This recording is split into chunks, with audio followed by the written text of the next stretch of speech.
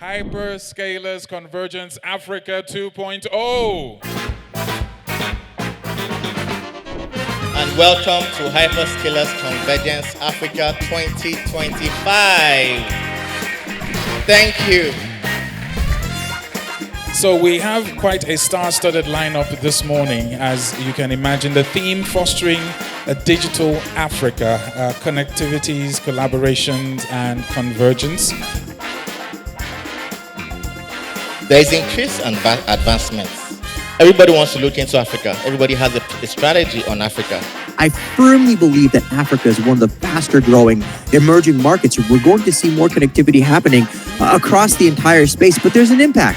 We need to create investment-ready environments, opening telecom networks to competition.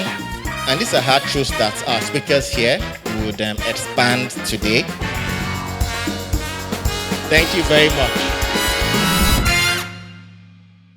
Great to have everyone here this morning. Welcome to Hyperscalers Convergence Africa 2.0. A round of applause to everyone that has made this morning possible.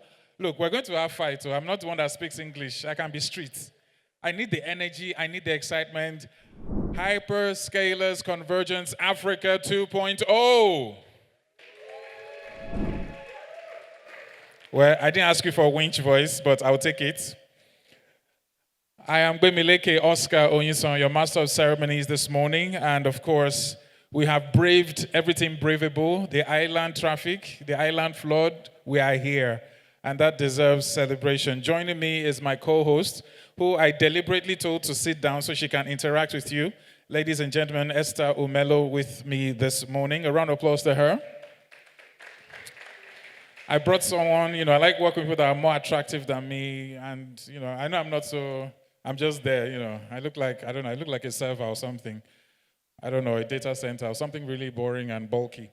So Esther is going to interact with you, and just to make sure that this is a different type of event. Yes, there's going to be a lot of technical talk, but we also know that machines are machines and humans are humans, and we make the machines work for us.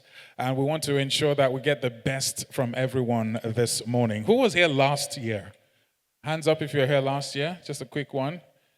We have $50,000 grant for anyone that was here last year. So who was here last year? We have more hands up now. The gentleman in green over there. He looks believable. Good morning, sir. Esther, can you get across to him very quickly? Let's find out what happened between last year and this year. I was joking about the $50,000 granters. Hello, good morning. What's your name? Olatunji Aduloju. Can you all hear him? What's your name? Olatunji Aduloju. Olatunji, great to have you with us this morning. How was your experience last year, very quickly? It was amazing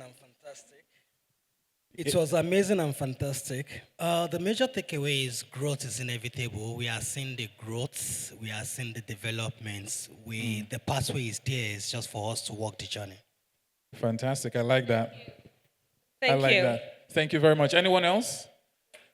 Okay, because I didn't mention money, nobody's raising their hand. Anyone else from last year? Okay, fantastic. So I assume that everyone is here for the very first time, and it's great to have each and every one of us here. Just want to give a quick shout out to, first of all the sponsors who have made today very, very possible, and some dignitaries as well in here. Everyone is very important, but we also have to give a special shout out before we proceed. In no particular order, I want to give a big welcome to the General Manager, Infrastructure and Cloud Engineering at MTN Nigeria, Roger Is it Shutte? Where's Roger? How you doing, Roger? Did I get the last one right? Almost. And what's the correct pronunciation? Shoot. It's spelled S-H-U-T-T-E. Then there's some Ami there. Great to have you with us, Shoot. All right, let me see who else is in the building. I also have Kareem Amer, Head of IP Business Northwest and Central Africa for Nokia. Wherever you are, please just stand up, just give a quick wave. I know most of you guys are not used to this, so I want to make this a very different experience for you. Great to have you, Kareem. We're going to hear from them also later on today. We have the Chief Commercial Officer, IHS, with us as well, Hakeem Adeshina. Hakeem, where you at? Good morning. Please, if you want to clap, let's clap now. Ah, And we have the CEO of Jenny Serve, that's Benga Adigbiji. Benga, where you at? Thank you very much. We just give a quick wave. We have Mohammed Rodman, the CEO of IXPN, with us as well. Great to have you, Mohammed. thank you for being here. Guy Zibi, the managing partner, XLAM Analytics, also here with us. Great to have you with us. And we have the managing director, West Africa Nokia, also here in the person of Marco Rebecci. Marco, great to have you with us as well. So we have quite a star-studded lineup this morning, as you can imagine. The theme, fostering a digital Africa, connectivities, collaborations, and convergence. If you look behind you, you can see that there's the Builders of Africa Digital Foundation, recognizing some very notable personalities and very instrumental people who have brought about this revolution, so to speak. There's a little surprise at lunch, that's all I can say. You do not want to miss that as well. So it is great to have each and every one of us here. Thank you once again for being part of this. This is Hyperscalers Convergence Africa. And I just want us to take just 20 seconds to give a round of applause to everyone that has put this event together, all the sponsors, the team, the ushers, the technical guys for making this happen.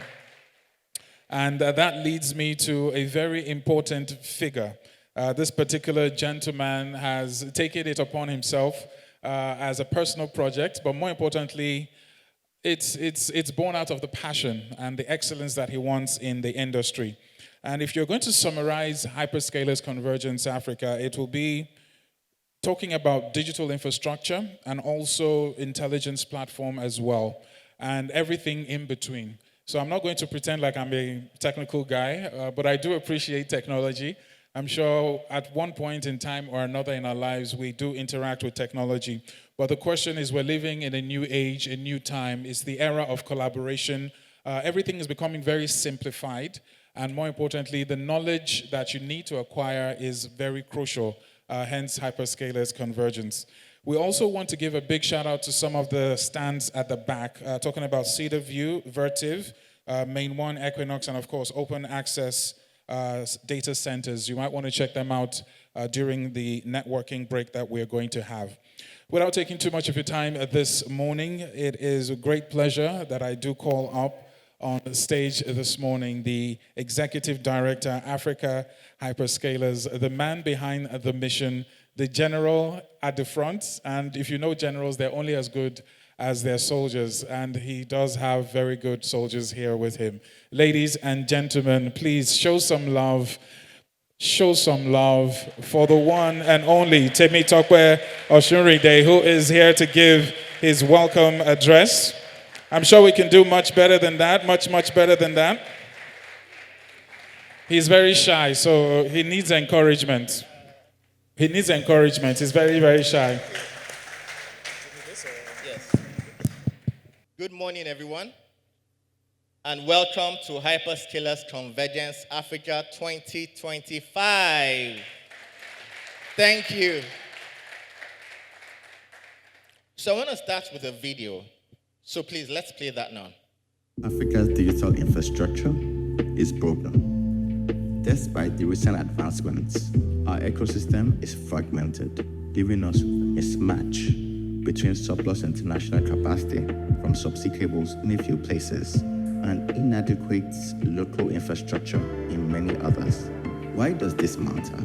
60 years ago, the democratization of subsea cables transformed our internet space and capacity, improving them by over 1,000%. This leap ignited a tech revolution, fueling startups and economic growth across Africa. Yet, we have only utilized less than 15% of the available capacity, and today we have double the subsea capacity that we had before.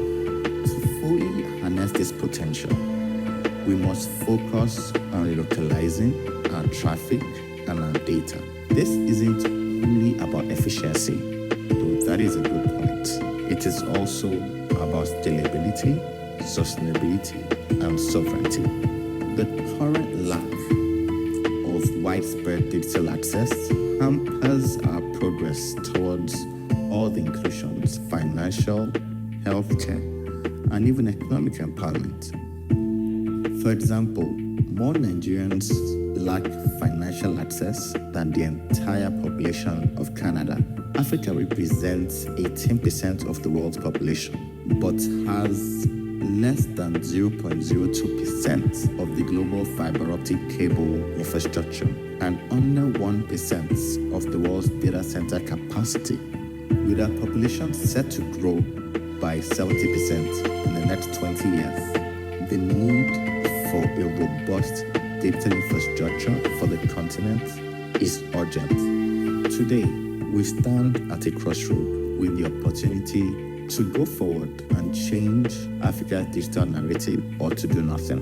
We must collaborate to build the infrastructure that will enable our thinkers, our doers, our creators, and our builders. This transformation requires collaboration among operators, among investors, and among governments. With the Convergence Africa, our goals are clear. Foster partnerships, uniting the digital infrastructure industry to bridge gaps and enhance access and inclusion. We want to learn from global operators by engaging with regions that have more mature infrastructure to accelerate our progress. We want to improve trust and collaboration among regulators, among operators, among investors, and other stakeholders to support an environment for innovation. We want to strengthen intra-African collaboration by working together across borders to develop a unified digital infrastructure for all Africans. As the African proverb goes, if you want to go fast, go alone. If you want to go far, go together. Let us choose the path that takes us further. Together, we can build a digitally connected Africa that is ready to shine on the global stage. Thank you. Sorry about the audio, but I'll do a very quick recap. For those who were not here last year, we played that video last year. Essentially, that video looked at the Africa situation. There is so much capacity, subsea capacity, but we're using less than 15% of that, largely because of some of the challenges we all are aware of. Metro is low. A lot of indices that should be there are not. We have things that work for us, great population, great youthful population. We have a lot of interest and vibrancy, but we're unable to convert this into actual potential. And that needs to change, because we're in the world of quickly evolving world of AI. If you look around the world now, everybody is talking SMRs, America First, local data sovereignty, and so on. And we also need to get into the play with that. But let's start with what hasn't changed from last year. We still have the abundant subsea capacity. We're still using less than 15%. We still have inadequate terrestrial infrastructure. And we still have 18% of the world's population. In the next 10, 15 years, that number will go up above 20. We hold less than 2% of global data center capacity currently. And I'm sure when Guy comes, he will also share a bit more insights on actual numbers. We produce less than 1% of global compute power. Yet, in terms of population, we're the world's largest, biggest bloc. But what has changed? There is increased advancements. There's increased interest in emerging markets. If you've been to a lot of these international conferences, everybody wants to look into Africa. Everybody has a strategy on Africa. Global data center vacancy has dropped below, is about 1%. And that means there's a strong demand. Collaboration remains a strong theme. There was a strong theme of collaboration at our event last year. And we've seen that happen across the industry. We've seen MNOs, Airtel, MTN, Nine Mobile, Vodacom, Orange move across Africa. They are either sharing infrastructure or they are rolling out joint infrastructure. And then the good part, we're really deepening our data arteries. Meta, within the last few weeks, announced new subsea cable systems. Google is expanding Equano. There's more cross-border investments from Liquid, C Squared, and everybody's doing a lot. Ratio, Visa, They are building data centers, digital reality. They are building a lot. From Lagos to Nairobi, there's so much energy and so much happening. And the world is watching. But we need to do more around collaboration. The era of collaborative competition makes and it marks a very strong strategic shift.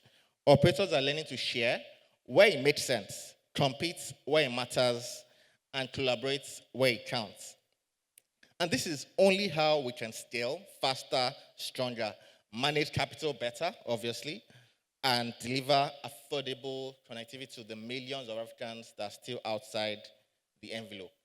But this growth brings enormous responsibilities. We still need to tackle the power constraints. Over 600 million people in Africa lack access to electricity. And then we have data centers that consume up to 50 megawatts, 100 megawatts per site across the world. The same as small cities. We need to also manage that. The world is toying, as I mentioned earlier, with SMRs. People like Bezos are talking about space data centers. The challenge is not only to power homes, but to power our digital economy. But we need to resolve the challenges, permits with delays, permits, fragmented policies, weak interagency coordination. They still slow some of the projects that we quickly need to do to get on. And to compete globally, we need to fast-track approvals.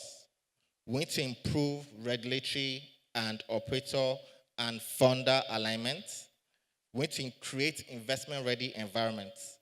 And opening these networks, opening telecom networks to competition, establishing free trade zones as required for data center equipment, incentivizing renewable energy operators, they're not lotteries. They are things we need to do to quickly expand. And these are hard truths that our speakers here would expand today. To our speakers, to many of them who came from far wide, to some who came from here in Lagos, some who traveled from the mainland to the island, we thank you for being part of the journey. Thank you for braving the elements to be here. Welcome to Lagos. Welcome to the conversation that will shape Africa's digital decade. Welcome to Africa Hyperscalers Convergence. Thank you very much. Good morning, distinguished guests, ladies and gentlemen. And just as Oscar has introduced, my name is Esther Omelo, and we just had the opening remarks from Temitope. Ladies and gentlemen, if you'd forget anything today, I do hope you do not forget, but gatherings like this give us opportunity to be more educated, to exchange ideas, to be more informed. And so when we're making decisions, we're making those decisions from an informed standpoint. And so today it's all about collaboration, it's about connectivity. Yes, we can do things on our own, but when we work together, you would agree with me that we can scale better. And so the transformation that we are looking forward to boils down to collaboration. And I do hope today that way beyond the conversation that we'll be having here we'll take purposeful action to move Africa's digital future to the next level. Distinguished guests, ladies and gentlemen, at this point in time, I would like us to focus our attention to the multimedia screen as we would have a keynote speech on the topic, Building a Digital Africa, Connectivities, Collaboration, Convergence. And our keynote speaker is the Chief Executive Officer, Apollo.US, and Executive Chair, Data Center Program. No other person but Bill Kilman. Please pay attention to the multimedia screen for his keynote speech. Thank you. Good morning, HCA. It's an absolute pleasure to be here. And Temi, thank you for the very warm introduction. It's been a crazy market, and I know I'm going to get really excited about this. It's just we're going to talk about data centers and power and bringing all this crazy stuff online, but I'm getting a little bit ahead of myself.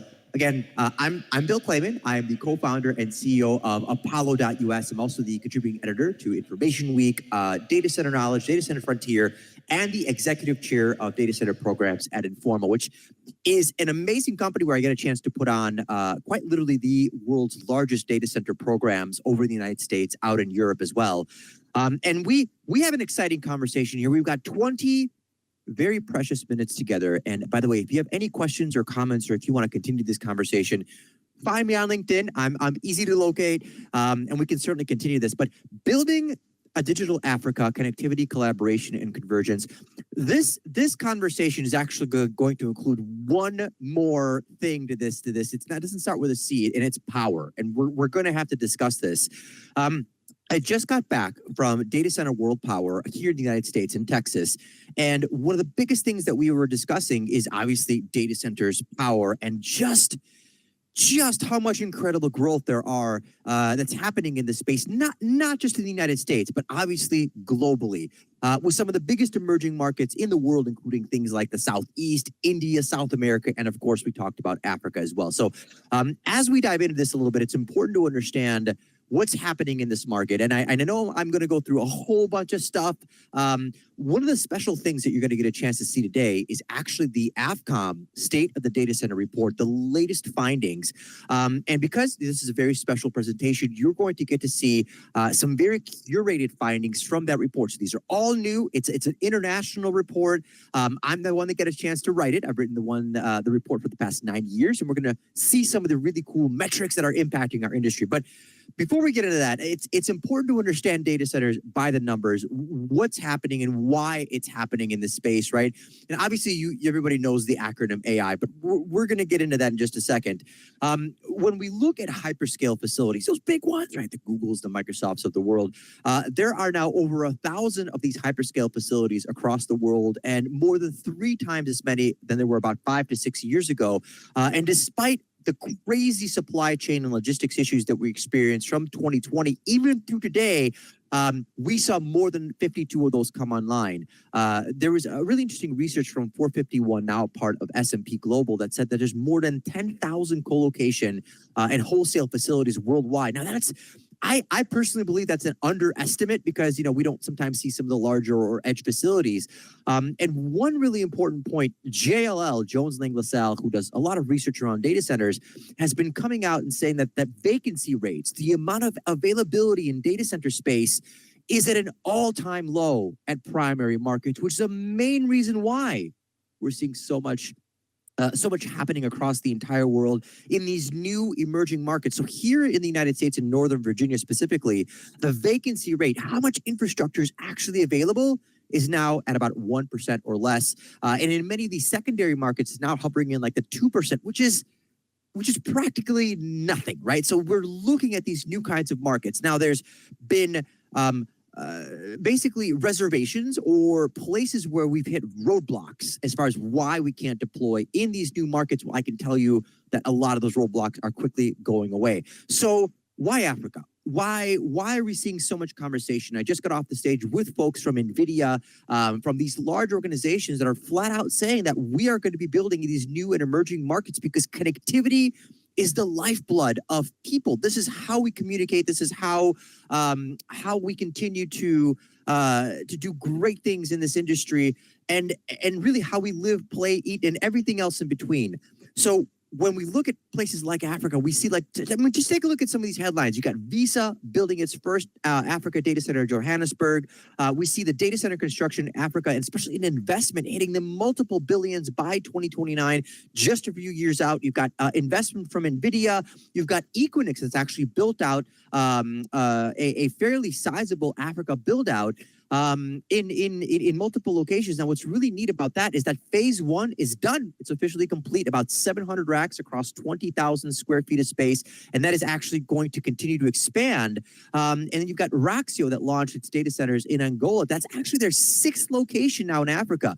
Now, I know this text is really, really small. Now, if you take a look at this big map right there, at the very bottom, the number right there, the total number of facilities stands at 231. Now, I did some research. This is from datacenters.com. It's a map that shows global data center facilities. That number from last year was 119. So according to these folks, we saw well over 100 facilities come online before the last time I got a chance to do this through today. So we know infrastructure is being built. We know there's collaboration. We know that there's connectivity happening. And we know that we're impacting communities, right? And so there's a massive impact behind all of this. I firmly believe that Africa is one of the faster growing emerging markets. We're going to see more connectivity happening across the entire space, but there's an impact. There's an impact that we have to talk about. And a lot of it is power, right? There's some really interesting research that says that with commercial data center power usage growing by an average of 40% annually over the past 5 years, Africa and the consumption is going to be reaching upwards of 8,000 gigawatt hours, growing by about 20 to 25% annually. And this is really incredible because we're trying to meet the demand as more people receive reliable internet access, the connectivity part of it, right? As we begin to collaborate, as we begin to see how this infrastructure impacts every single one of us, right? And what's wild is that this power demand, especially just in South Africa alone, can power over now 300 million homes. It's absolutely incredible. And this consumption, this absorption, this amount of connectivity, I firmly believe is only going to continue to expand. And again, one of my goals, especially what we do at Apollo, is to try and make sure that this is done for the best of reasons and it actually helps impact humanity in the best of possible way. So trends that are impacting our industry, and I guess going without saying, every single person in this room is a user of generative AI, right? If you've gone on Google or Bing or whatever your favorite search engine is, and you've typed in a question, the first response is no longer a blue link. It's not, it's a generative AI response. And here's the best way, everybody, there's the best way that I can summarize this. We live in a world that's just discovered oil, but hasn't invented the internal combustion engine, right? All of this raw material, and we don't ultimately know exactly what to do with it. And what's absolutely wild about that statement is that if we look at the market sort of in general, we understand that just like oil, just like this black viscous material, it's in everything. Oil is in everything. It's in medicine. It's in clothing. It's in my gosh, it's in food. It's in shoelaces, right? But now we're at a period of time. Is how do we get from this barrel of oil to a shoelace? That middle part is extremely complicated. The answer isn't always ChatGPT. We're seeing agentic AI. We're seeing this application of artificial intelligence systems into everything, and just like oil, everybody, I can't impress this point upon everybody enough. AI will truly be in everything, right? And this will have massive impacts on our infrastructure. First of all, sizing alone. In the latest AFCOM State of the Data Center report, we learned that the average size of a data center facility is now 32 megawatts, and the number of data centers across all locations is expected to more than double in 3 years. Now, if I just look at Africa alone, do you remember that map from 119 to 231? We're almost doubling, not in 3 years, but in 2. So these metrics are actually not that far off. And as you look at the number of facilities being deployed in your regions, in your countries, don't be surprised if there's simply more of them, if there are going to be more deployments, more infrastructure being leveraged. And that's just the case of the matter. And here's the other reality. People are looking at artificial intelligence internally as far as a deployment methodology. And something that we learned recently is that 64% of respondents, and by the way, this report was sent out globally, so it's not just a US response, plan to deploy AI-capable solutions in their data centers, whether for internal or as a service. New use cases, generative AI, whatever the case is, we're seeing organizations, data centers asking the question, okay, how do I deploy this for my clients, my tenants, or even ultimately for myself? And here's the reality. These AI machines, they're not email servers. They're not SQL or database boxes anymore. They will have impacts on your capacity and new kinds of requirements. 80% of respondents came back and said that their capacity requirements are going to increase with the introduction of new AI workloads, with 40% that came back and said, oh my gosh, Bill, those impacts are going to be fairly significant. Now, here's the real challenge behind this. The racks, the stuff that actually goes into these facilities, that is going to experience, people call it a change, people call it a revolution. Bill Clayman calls it a renaissance. I really do. It's a reimagining of what we're doing with these facilities. Now, I want to point something out that's really, really important to you here. My partners that run our Apollo infrastructure, so we have between, let's say, 3,000 and 5,000 GPUs under our management for things like inference, right? We're not out there trying to train the next, ChatGPT or OpenAI. We look at enterprise LLM and inference specifically. But what's wild about this is that the average DGX unit, one NVIDIA unit, consumes about 10.2 kilowatts per rack. The average rack density in our industry right now is about 16 kilowatts per rack. So what do? You put like 1.5 in there, and then you completely run out of capacity. So the challenge here is, if you take a look at this, right here, between 41 to 60 kW per rack, that is where you're actually being able to compete in the AI market. Anything below that density, I mean, you have to think about efficiency. And that's wild that right now, globally, only about 10% of the facilities that we're deploying are capable of handling true AI workloads. That's all going to change. We're going to see greater levels of density. We know for a fact that this rack density is going to increase because of high-performance compute and artificial intelligence. And across the board, we saw 65% are going to be expecting rack density to increase. And many of those are doing so with things like improved airflow, liquid cooling, and that's an important consideration. Please understand that, because one of the questions that we asked is, okay, well, with this AI that's being deployed, how are you going to cool it? Because realistically speaking, folks, we have reached the limits of how much air can dissipate heat for mechanical equipment. Now, that's not Bill Clayman saying that airflow is going away. Please understand that. But what I am saying is that we are going to have to look at new kinds of cooling requirements, such as liquid cooling, to support all of this AI gear. Take a look at this trend. 34% of our respondents came back and said that their cooling solutions are failing to meet all of their requirements. And that is going to be an increase year over year, because we need to figure out new ways, because again, you can't blow hard enough on these servers to cool them because they're so much more dense and they require so much more power, which brings me to a very important point, and we have to talk about this, and that is power. In the United States, we're seeing something known as a bit of a trend reversal. There's a paradox called the Jevons paradox, which says with the increase in efficiency, consumption increases as well. What the trend reversal here is that consumption is outpacing efficiency gains, right? So that's the crazy part about this. We're forecasting well over 50 gigawatts now in the United States markets alone by the year 2030. And for those that don't really know what that means, in the US, we're going to be consuming upwards of 8% of total power consumption just for our industry alone. And when we start taking a look at 50 gigawatts by 2030, let me just explain what this means to you. 1 gigawatt is enough for a city of about 1 million people. 10 gigawatts is like a Los Angeles or New York City. And 100 gigawatts is approximately 10% of all the lights that are currently on in the entire world. So when we receive projects, hey, in the next 4.5 years, we have to build out capacity for enough for like 5 Los Angeles or 5 New Yorks. That's extraordinary. That's just extraordinary. Those in this industry, we talked about a couple of things, right? When we just started out, right? So connectivity, collaboration, and convergence. I truly believe that power is going to be a massive, massive part of this. And you really need, just like I said last year, you need 2 things to be successful. You need power, and I think you need bravery, a whole lot of bravery, because we're rethinking the rack. We're rethinking the actual infrastructure that we're working with. We're rethinking how we connect, how we converge and collaborate to build this kind of infrastructure. And please remember, we talk about Africa. We talk about the infrastructure that you're designing.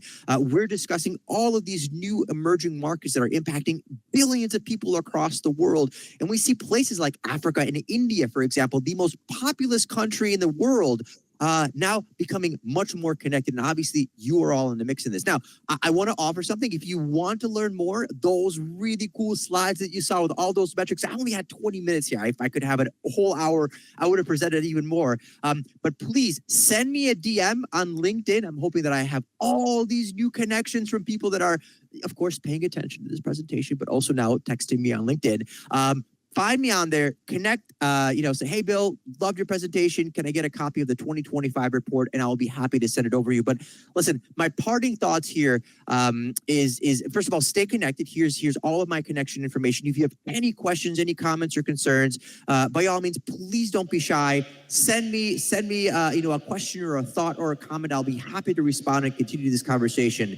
But my one big ask for every single person listening to this, for listening to all of the future conversations that we're going to have at this wonderful event. We're going to be discussing quite a bit, right? We're going to have a panel session on cloud in Africa, powering progress, sustainable energy. We didn't even get a chance to talk about, right, from mobile to AI ready. There's going to be so many really fun topics. My action item for each of you is like in this gold rush, grab a gold nugget for yourself, for your company, for whatever it is you're trying to do, because I truly believe that vision without execution is just hallucination. And that's something we don't want AI ever doing, obviously, but that is something we don't want you to do either. So grab a gold nugget, do something special with it. And I truly believe that, we're all gonna be collaborating here in the near future. But meanwhile, thank you for having me. I hope you enjoy the rest of this conference, enjoy all these conversations. By all means, stay connected, and thanks for spending some time with me. Thank you very much. A round of applause to Bill. That was Bill Clayman, Chief Executive Officer, Apollo.US, and Executive Chair, Data Center Programs in Forma. And that was our keynote address, talking about building a digital Africa, and connectivities, collaborations, convergence, which also doubles as the theme for today.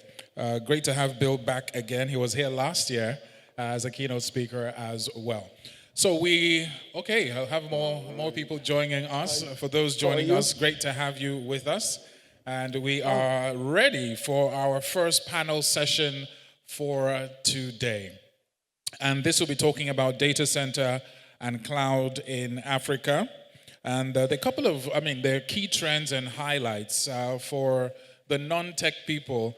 There have been a lot of improvements. I know for sure, for example, there's a lot of investment in data centers in Africa, in Lagos especially. I know there's been some humongous amounts being mentioned, being used to build data center. But over the past years, there has been a marked increase in data center investments. Since 2022, for example, at least 25 new carrier-neutral data centers have come into service. And there's also major cloud providers that are beginning to look our way. Most of the things we do are outsourced, but now we're bringing it home, which of course is improving the quality of service that we offer. And in terms of the industry, it's also scaling up, which speaks to one of the major aspects of the theme for today, which is collaboration and convergence.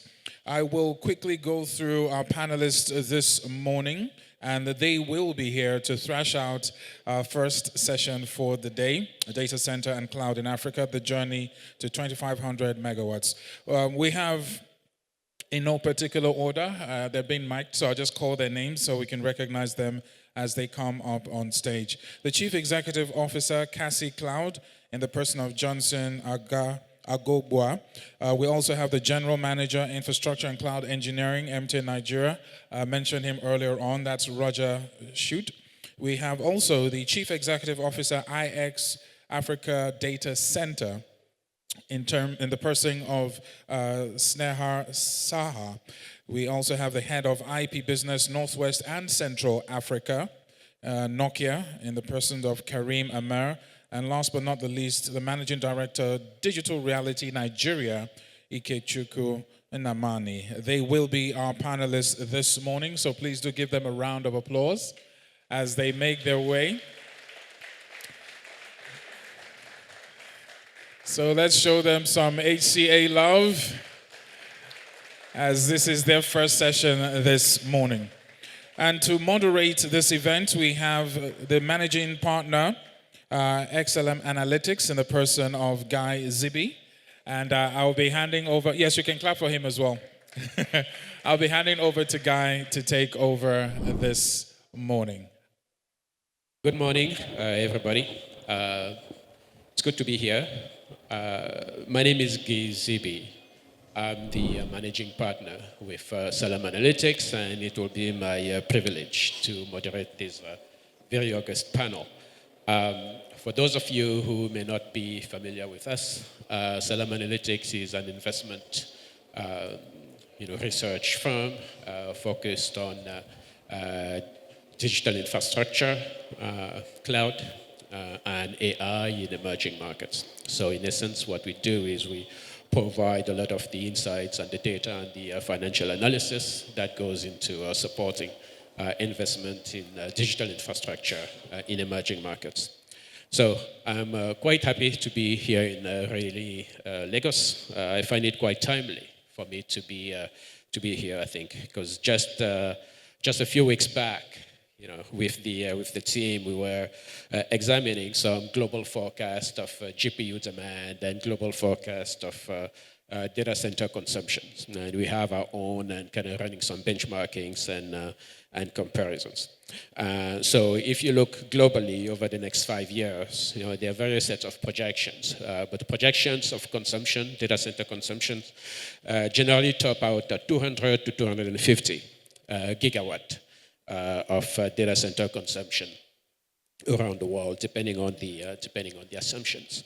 And we realized that if you assume that only around 0.5% of that 2030 target is going to be in Africa, this region is going to need to add around 1 to 1.5 gigawatt of new high density kind of capacity over the next 5 years.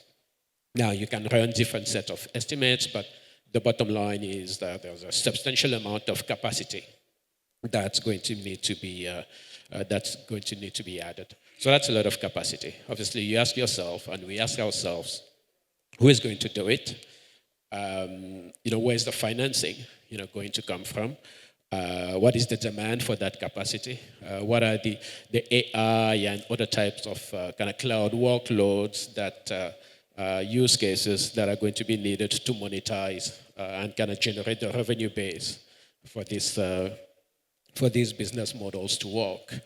And what are the paths really to make sure that Africa can scale its way, its compute capability, and really stay into what is pretty much now a global race? So I have to say that I do not have a lot of the answers to this question, but I'm lucky, and I think we all are lucky to have here on this panel people whose organizations have really been dedicated to making sure that Africa stays into this compute and AI race. So I thought to myself, why don't we just ask them?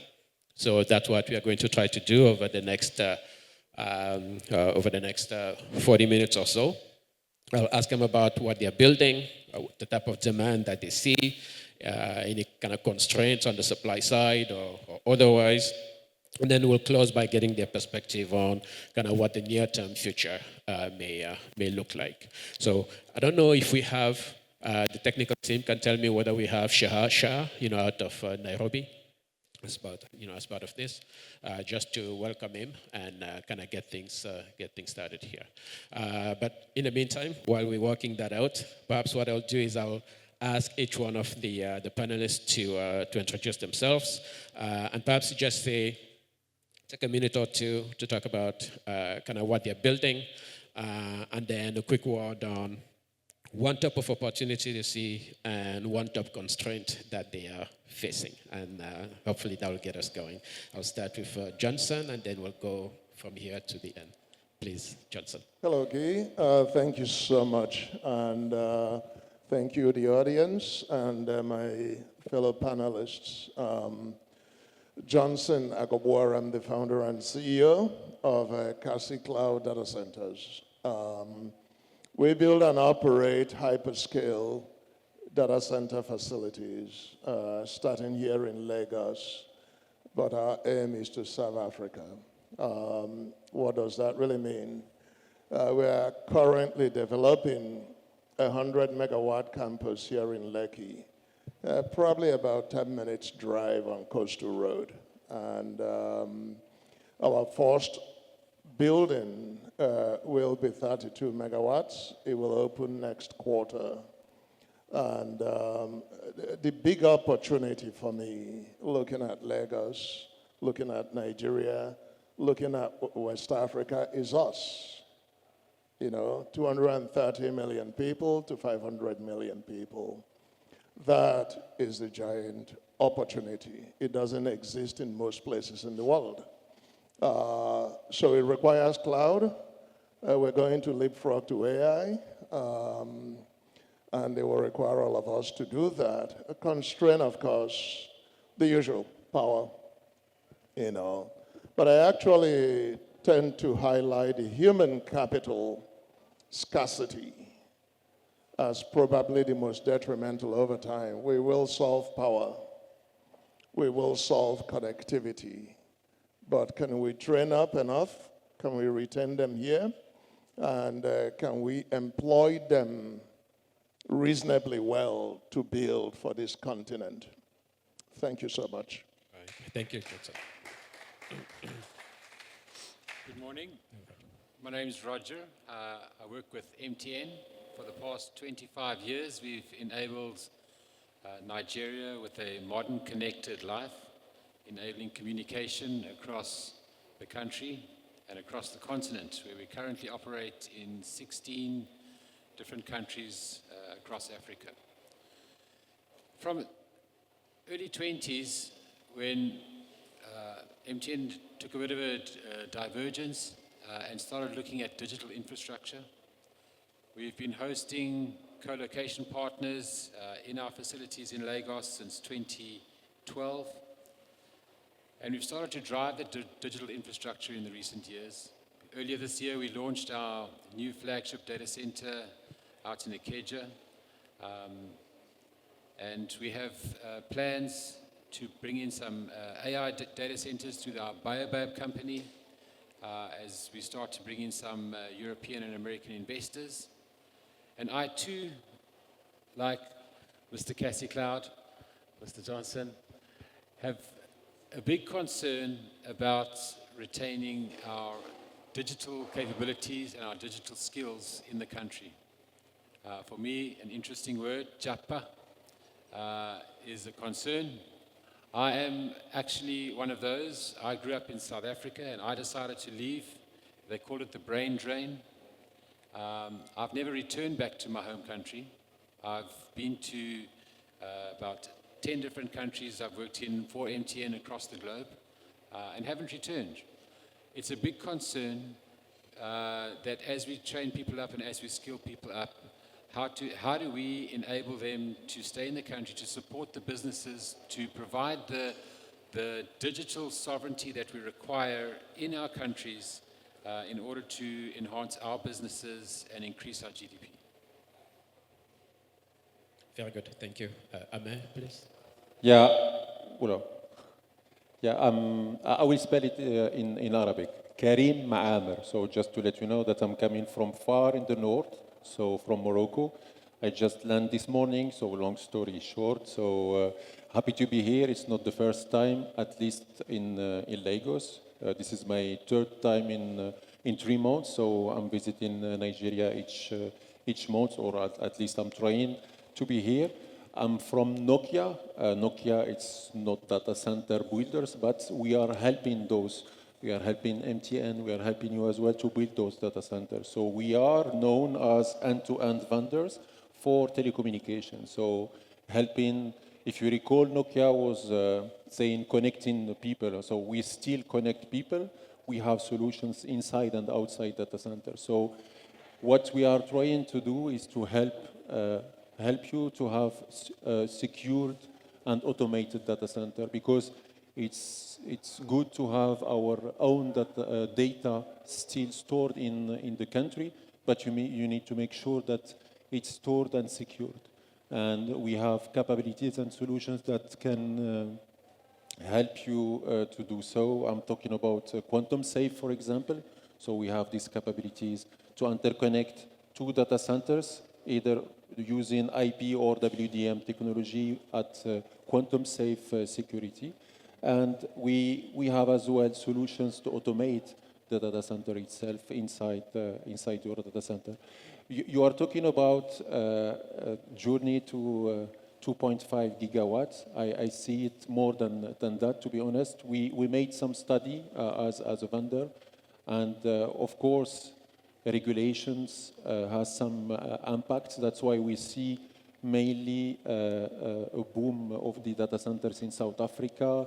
Then we have Angola, Kenya, Nigeria. We are seeing as well in North Africa, Egypt, and Morocco. But our projection is that the North Africa will catch up in 2030. We will most probably multiply by 3 the capacity that we have today, which is around 1.6 or 1.5 gigawatt that we see in Africa. We are working closely with many of the government, because the drivers or the needs to come from the governments itself in order to make sure that we are keeping our data in Africa. As you can see, the connectivity is still is here now. At least for the submarine submarine cables, we need to make sure that the connectivity, we are connecting the people, and this is where, for example, MTN, Airtel, and those CSPs will play a lot crucial. It will be crucial for them to connect people. So happy to be here again. Excellent, thank you, Abba. And I think on the phone we have Shahar Shah, who is the CEO of IX Africa in Kenya. I can see he's in the car. Can you hear us, Shahar? It's good to have you.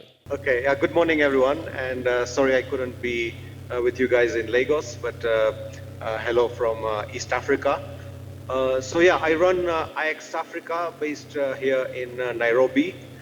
We're the last entrant in the market, but we have chosen to go big scale. So we're currently building a 22.5 megawatt, our first facility, of which the first 5 megawatts is already live. We've already secured our second site, and actually I'm en route to go and visit a potential third site as well. So we are 70% owned by Helios private equity, which are Nigerians. And we have a Pan-African outlook. So our other investment is actually Morocco Data Center in Morocco. And a couple of weeks ago, we announced to acquire the assets from Telecom Egypt, where we will have the largest data center in Egypt as well. So yeah, after South Africa, which is quite advanced, obviously we see Nigeria and Kenya being the next frontiers. And already in Kenya, there is 2 hyperscalers who have publicly announced to come into this market. The first one being Oracle, and the second one being Microsoft. And we've taken the leap of faith to build the large infrastructure in the conviction that the hyperscalers will come. And we are convinced that it's not a matter of if, but when they come. And in terms of the opportunity that we're currently seeing, even before the hyperscalers are coming, is in AI.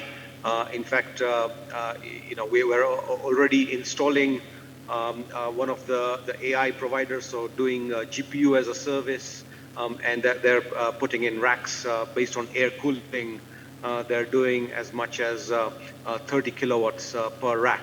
And we're beginning to see end user demand for that, from banks, financial institutions, research, to use this infrastructure to do the AI compute. So that's a great opportunity that we're seeing. I heard our other colleagues talked about the constraints of talent, sort of talent flight out of Africa, but we're actually seeing the opposite here in Kenya. In fact, I'm a living example of that because I was living outside in the UK, having been born in Kenya, but last 10 years I've chosen to come back and be part of the growing sort of tech evolution here. Nairobi is nicknamed the Silicon Savannah. We are attracting billions of dollars of VC and PE funding, and we're seeing so Nairobi is even a hub.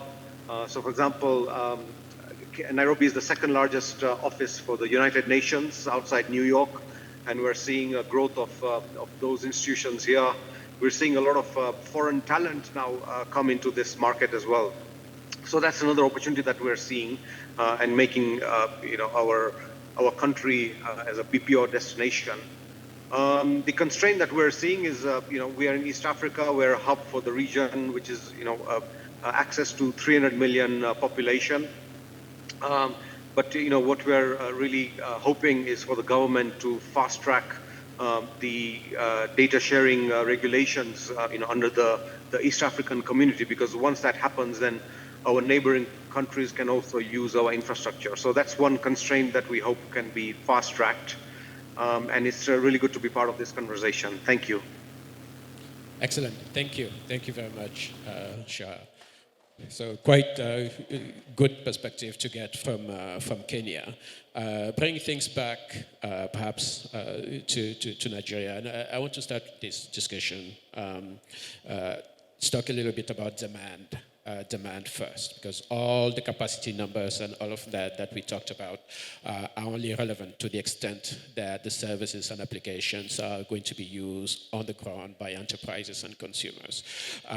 So I just want to get a bit of perspective from you in terms of, in the Nigerian context in particular, and perhaps kind of West Africa broadly, kind of what you're currently seeing and hearing from customers. I mean, you all spend a lot of time kind of talking to enterprise customers, and I want to focus on non-hyperscalers for now. We'll talk about hyperscalers later, but really just kind of enterprise migration to kind of cloud services, adoption of AI, and those types of things.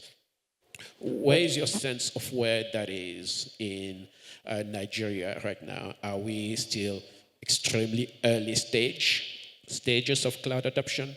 Is it kind of a mid-level going towards maturity market as far as those types of migrations are concerned? And how does that inform how you're thinking about deploying your infrastructure? Any comments or two you can make on that? Johnson. Indeed.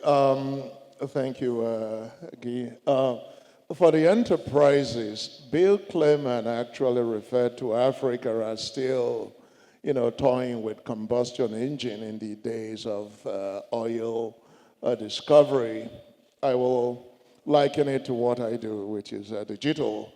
I think we're still using dial-up when broadband is available. When it comes to enterprises on their journey to digital transformation, we are quite early. A lot of our enterprises have their cloud infrastructure abroad, right? It's a bit expensive to operate abroad, right? So they're going to migrate it back closer to the shores of Africa. The second thing that's really important when it comes to enterprises is that most of them will leapfrog. Those that will win, you've seen what the fintech have done, right? The fintech providers. They are cloud natives. They are not just digital, they are cloud natives. And I think that's the shift, right? The second thing that's also surprising for most of us is the early appearance of GPUs. These are floating point things that allow us to do what we call AI. Why?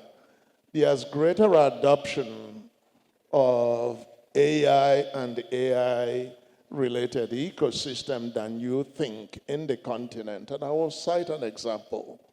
Myself as an enterprise consuming it. This is my team, right? We're building a 132 kV substation. It's almost done. We're doing jointing and termination of these huge cables. And we brought in an expert, but that expert doesn't speak English. Knows how to say hello and goodbye.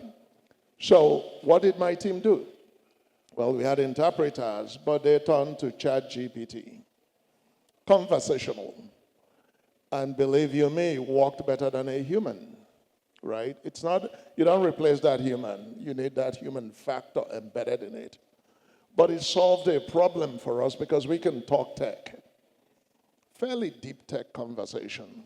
So I think the enterprise consumption of digital will not just be for email and productivity, the basic productivity tools. I think it's very quickly extending to AI and AI-related platforms to power enterprises here.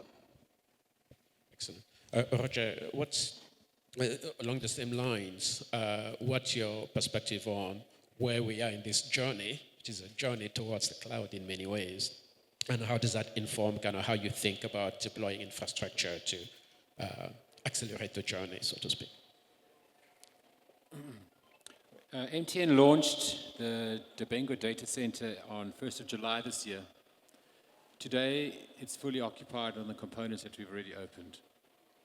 The need for resources in country far exceeds what we've already put down. And there's not the who's going to win. The pie is growing every single day. Every single one of us, as we grow and invest in our own businesses and build our own data centers and build our own digital infrastructure, that is going to be consumed quicker than we can plan. What is that saying? Build it and they will come. At the same time, we launched our own CSP, MTN Cloud. And the capacity on that and the uptake on that has been significant that we've had to expand to a new site with regards to that platform. The government's policy on digital and sovereignty within all the countries across the world are ensuring that data sovereignty is key for them. Building in Kenya and Nigeria is easy. The next steps and the next questions are going to be asked is how do we do this for Benin and Cote d'Ivoire and all the other countries who are also going to be going through the same bits of challenges. It's easy for us to build in Lagos or in Nigeria where we know that within a 6-month period we'll consume our available capacity. So there's opportunity for all of us. There's opportunity for investors. From our stories, earlier this year, on our 17 AI use cases that we use within MTN for improving customers' lives, improving revenue streams, and improving speed of execution, we've now migrated those workloads out of the EU into our own data centers. And that's been a tremendous challenge for us because we built these data centers before, or we designed these data centers before AI. And so now we're already having to go into legs of those original plans need to be updated to ensure that these rack capacities and the intensity that's required for the power is being able to provide to that. On announcing our data center in July, we immediately got an influx of requests. And those requests came in the form of blocks of 1 megawatt or we want 3 racks that can take 100 kilowatts each, or if you can't do that, we'll take 8 racks with 50 kilowatts each. And that, you know,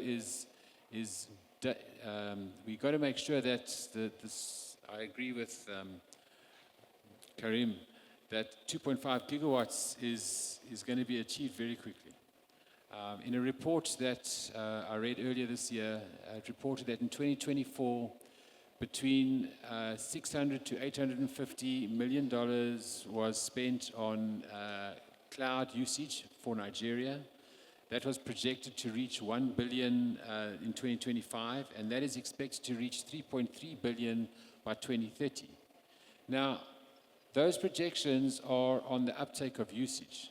That doesn't include the requirements from governments with regards to sovereign data, sovereign digital infrastructure.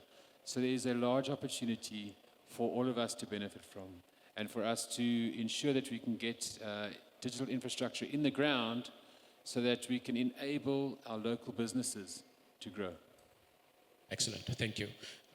Roger, Amer, how do you, first, do you see that type of increased usage, demand for cloud service percolate into the demand for your product? And how do you kind of scale up the products that you have to meet that kind of increased demand for cloud services, AI, and those types of new services and applications? Let's take a step back. I can't remember how I used to operate pre-November 2022. Yeah. That 30th of November 2022, when we first all got access to this little chat engine, and how we've taken that to APIs and MCPs and bringing all this thing in. It's the learning journey has shortened. Yeah. It doesn't take me 18 months to get a process going again. It takes me an evening Yeah. and a beer. Yeah. And I've built my MVP. Now, where must I deploy it? I don't have the infrastructure to deploy it. So when usually I had 18 months to roll this program out, roll this design out, and the infrastructure would be in there in place. Yeah. Now I've got to. Now all of this happens over a weekend, Yeah. and the infrastructure needs to be ready. So there's challenges on that side. For us, we've put down 4 key platforms to allow our engineers and our developers to get going immediately. Yeah. On MVPs and initial market tests. And then as we agree on some of the solutions that we want to continue with, those then need more structured infrastructure to run. And so then we're having to put down infrastructure before we know what we're going to use it for, and we consume that within a quarter. Yeah, no, I mean, and not to get into that constraints discussion, but would you say we are held back by capacity and infrastructure still, meaning to build scale to kind of keep up with that demand that you're seeing, or no? Do we have enough capacity? We don't have enough meet? capacity at Okay. all. I know that there are companies who are wanting to put down 150, 200, 250 racks, and they're looking for co-location partners to do this with, Yeah. and none of us are ready yet. Yeah. And that's the game we got to play. And it's not just, okay, am I going to lose the business? Is Cassie going to get the business? It doesn't matter. Whoever's ready first is going to consume. When you're ready, it's going to be consumed. Yeah. Johnson, you wanted to say something? Then Amer. No, he's exactly right. Yeah. I think we are suffering from capacity supply as an industry. And we're also suffering from maturing the supply ecosystem. As you know, when enterprises deploy, they always want a backup. When hyperscale operators deploy, they always want availability zones. And they tend to triplicate those availability zones. Yeah. Compounded with the technicalities of supplying exact, supplying to the SLA and to the requirements, right? That's the service level agreements, SLA. So these are really, really difficult. Yeah. So if you don't plan ahead of time on the overall capacity you're going to supply, you will eventually be constrained. It doesn't mean you deploy all of them day one. Yeah. The key word I heard was velocity. Yeah. I'll hand over to Karim. What do you see?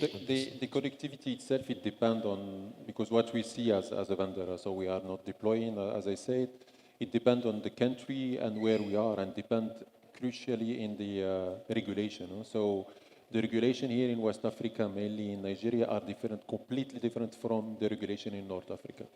So let's say, or in South Africa.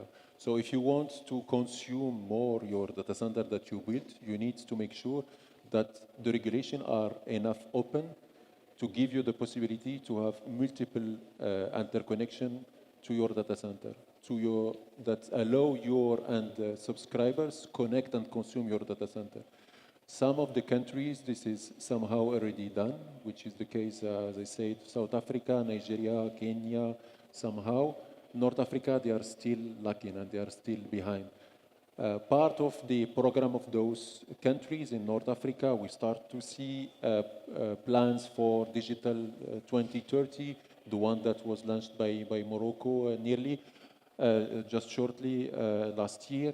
Part of this program is to change the regulation or to adapt the regulations to make sure that when we are building data centers, mainly for artificial intelligence, we will have these regulations to make sure that this will be consumed. We will not rely only on 1 or 2 or 3 CSPs locally. So this should be open in order to allow not only the consumers to connect and to consume the data center, but as well to the data center providers and hyperscalers to come and invest. And this is what we see as a vendor. But this is what I was saying. This is something I think we will have a shift and a change, and those guys in North Africa will catch up. This is what we see most probably in 2030. So instead of having 46% of, let's say, the data centers sitting in South Africa, we will see probably 25 to 24 in Egypt and another 15% in Morocco, while Nigeria will be below, slightly below, which will be a range of 9%. South Africa will remain at the, let's say, 15%, but let's say 20%, sorry. But our projection is that Egypt will catch up and will be in terms of number of data centers in 2030. We see Egypt growing very fast, and we will see them being number one in 2030. And if you see as well the map itself and the connectivity and the geostrategic of the country itself, and they are interconnecting continent, so Asia, Europe, and Africa. So geographically, they are well positioned to attract a lot of investment from hyperscalers. Same for, I would say, for Morocco. We are still weak because I'm Moroccan, you understand? We are still lacking, let's say, the submarine cable landing. So, for example, to Africa, we don't have any landing today in Morocco. Okay, we have Medusa with 100 of tera of capacity. So this will bring another capacity that we can use it in order to get to sell those capacity of GPU, because I think building data centers, we need, I think you say it, or Johnson said it, or it was the person from Kenya said, the country, we can build data centers on Kenya or Nigeria, but we need to open as well the borders to make sure that the countries, the other countries and subscribers can connect and consume the data center, because at certain time, what we will build will be more than enough for the use of the country itself, where the others in the border, the other countries, for lack of energy or power, they will not be able to build those data centers. So in order to make sure that what we are building in Nigeria, in Kenya, in Morocco, and in Egypt will be consumed, we need as well to collaborate and open the borders and have a specific law to interconnect those countries and consume this data.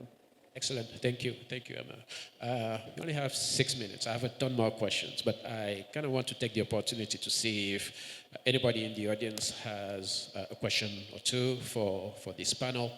If you do, please raise your hand, and let's keep them short in the interest of time.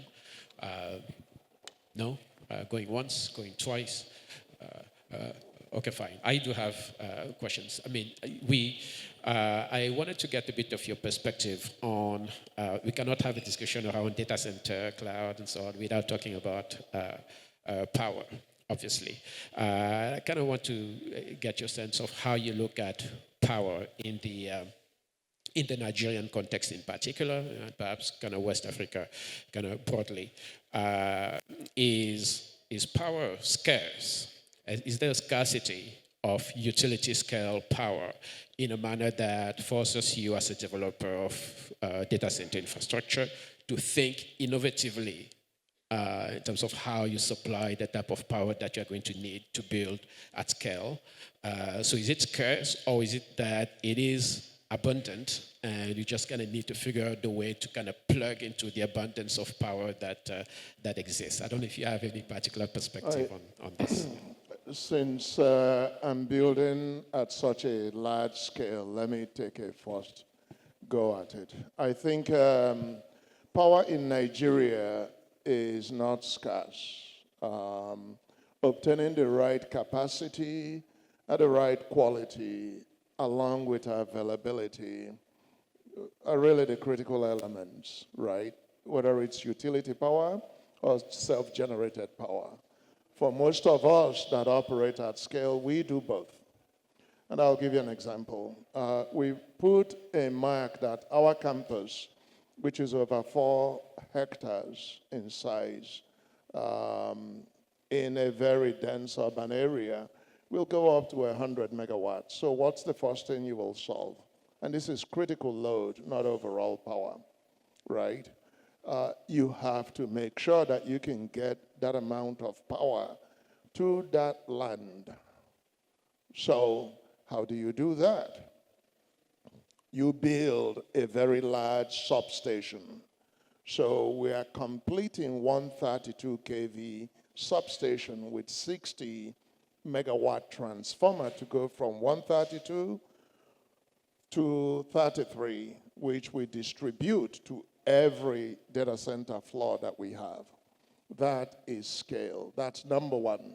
What does that mean? It means you can tap into the spinal cord of power distribution in Nigeria and feed it directly into that campus. So you go from 33 kV to 132 straight into your campus. And that's step number one.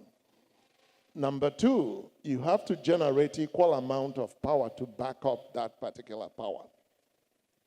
And that's problematic at scale. Do you do it with diesel? Do you do it with natural gas? Do you do it with solar?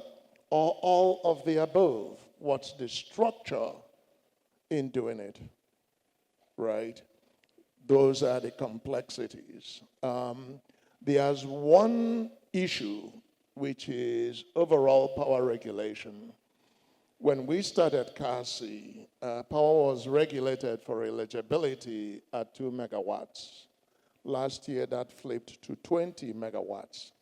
That's an order of magnitude, which means if I'm going to tap that spinal cord, my quantum of power now must be much, much higher, an order of magnitude, right? So it's a problem we have to solve, right? And you work hand in hand with the regulators to get it done. So in a nutshell, I don't think supply of power, at the capacity required is as much a problem. You have distribution elements to it. You have the ability to generate enough to back it up, right? And then you have a bit of a regulatory that needs to be sorted, especially in Nigeria. Excellent. How do you, he laid out sort of the complexities there. I'm tempted to ask you, Roger, how do you do it on the power side? I'm 100% aligned here, but I think it's the transport of the power more than the power generation that's a challenge. Let me tell a story about our data center that has carried us for the last 20 years. 7 years ago, we moved that from, at the time, NEPA, to IPP, so natural gas. We now run our local generators just to run them for tests while we're doing maintenance. 98.7% of the time we're running on natural gas on those data centers. There is many ways to solve the power challenge. It's not a problem, it's just a challenge. And I think the key one is some policy. If we build large substations and we are able to resell that back to the local governments, that needs to be enabled clearly. If we are, and that allows us to invest larger now to cater for what needs to come in the future. So some policy and regulatory updates and transport. So 100% aligned with Johnson. Excellent. Thank you. I see the big red sign saying that our time is up, which I cannot believe. I mean, it's been... Yes, go ahead, Amir. We have a final point. Yeah, I just have a comment. So, of Please. course, I'm not supplying energy and I'm not building, but what is amazing is that Nigeria has this challenge, of course, of power in the data center itself.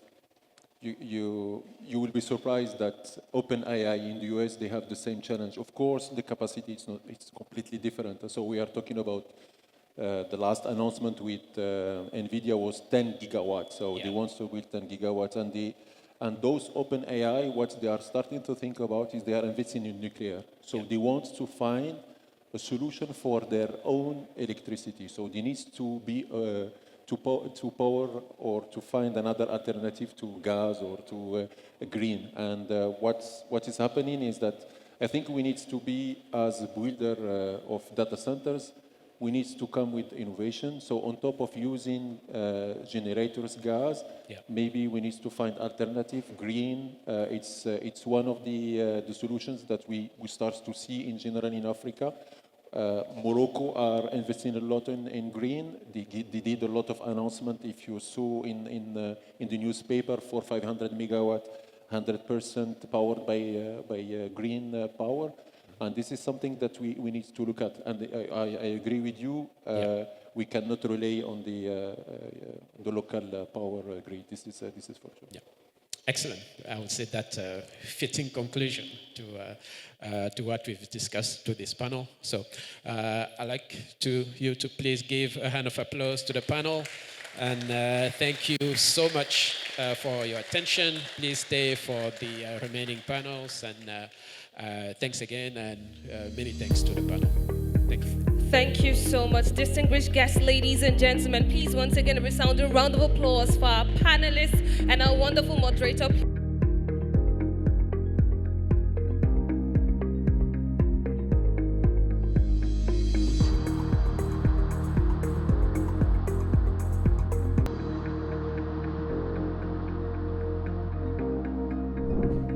The conversation here have been quite revealing and eye-opening. A part that really caught my attention was when Johnson asked the question about human capital. Can we train them enough?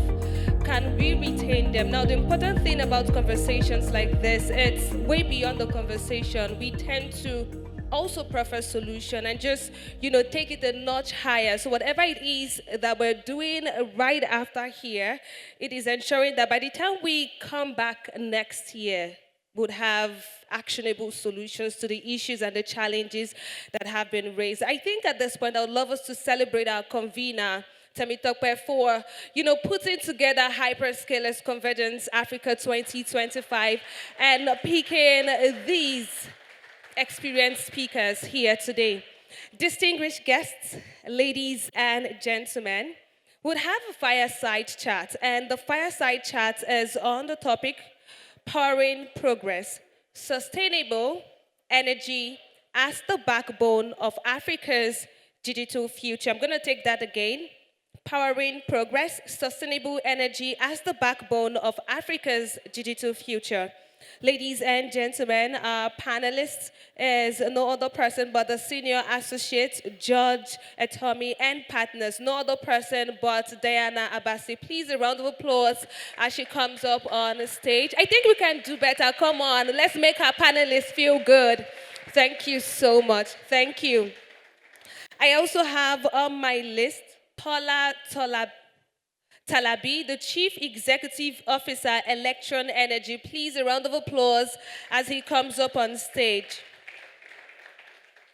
I also have on this list Oluwole Adeote, the Head of Operations, Digital Realty Nigeria, who also joined them right here. Ladies and gentlemen, this particular fireside chat will be moderated by the Chief Executive Officer of JourneyServe, no other person but Bwenga Adebiji. Please, a round of applause as he comes up on stage. Thank you, distinguished guests, ladies and gentlemen. Good morning. Good morning. It's my pleasure to be here, and I want to welcome our panelists. Good morning, everyone. It's a pleasure to be here. Thank you very much, the MC, for introducing our panelists. We want to look at a very critical aspect of digital infrastructure this morning. And I'm privileged to have these wonderful people here. We have a data center operator in our midst who has a lot of experience across West Africa. Is the director of operations for digital reality, Oluwole Adeoti. We have Mr. Tola Talabi, is the CEO of Electron Energy. So he's a very experienced person when it comes to independent power producing, and he will be also letting us know how do we solve a lot of challenges, and I'm going to expose those challenges as we go. And then we have Diana Abasi Okop, Senior Associate, George Etomi, and partners. Thank you very much, Madam. She will be looking at the legal framework and how can we make some of these infrastructure projects bankable. My name is Benga Degwiji, and I work with Genesef Limited as the CEO. Now, Africa is scaling. Africa is scaling. And when you're looking at data center, we're looking at digital infrastructure, for instance, Africa is scaling using data center. We're building a lot of data center. We're building a lot of cloud platform. We're building a lot of, now AI is coming. Federal government is investing a lot in connectivity, all in an attempt to solve the digital problem or to, ensure that Africa participates in the next digital economy. Now, there is usually one thing that people don't really talk about. The last panelists, they talked about at the time when they were closing, and which is power. Now, let us understand why this is becoming very, very important. In the last 5 years, there have been about 60 new data center, co-location data centers that has been, across Africa. And it is estimated that another 500 megawatt of capacity will be built between now and 2030. Now, the question is, operators, when you look at the likes of mobile operators who used to be mobile operator, telephone operators before, everybody is now looking at being a digital service provider. So everything is moving digital. AI is becoming what everybody is used to now. And AI will continue to be power hungry as we go because these machines actually will be more intelligent in the next 5 years than they are today. Now, in the last 5 years, 10 years thereabout, data centers that were built in the last maybe 2015, 2014, thereabout, an average power is about 3 kilowatts, 5 kilowatts. When you have 5 kilowatts, you look at 5 kilowatts then as high density. Today, when you have a GB200, NVIDIA GB200, and I'm telling you because I've seen it before, NVIDIA GB200 in one rack, 4 of those in one node of a rack can consume between 60 to 70 kilowatts. And a GB300 consume much more than that. The question that we have is, we have a lot of efficiency that we have to worry about. We have a lot of sustainability pressures. How do we bridge this digital gap? And I'm happy to have the lady and the gentleman here in the house. Thank you very much. And I will sit down since it's a fireside chat, so we can be side by side. And I'll start with Mr. Tola Talabi. It's a pleasure having you. I want to ask you, Temi, the convener, in his introductory speech, was talking about over 600 people do not have access. Let's even start from there. Access to electricity. What does that mean to you when you look at how you think Nigeria will solve a lot of this digital gap in the future? What does access to electricity mean to you as an expert in this area? And how do you see that if at this point we have over 600 million Africans still don't have access to power? How do we then, solve these issues of how do we address this issue, number one? Right, thank you. So just a little bit of background. So Electron Energy, our company, we develop independent power plants that primarily focus on commercial and industrial clusters, either as embedded power plants in partnership with distribution companies, or as captive solutions. Today, we power industries. We also power data centers such as rack center, glow data centers, and telecom infrastructure for the likes of IHS. Now, I think what's interesting and I think will become more apparent is that the power sector in Nigeria and I think consequently across Africa is undergoing a transformation. And what underpins that transformation is a viable commercial framework for investment in power, in reliable power and availability across the board. Now, I'm really excited to be here to speak to data center practitioners. And the reason is this, is that I think the key message that I would like to put across is that power, which really is spoken of significantly as a challenge, actually is an opportunity for data centers. And I say that because when developers, investors in the power sector are looking to deploy capital, we're literally looking for data centers as the primary consumers of the power that we generate because of the criticality of the power as a service for those data centers and looking at them potentially as the base load for the data center. So your needs for power across the board are actually an opportunity. Now, the question is, we need to position ourselves and data centers need to be available for that to become a reality. Now, in providing, for example, in Victoria Island, where we currently have under construction a $50 million independent power plant that would take most of Victoria Island off the national grid and provide embedded power here. So even this building where we're in would be on that IPP, but so will be several data centers in Victoria Island as their primary source of power. Now, what does that mean? In solving for customers such as data centers, who are the compelling customers, you also, as an embedded power plant producer, provide power to a wider customer base. So it is critical that, and it is really exciting, when we hear about the demand that data centers are going to have, it actually makes the commercial case for power to the wider customer base and even, the underserved customers who can't by themselves provide a commercial base. So we're at the beginning of that transformation.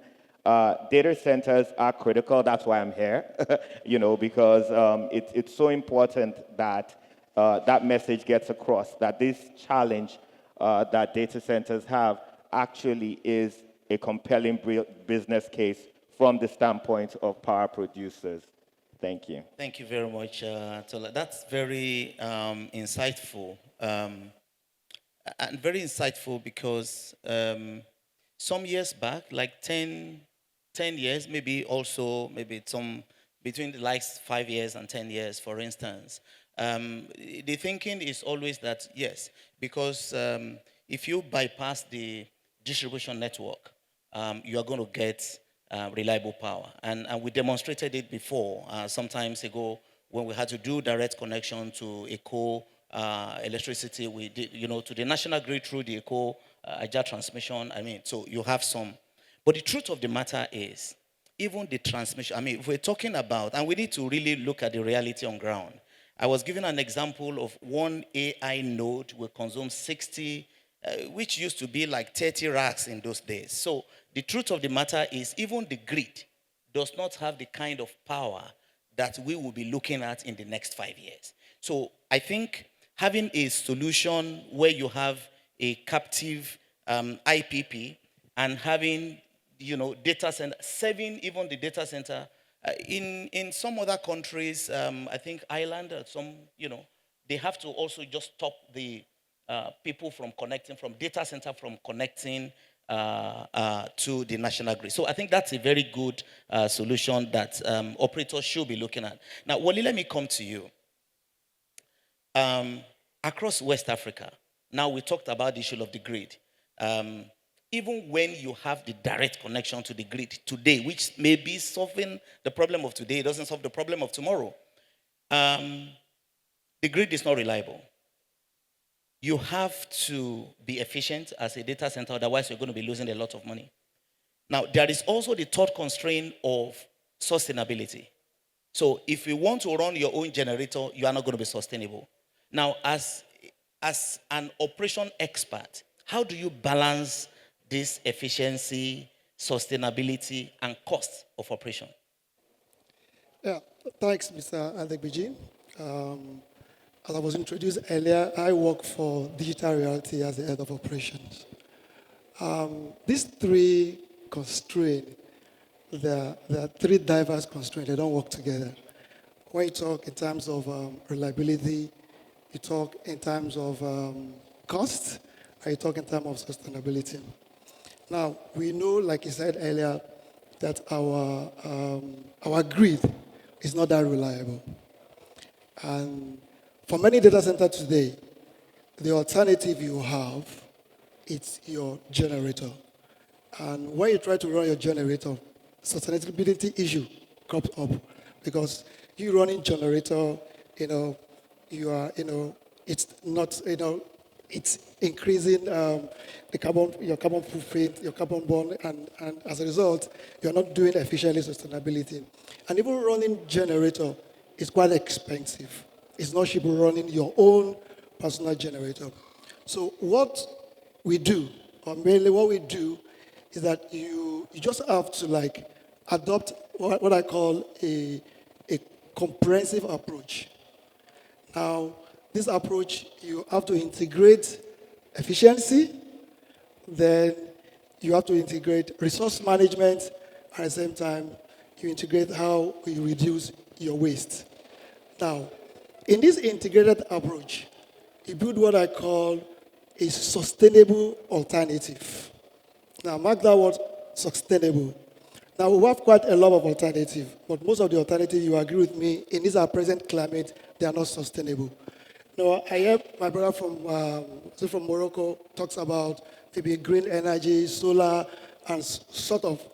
You all agree with me that in Africa, or in most African countries today, or even in Nigeria today, your solar in the research, yes, most of us have it as part of our documentation, we are going green, but how many chunk of power is actually that green that we are going is serving us?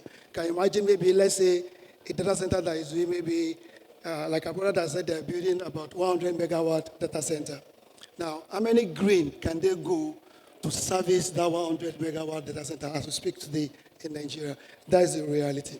So when I talk about you developing a sustainable alternative, an alternative that works for you, we have to look inward, look at an alternative that works for you as an operator. Then you build in efficiency into your energy utilization. Then again, you try to reduce your waste. Now, some data center, at least from experience, like Benga said in my previous word, in building that sustainable alternative, I know what we did initially was we tried to invest in our distribution line because we know quite well, as we speak today, I'm talking about today now, we have quite enough generation, but most of our issue today is distribution. So you investing in distribution, that could be one alternative, and that could help improve your maybe availability. Yes, when we did that, we have quite a number of improvement in our availability. We could, service our customer and reduce our carbon footprint, reduce the number of time we have to run on generator. That's one of the alternatives we build. Then the other alternative that most of us do these days is that you go into natural gas, maybe in partnership with the IPP, so that at least with that, you are being sustainable, and at the same time, you try to optimize your cost, and at the same time, you are reliable. So in part of the alternative, as part of the alternative, after doing the alternative, like I talk about energy efficiency. Now, the energy efficiency has to do what you do internally. Now, you find out that most data center, you just have to optimize your processes. Now, you do that by some invest in what we call maybe advanced, maybe analytics. You advance, maybe you invest in some data center infrastructure management systems that can help you analyze how you're doing, and that can, tells you some areas that you can improve for better efficiency. And sometimes again, what we'll do internally to help manage those three constraints is that you have to optimize your cooling. Because you all agree with me, those that are familiar with data center, today, cooling is your major chunk of power in every data center. So what we try to do is that you try to have an efficient cooling system. Now, by having an efficient cooling system, I'm not only referring to maybe the cooling infrastructure, even the build itself. You talk about the containment system, whether you're doing the cold eye or the hot eye containment. With that, you'll be able to manage your cooling efficiently. Okay. And also, you can invest in some latest cooling infrastructure. Most of the cooling we have these days, even without going to the real AI stuff, you have a lot of cooling today that comes with inbuilt VSD. So with that on their own, they can self-regulate. When you don't need cooling, they just operate at the base. Maybe the fan just only work, and when the cooling is required, the compressor picks up, and by so doing, you could cool your facility effectively. So all this helps you to reduce your carbon footprint. And when you reduce your carbon footprint, your energy requirement will reduce, and that will translate into cost reduction. Thank you, Sam. Thank you very much, Wally. Diana, I'm coming to you now.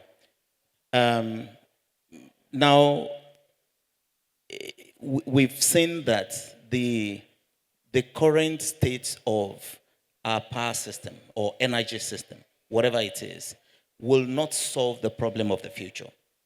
And we can go on and on and on and on. What kind of regulatory framework, as a lawyer, I mean, I'm sure you've seen a lot of contracts and things like that. In your perspective, what kind of regulatory framework you think will be able to take advantage of some of the things that we have talked about and attract investment into this sector? Thank you for that question. I think the regulatory framework, I think the regulatory framework is already in place. Okay. With the advent of the Electricity Act 2023. Okay. In the previous panel, there was reference to the eligible customer regulations. In terms of legislation and regulation, there should be enough incentive for investors to come in. What I think we should be talking about, and why you may not see a lot of people try to plug into the power space, is that the sector is still not bankable on a utility scale for people to come in. So what do you mean by bankable? I mean... So you still have your liquidity issues. What? There are still illiquidity issues. Okay.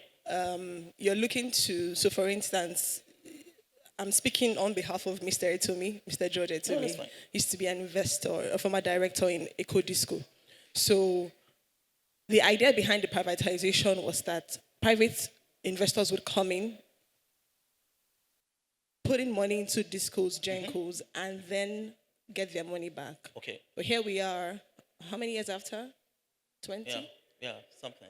And they're still being owed. Mr. Tomi's point is usually that from the start, government did not keep their bargain. And so even though private sector guys put in funds into the sector, the enabling environment for people to take their funds out, to repatriate those funds, was not there. And up to now, you still have issues around debt on a Genco side, Disco being unable to collect their monies, TCN being weak. So if you're thinking what regulatory framework is needed for people to come in, the Electricity Act is full of options. Even on the transmission side, you have there's an opportunity for private transmission lines to be set up and different things. The question is, we will want to put their money in there because they haven't seen other people put their money and get it out, except you run a framework like the IPP, like Electron.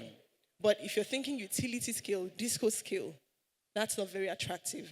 What I do think may be attractive is if with the states' electricity markets coming on is if states then begin to create bankable frameworks that allow investors plug into that space and get their profits out. That's very interesting. Thank you for bringing that up because I know, and Mr. Tola Talabi, I know you are in that whatever. What do you want to say? You seem to have something, a response to what she has said.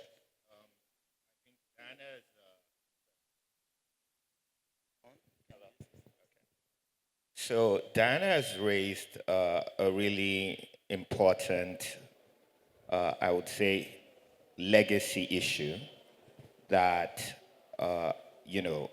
plagues the industry, which is the issue of bankability. Now, I will go back to the point, I'm going to repeat this a few times, is the opportunity that data centers represent because they are unique in the significantly large amounts of power they need to consume, right? And the opportunity there is that data centers actually help create that bankability for investment in power. So, when I sit here and different speakers are talking about their power needs and the various solutions they're looking to provide, well, all those are compelling investment cases because they have a real business that can pay for the power. So whether it is, look, even in the US, they're moving away from the utility itself providing the solution. However, I think, unique to our environments in Africa and even more in Nigeria is really a hybrid approach, right? So we can look at situations where if there's a data center that's being developed in the Bejuleki area, right? That data center becomes what is a base load for investment in a substation to enhance utility power, a base load potentially for an embedded solution where, for example, the data centers need maybe 20 megawatts, but it becomes a base load for companies like ours or developers like ourselves to come in and build a 50 megawatt power plant with a diversified customer base, providing the data center with the same reliability, power quality, and consistency that they need on a contractual basis where it's actually guaranteed with SLAs and liquidated damages and all those types of frameworks that folks like Diana are really good to holding us to. But at the same time, provide that power for the data center at a lower cost. And in some cases, even, free up some of their real estate from being dedicated to power. So that transformation is going on as we speak. Data centers are key to bankability in key commercial centers, which would be, I think, the initial focus for these types of solutions. Thank you. Thank you very much. What I'm hearing is before now, data centers are built and then power was sticking to the data center. In future, with some of the things that we've seen today, that data center increases. I think somebody mentioned one of the statistics shows that about 40% year on year is the increase in power when you talk about data center. So what we see tomorrow is that data center will have to go to where power is. Because as a matter of fact, if you need 60 megawatts, if you want to build 60, I've seen a lot of numbers in Lagos, people that want to build 40 megawatts, 60 megawatts. I look at those things and I laugh. As an electrical engineer, I know what 40 megawatts means within a particular environment. When you consume 40 megawatts of power, you are going to radiate heat equivalent to very slightly less than 40 megawatts of heat. So, there is a lot that we need to think about when we're looking about infrastructure that will power our digital future. And I think we need to start that conversation right now. The right investment need to be put where it is. And so as you're building data center, you're putting money in cloud and putting servers, don't forget that power. We'll have to power all those things. And I want to give 1 or 2 minutes for questions for this lady and gentleman. Do you have any question, please? Hi, good morning. My name is Peter. I just want to ask, is there any restriction to the size of data center or location that you can build data center in Nigeria or in Lagos? For example, you want to build a 50 megawatts data center. Is there a location that you are not permitted to build? Or is there a restriction, an area you are supposed to build such capacity? Thank you. Thank you very much, Peter. Is that a regulatory question or who's going to take a shot at that? It's 2 ways. Now, even the data center operators themselves, there are areas we don't build data centers. Let me come from that angle. I can't situate my data center close to the airport, too close to the airport. And because there's some design consideration, when you try to design a data center, there's some design consideration you look into. For example, if I see maybe a gas station, maybe where you sell petrol and everything, I can't just go and situate maybe a depot now. There's a depot close to me. I can't go and put my data center close to a depot because of the fire risks that could spring up from the depot. So in building up a data center, we as a data center operator, we have some design consideration in terms of locations. We have some things that prompt us to situate data center anywhere we build them. One of them, before now, it used to be maybe connectivity, maybe access to good roads, access to power, and things like that. So, but in terms of regulation, I'm not sure maybe there is any government regulation that restrict that for now. But we, as a data center operator, we have our own consideration before we set up any data center. Thank you. Just to add a little bit to what Wally said. So there are standards, and specification. There is TIA 942, which specify how redundancy has to be done within the data center. There is the uptime, which we know, which really talks about whether the data center is concurrently maintainable or is fault tolerant and all that. But like I said, if you look at, you need to understand, and I've seen data centers in Lagos. When you look at what data center is the bedrock of everything that we do today. If we switch off the cell site that powers all your mobile phone here, half of people that are sitting down here will go up. They'll go out to go and look for signal because our life depends on it. Now, so when you look at a data center as a facility that cannot go down, so then you have to look at power, which is reliability. You need to look at the connectivity. Do you have access to connectivity? And is it multiple sources of connectivity? Because a fiber cut should not take your data center down. So you need to look at that. Then you need enough space, circulation within the area. When fuel is coming, because you still need to have like generator in any case as a backup. So when a diesel truck comes to your facility, it should not catch fire. And if it catches fire, it should not catch your data center. So all those things within you need to look at space, requirements, and all that. And anywhere you have all those things we are talking about, you have power, you have space, you have circulation, good road, like he said, and you are able to meet those redundancies.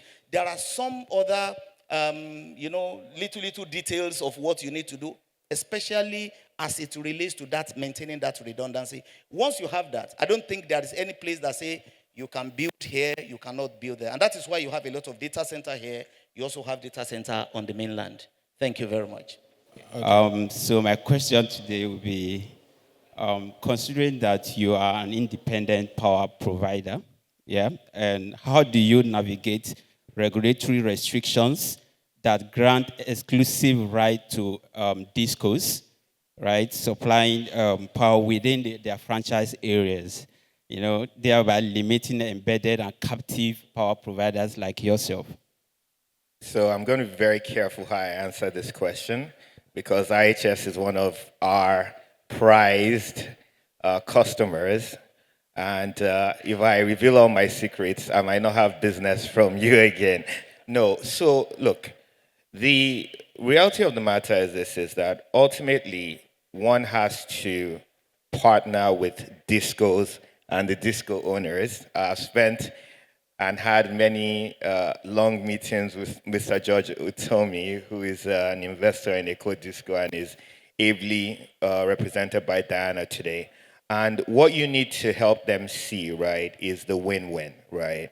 Ultimately, and I'll use IHS as an example, we have connected over 500 cell sites, IHS cell sites, to Eco Disco infrastructure, right, through this collaboration, providing a win-win where IHS is able to reduce their diesel consumption and cost of power by providing, investing directly in the DISCO's infrastructure and building out feeders to connect to those cell sites. So really, it's key to understand the business of the distribution company to align in a win-win where commercially, that's 500 user points that they didn't have and sources of revenue, which we have come in some instances to partner with IHS to finance and provide power. So I think really it's really understanding how do we look at what these challenges are, how do we collaborate with the various participants and find a viable solution. Same thing with embedded generation, right? So where we partner with the DISCO, we invest in their networks, we're able to raise capital and ultimately provide the customers such as data centers with reliable, cheaper, and more sustainable power, so cleaner power. If you're going from diesel to gas, if you're going from diesel to LPG or hybrid with some solar and storage, it's still cleaner, more sustainable energy. Thank you. Okay. Thank you very much. Thank you so much for that. Okay. Oh, you want to? Okay. Yeah, just wanted to add to give me some perspective around that. I'm aware of a transaction with Eco Disco that couldn't sail through because the data center was trying to get power with a Genco and the Disco. And the contract failed because Disco couldn't provide reliability, availability. So let's say we're asking for a 98% availability. They couldn't give that guarantee because they couldn't even have it in the first place. Even though they have SLAs with TCN and all that, because they cannot guarantee that this substation or this feeder will always provide light at this time, it was a stalled transaction. So just to give some context around why you need IPPs and embedded generation guys to facilitate that process. Well, thank you very much. I think our time is up, so I want to, before we're chased out of this place, I want to sincerely appreciate Diana, Oluwole, and Mr. Tola. Talavi. Yeah. Thank you very much. It's been an insightful one, and I'm sure that our audience have taken one or two things. So next time you're thinking about Africa digital future, you're thinking about data centers, and as we are designing your data center, please take into consideration that what will enable that facility now and in the future is reliable, sustainable, and cost-effective power options. Thank you very much. Thank you very much. Well moderated, Benga. Please a round of applause to the Fireside Chat. Powering progress, sustainable energy as the backbone of Africa's digital future. Judging by the applause, they were thoroughly informed about that. I was even going to ask the question about data. So I watch a lot of TV and I read. So I saw this about data centers being built near water sites, so like dams, rivers, because it conserves energy. I'm not a data center expert, but I don't see anyone building data centers near like Kanji Dam, for example, in Nigeria. That would be quite interesting because I know water is a very key component of cooling the servers, and I know we have that in abundance. So to those of you data center people, please help us. A round of applause once again. Thank you so much.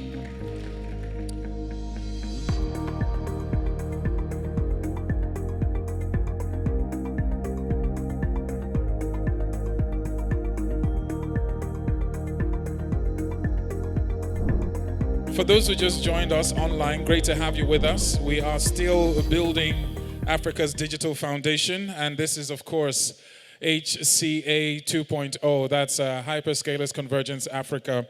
We've had our panel session, we've had our fireside chat, we've had our keynote address, and we are moving straight into another panel session before our networking break. But I think it's fair to say that a lot of you are already networking and engaging one another, which is good. That's the reason we're here. We're looking for conversion, all right? Not just us assembling, looking into our phones, and so looking into our phones, watching movies. Some people were watching movies. I'm not going to mention names, but you know yourself. If you quickly turned your phone down, it was you I was talking about. So please, let's try as much as possible to network and interact. The theme for this year is fostering a digital Africa, connectiveness, collaboration, and convergence. The collaboration part is very, very important. The next panel session is on connectivity for Africa's future, building digital arteries, capillaries, and veins. There was mention about the backbone, tapping into the backbone of the power infrastructure earlier on by one of the panelists, and this speaks to that as well. So when you look at the whole entity as a body, there's the head, there's the bones, there's the nervous system, and then there's the network that carries the blood all across our body. And when you juxtapose that with the structure required for the infrastructure that we're talking about, then you understand why digital arteries, capillaries, and veins are very important. In no particular order, please do make welcome the next set of panelists before our network break. We have the Managing Director, Coltronics, Nigeria, former Group MD, C-Squared as well. Please do make welcome Lanre Kolade as he makes his way on stage. Next up, we have the Chief Executive Officer of Fiber Soul in the person of Otuya Okecha. As he makes his way, please, a round of applause. Let's show them some love, guys. The Director Legal, Equinix West Africa, Abayomi Adebanjo. Please make your way. We also have Mohammed Rodman. I mentioned him earlier on, Chief Executive Officer, Internet Exchange Point of Nigeria. Great to have you on board with us. A round of applause, please. The Country Manager, Nokia West Africa, Marco Rebechi. How you doing, Marco?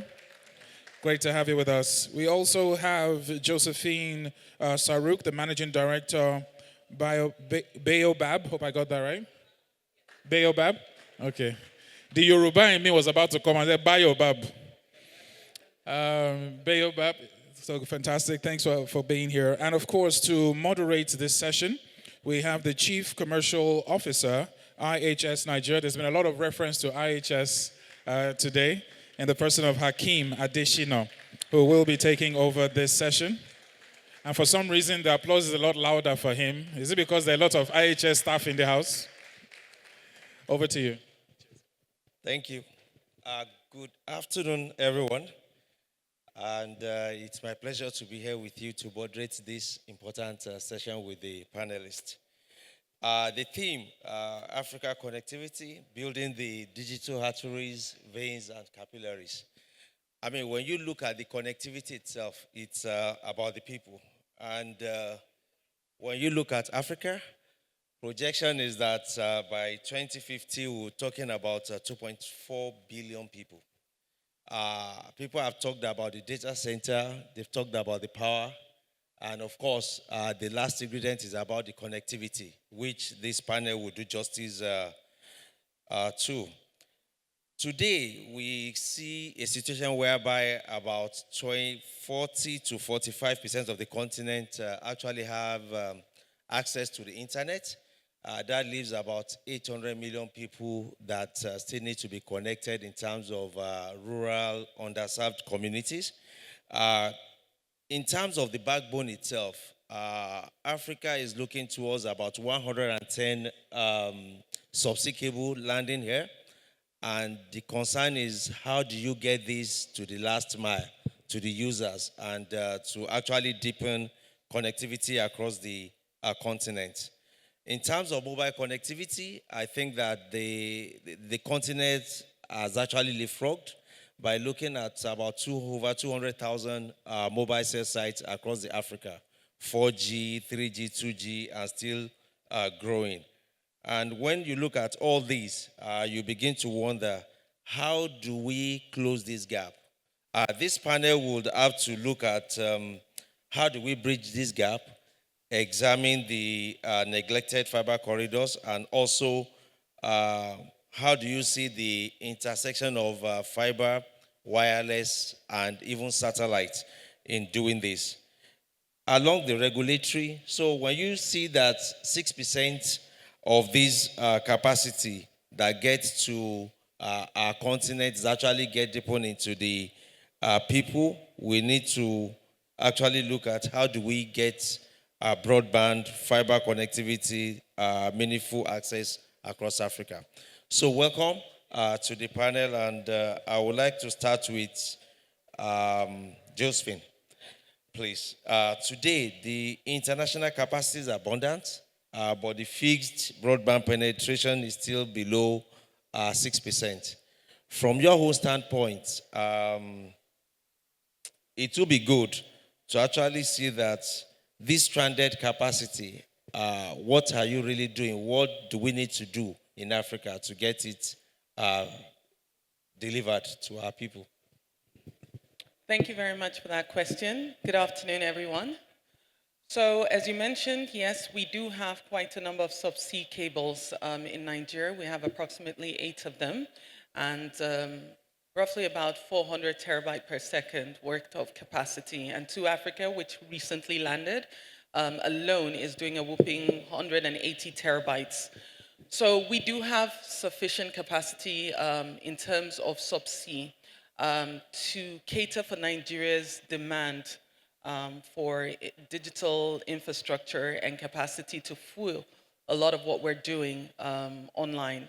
However, there are some challenges in distributing this capacity from the coastlines inland.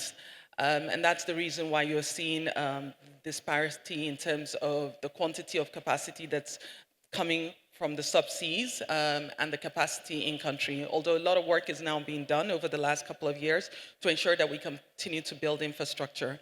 I mean, some of the challenges we have for that is because there are a few companies who have the capability today to actually build what we call middle land fiber, which is your national long distance fiber. So there are just a number of companies that are investing in that area. And because the cost of actually building in-country fiber is significantly high in this part of the world. So that's a bit of a challenge.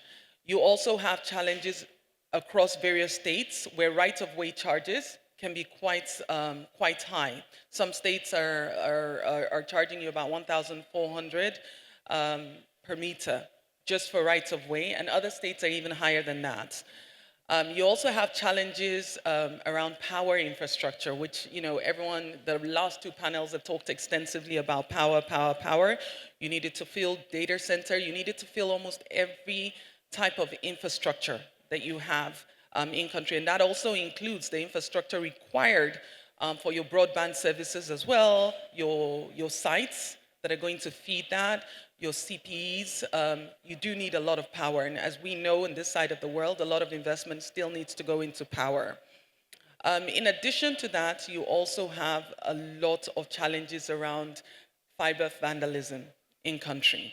So I know that a lot of information's been out there recently about how you can report in your area if you're seeing fiber or any other form of infrastructure being vandalized. Now that telecoms infrastructure is also being classified as a national asset under this current administration, which we think is a fantastic one. So these are some of the challenges that are impacting the ability to get a lot of this capacity from the shore in country. So what are the things we're doing about it? For the company I represent Baobab, and Baobab is the infrastructure arm of MTN Group. We're responsible for building out fiber infrastructure. We're also working in the data center space as well, building out data centers, which one of my colleagues in an earlier panel, Rajesh, talked extensively about. So our focus is really on how can we continue to build the fiber highway across Nigeria and ensure that we get fiber to as many locations as possible. So from our side, we're investing aggressively in this, and we're also partnering because we understand in order for this to happen, you cannot do it alone as one organization. You do need to partner. So we are investing heavily in the national long distance fiber, but we're also investing in metro fiber. And the metro fiber is critical because it's what is required in order to take fiber from the various sites across the various states to offices and to homes. We also have another arm of MTN that's working on Fiber X, and Fiber X is the fiber which we have built into estates across the country, and we have very aggressive plans to connect as many estates in Nigeria as possible. So this is something we're doing. But we're also working closely with NCC and NIDA to continue to push for harmonization of right-of-way across the various states, working with the various state governors and the Governors Committee. And I know a lot of work is being done in that respect, and kudos to a lot of the states that have even waived right-of-way access completely because they understand the importance of bringing digital infrastructure into their states and how important that is to be able to help their states generate additional revenue from digitizing their states. So quite a number of states are waking up to that, and the more of that we do, the more we're able to push for either harmonization of right-of-way or completely removing right-of-way charges. We'll see a lot more happening. Also working with partners, the discos, as well as the various towercos in looking at effective cost for power. Because power is also a major factor here, and the NCC has also been working with the various infrastructure providers, especially the tower players, as well as the fiber players, to look at how can we work together and join the investments in making sure that we're able to have the right amount of power. And it's not just looking at one source of power again, which has been spoken about effectively. We need to have redundancies for this power. So that requires a lot of capital investment. So I think the capital investment required in order to be able to fiberize most of the country in itself is one of the biggest challenges. And how can we do that? Again, working hand in hand between government and private sector. And I know that Larry's not here yet, but he might be the best person to speak extensively into Project Bridge, which is something that the minister is currently working on, bringing private sector and public sector together to look at how we can build 90,000 kilometers of fiber across the country over the next 3 years or so. So if we are able to continue to invest in these sort of projects, we should start to see significantly more capacity coming in country from the subsea cables. And I think Two Africa Landing in itself is also going to spearhead that because it's the first subsea in Nigeria that's landed on two coasts. So most of the subsea cables today are only in Lagos, but Two Africa is in Lagos and Kwaibo, which means that from two parts of the nation, we're able to push capacity into the country, and that in itself should also do a lot in helping. So those are some of the things we're doing. Thank you, Josephine. If I hear you correctly, I've had collaboration among many parties.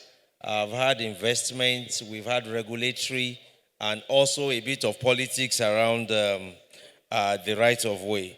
And I quite agree with you because from IHS standpoint as well, as you know, even though we are the largest towerco provider in Africa, we equally delve into the connectivity space in the last 5 years, building out 15,000 kilometers and still growing. So I can relate with that. But when you talked about investment, then I begin to think around the bankability of this, and that speaks to the business model that we need to deliver. Yomi, please. Considering what you've just said, there's one other area that is also very critical. We need to start looking at infrastructure sharing, right? So you're building out 15,000 kilometers. We've built out over 30,000 kilometers. And you've got the phase 3, the Galaxy's main one as well. At some point, we all need to probably sit together and start to look at the possibility of infrastructure sharing. I'm sure some of you are aware that MTN's also signed with Airtel co-building arrangements where we agree that there are areas we all want to go into. We know that the cost of building out in country is massive. So let's look at areas that are relevant to multiple organizations and see how we can jointly invest in those areas so that we're not all building out the same infrastructure in the same axis and then leaving out other relevant locations as well from receiving some of this capacity. So I think definitely co-building is an area that we also need to consider into the future if we're going to be able to achieve as much of this in-country spread as possible. Thank you. I would like to acknowledge Larry Kolade, the CEO of Qualtronics. Is joining us online. Larry, good afternoon. Hi. Good afternoon, everybody. Can you hear me very well? Yes, we can.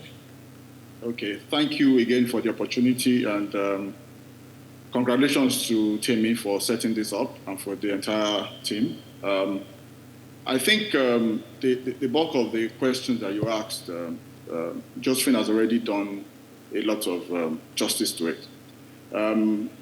I would just want to add a couple of points, kind of buttress what she said. And I actually was taking notes down when she was talking. Okay, she mentioned the fact that the cost of deployment is a problem. Okay, part of what the Honourable Minister, Dr. Bosun Tijani, is trying to do with the 90,000 kilometers of fiber is to kind of de-risk that cost. Okay, so government is practically bringing in capital that would de-risk the investment that's going to be made by the private sector. So the Project Bridge and the 90,000 kilometer fiber initiative is actually one that we expect to increase the issues that we have right now with last mile and backbone connectivity. It should also increase and make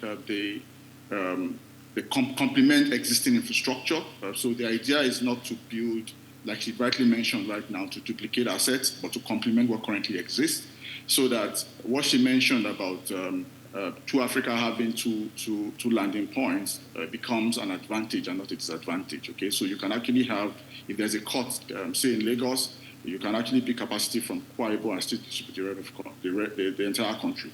The entire design currently of Project Bridge, the network that we've put together, or that is going to be provided, is one where the current layout that you will have will be only a 40% overlap. Okay, so that overlap will be necessary because it will increase capacities and capabilities across this route, and like I also mentioned, redundancies. One other thing that I also want to mention is, look, to do large-scale fiber infrastructure and broadband penetration, you need to be audacious, and that is why this project is a $2 billion project. The government of Nigeria is bringing in $900 million of this money, and this is going to be we're going to get of this patient capital from the private from DFIs, okay, World Bank, Africa Development Bank, the European Development Bank, and the likes. And right now, that funding is, I can tell you, radically secured, okay, and you'll be hearing some announcements very soon from the honorable ministers to the progress that we've made within this regard. But the additional $1.1 billion for the project will be coming in from the private sector. So the idea is to have both government's strategic intention, de-risking the assets, and private sector's commercial and managerial capabilities and operational capabilities within this sector. So it's not going to be government-led, okay? The private sector will run the initiative. I also want to add something else that I think was also skipped in why we don't have a lot of the existing capacities being distributed correctly across the country. One of the issues that you have is that we believe that you need to localize a lot of our content, okay? So once, I'm very happy that you have Ridwan on this panel who is going to talk about the ISPs and peering. You need to localize a lot of our traffic in Nigeria. We need to build more ISPs across the country. We need to have our content sit locally within Nigeria so that you don't use unnecessary capacities on the subsea that you don't need to use. You reduce latency, you increase the cost of production, and operational cost is also reduced. So invariably, that is a significant part of what needs to be done, okay, for the cost and for you to use most of the capacities efficiently. I also believe that we shouldn't take the fact that we have socioeconomic factors, okay? What are the costs of the handsets that people currently use, okay? And what is the level of digital literacy that our people have? So if we are able to reduce all those issues, we will get to a position where you will actually have the uptake of the capacity will be better and people will use them more. So invariably, to use more of our capacity that has been landed, she talked about Equiano and True Africa and the tons of terabytes that we have. We need to be able to de-risk these investments. We need to increase capillarity. We need to make sure that we have open access, wholesale infrastructure that is not monopolized by anybody and that is used in such a way that increases redundancy and capillarity increase within the country. And invariably, I think the bulk of it is data center growth and local peering. So I think in a nutshell, that's all I can add for now. Thank you very much. Thank you, Larry, for the insights. Still staying on the bridge, because I know that Otuya, you need to weigh in here in terms of the last mile access and the economics of it. And I know you are part of that program. How do you think that we can model this and to work best for the continent? Thank you very much. Can you guys hear me?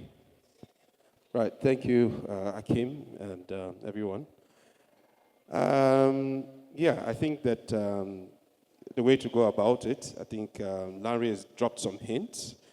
You cannot have pervasive fixed broadband infrastructure in Nigeria without the collaboration of the subnational. Very critical is also looking at the socio-economic balance. We need to have improved healthcare, leveraging digital infrastructure. We need to have, improved e-learning, leveraging digital infrastructure. And it's important to also understand, that in trying to work towards the model, it has to be a public-private partnership thing. PPPs have worked in some cases around the world. They've also failed in some cases. But I think in our case, where a lot of the infrastructure has been deployed prior to now from a commercially viable perspective, I think we need to see the future now by saying, yes, the current areas where we have pervasive fiber infrastructure linked to probably most of our urban centers, but there's also potential for fast-growing towns, the next highly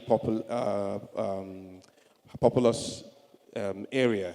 And I think that I'd say the Project Bridge does justice to it in terms of the design. It's been designed in a way that it caters for most of the things I've just said, extending the middle mile, which is 60% of the infrastructure being planned, actually speaks to that middle mile gap in terms of connecting cities to towns, local government headquarters, and to ward towns around the local government headquarters. I think that a public-private partnership will help address this, especially in the areas where there's lower viability. But most times where you see most of the advanced economies, talking about Germany, USA, and you see them have internet exchange points that have peak volume traffic at 18 terabits and 46 terabits. You also see that when you look at the fiber development index ranking, you find that the level of fiber fixed broadband penetration is above 40% in most cases. So we are still struggling to get to 1% here in terms of fixed broadband. So I think that, the question is not whether the 90,000 kilometers is realistic. It is realistically desirable now to bridge those gaps. But like Josephine said, collaboration. So PPPs are the way to go. Thank you. Thank you, Otuya. From the policy, regulation, and interconnection, Yomi, you need to weigh in here. What are the changes needed in country for this kind of fiber projects to be more bankable? Yeah, thank you very much. I think a lot of people, I think Josephine really laid out the context for this, and thanks Otuya also for bringing your own insight, as well as Larry talking about Project Bridge.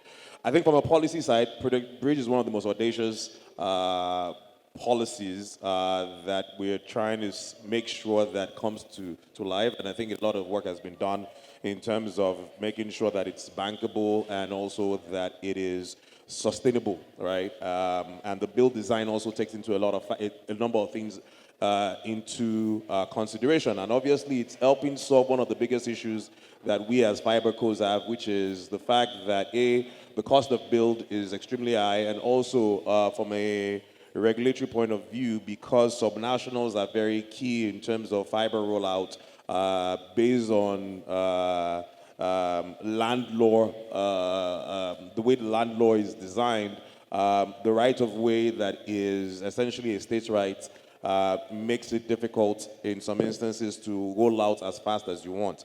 So where do I think, and also one other thing to point out, even as audacious as Project Bridge is, from the point of design to implementation to execution, I think realistically it's going to take a while. So what do we do in that interim period now? I think a couple of things that we can do is that, first and foremost, I think, yes, there's been a lot of work in terms of harmonizing right of way, but we are not seeing as much traction yet in terms of that. I think one thing I'm going to harp on, I think, is something that Josephine talked about, is in terms of collaboration, all right? Infrastructure sharing is one area of collaboration that we need to, and I know there's already policy around that, and also regulation by NCC, in order to foster that integration or that partnership between fiber cos and look at areas where you have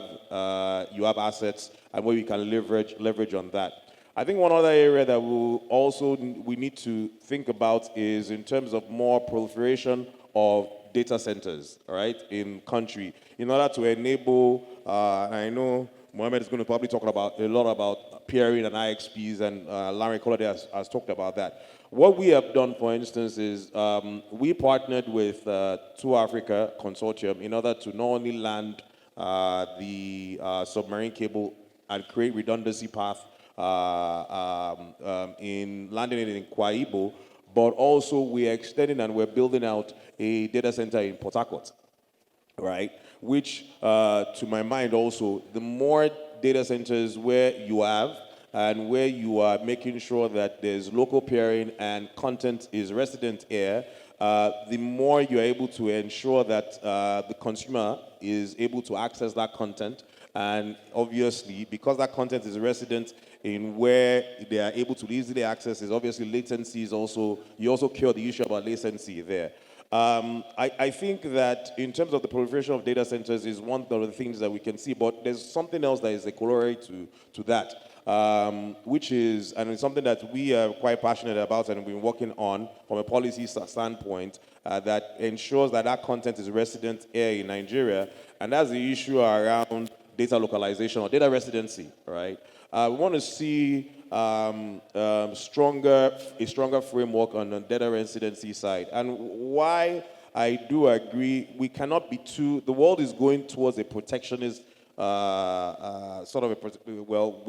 the advent of, since the advent of Trump, and we've seen a lot of things around tariffs and on terms of goods. But obviously, we can't make that mistake in terms of digital services because we can't be too protectionist. I think we have to have a very balanced, nuanced view in terms of data residency. And we have to have a view whereby we make sure that we apply our residency laws in a way that doesn't scare, rather it incentivizes some of the hyperscalers to come into the country and to create cloud regions here. And when they have cloud regions, when you have those hyperscalers creating cloud regions and you have strong local peering, it means that more content is resident here. It means that the fiber cos like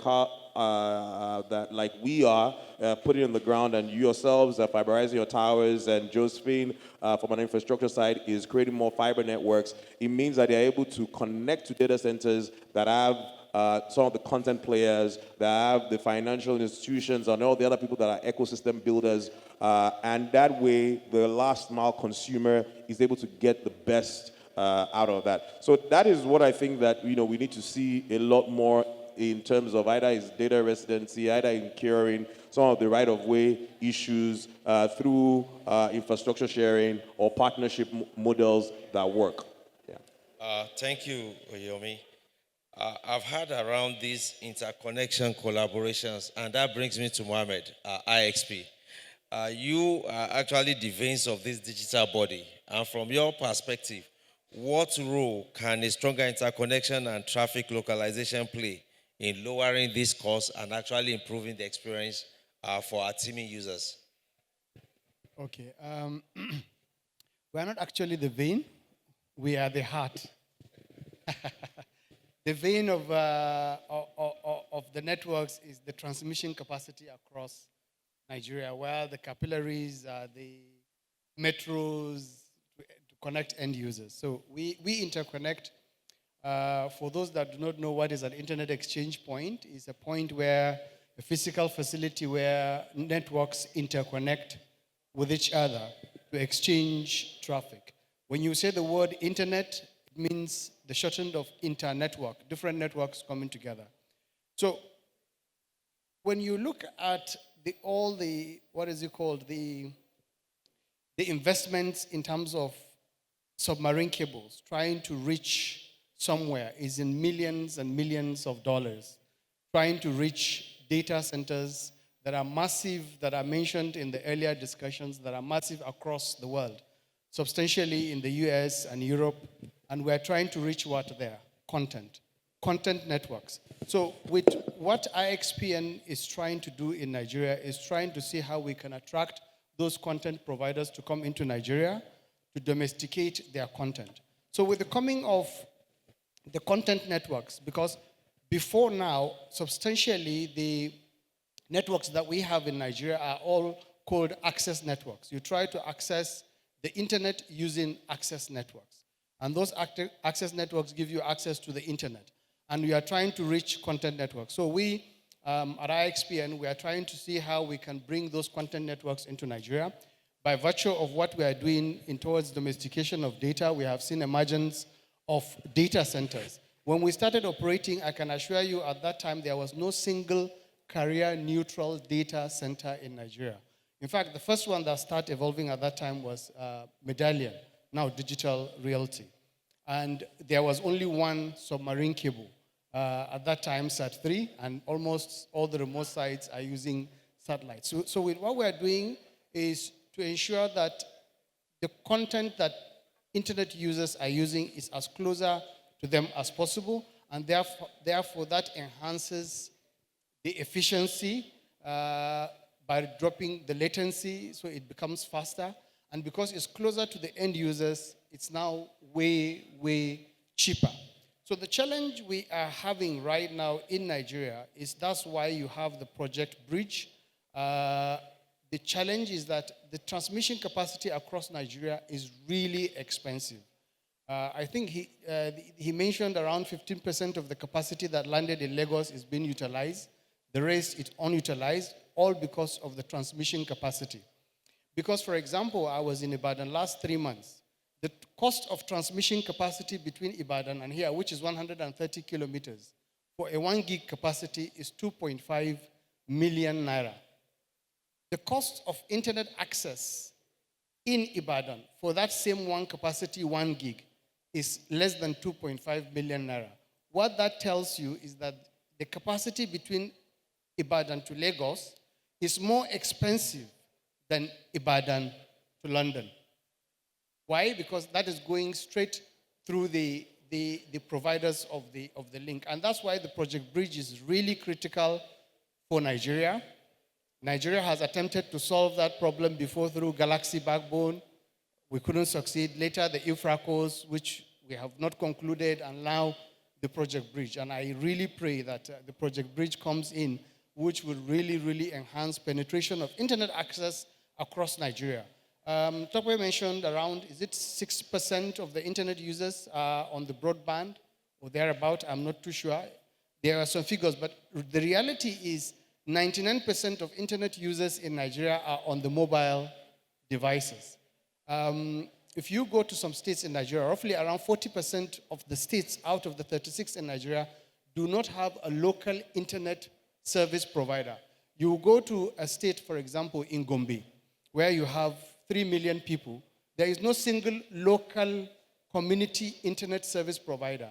And the major bottleneck of all this is the transmission capacity across Nigeria. And that's why Project Bridge is trying to come on. And immediately it comes in, it will solve that problem, because if everybody is just using the mobile devices, and the truth of the matter, why is it only mobile devices? I mean, why is it that the mobile network operators are the only ones that can deploy this infrastructure?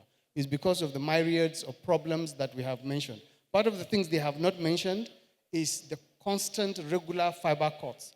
The MD of MTN mentioned some time back that they have an average of around 1,000 fiber cuts per day, which is really massive in terms of downtime. Therefore, they have to have multiple routes to solve that, that problem.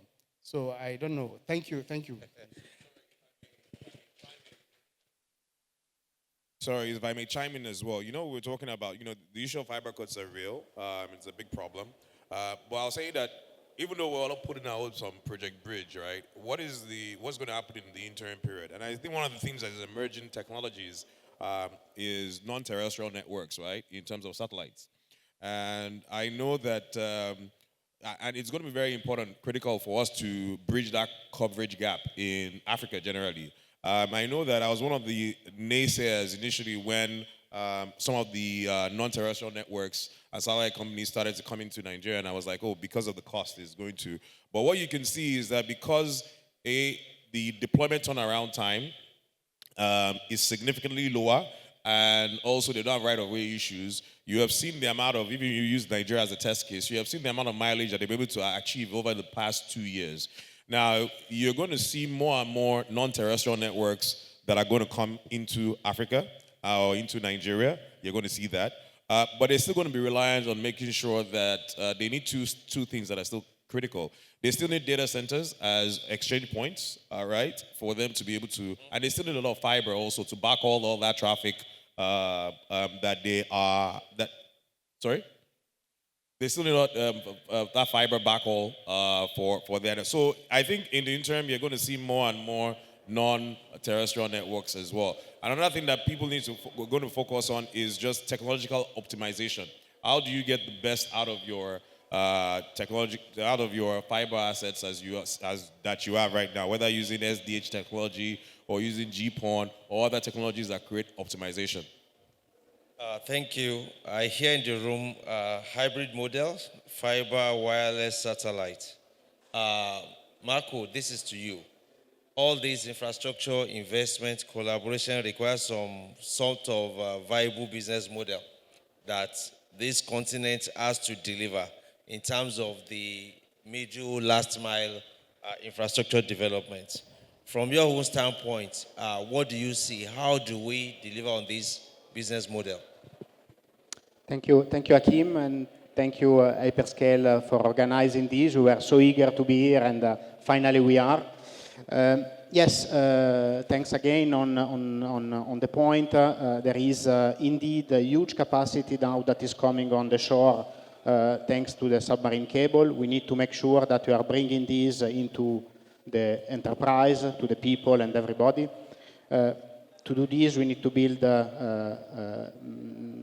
backbone, we need to build the middle mile, and we need to build last mile.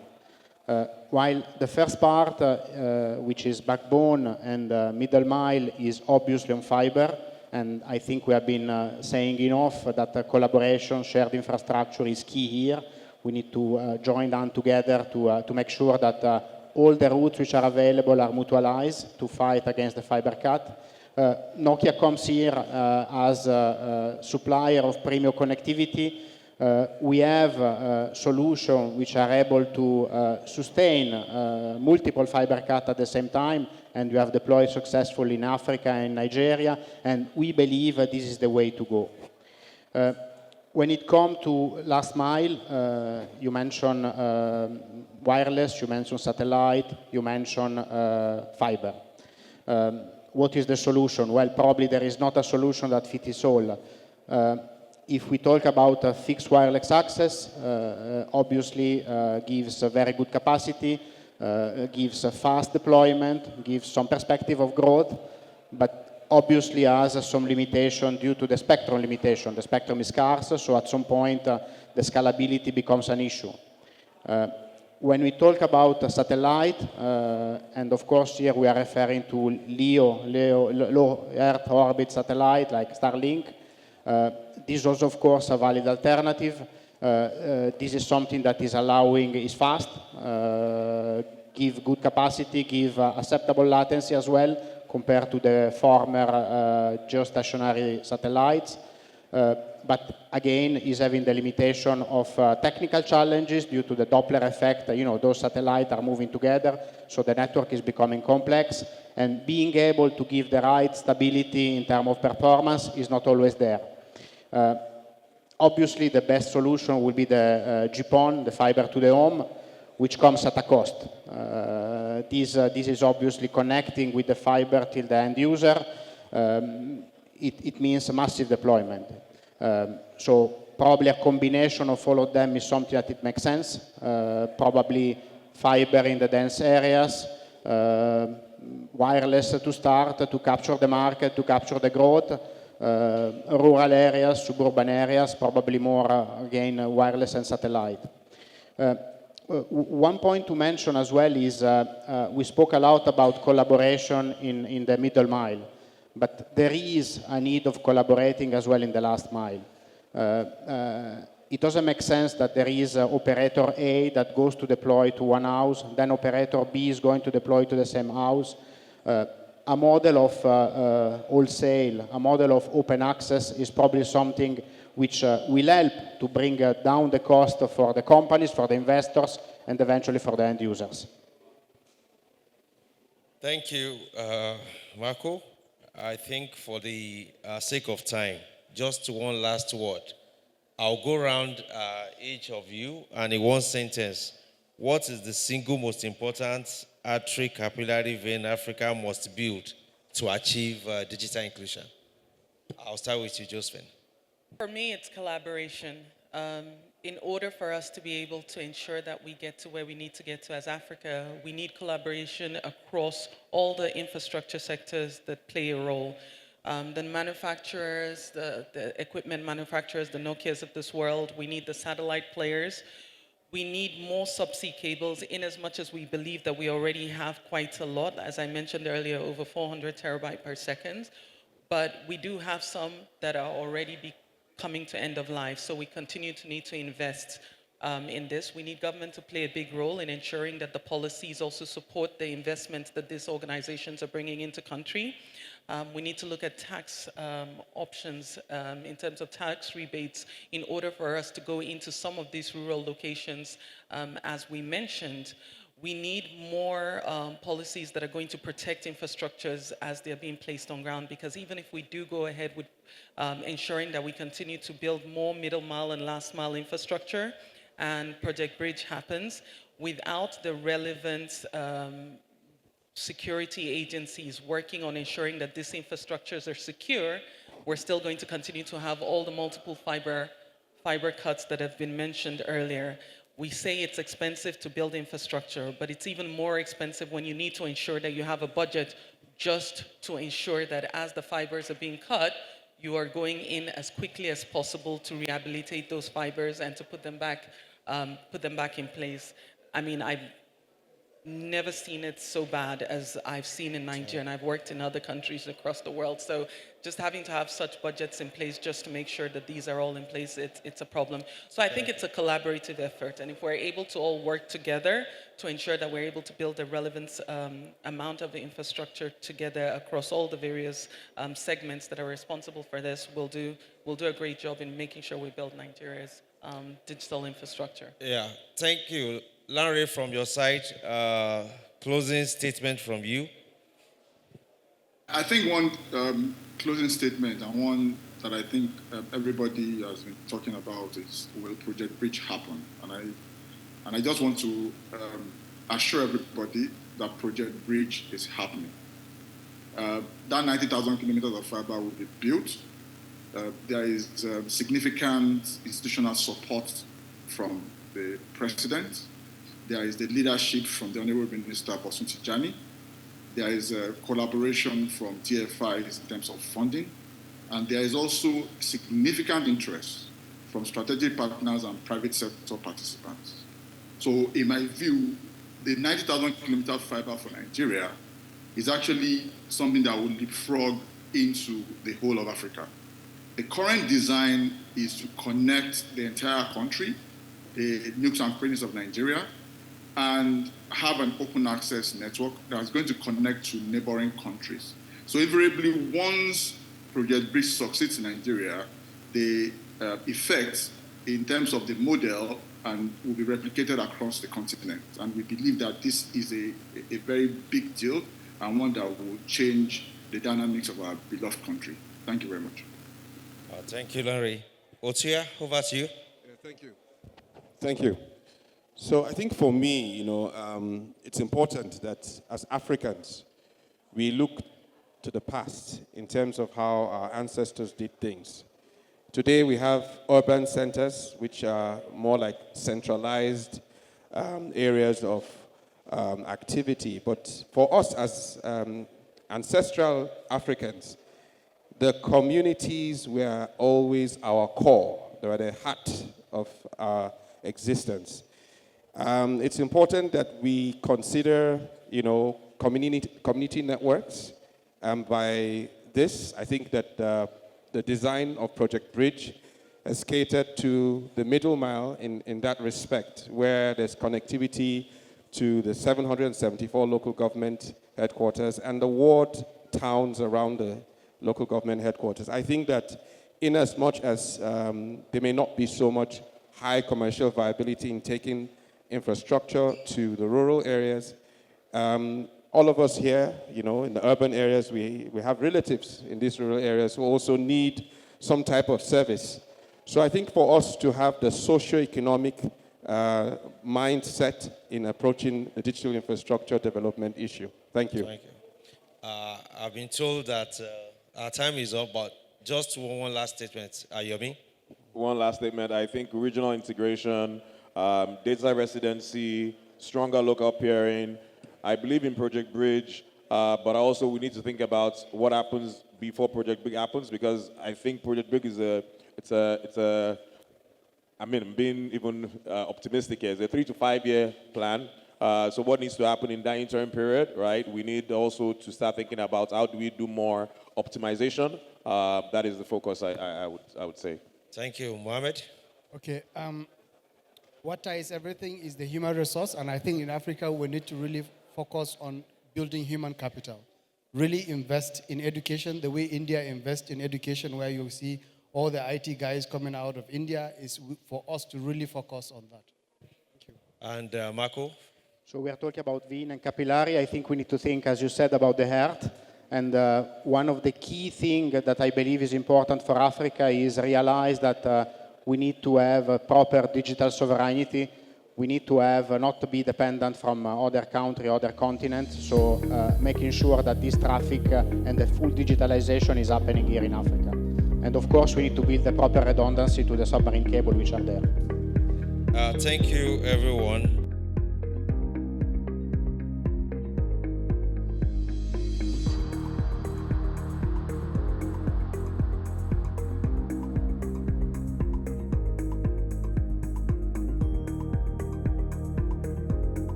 Okay, all right. So it's very important that Africa takes charge of the narrative. And this particular session, I am excited to introduce, as we talk about mobile first to AI ready, will Africa deliver on innovation? First up, I would want to welcome on stage the Trade Councillor West Africa Business Finland in the person of Eero Tauvenen. Hope I got that right. Thank you so much for being here. We also have the General Manager, Architecture and Enterprise IT, MTN Nigeria, in the person of Bukola Ajayi. Bukola Ajayi, okay. The Chief Technical and Innovation Officer, Uranus Technologies, Olusegun Malegemi. Thank you so much for being here as well.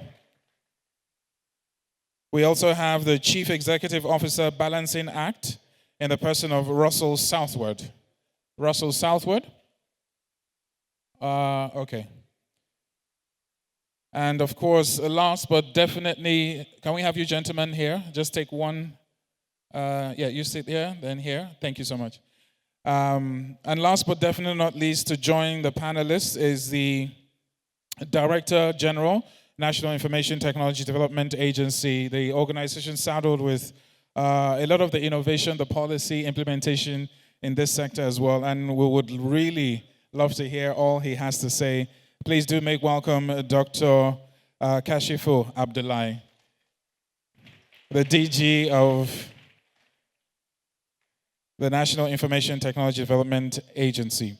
And to moderate this session is a man who needs no introduction. If you're in this space, you know him very well, very astute, and more importantly, a voice that you do want to listen to in this sector as well. He is the Chief Executive Officer, Open Access Data Centers. Ladies and gentlemen, to moderate the session, please do make welcome Dr. Ayotunde Koka.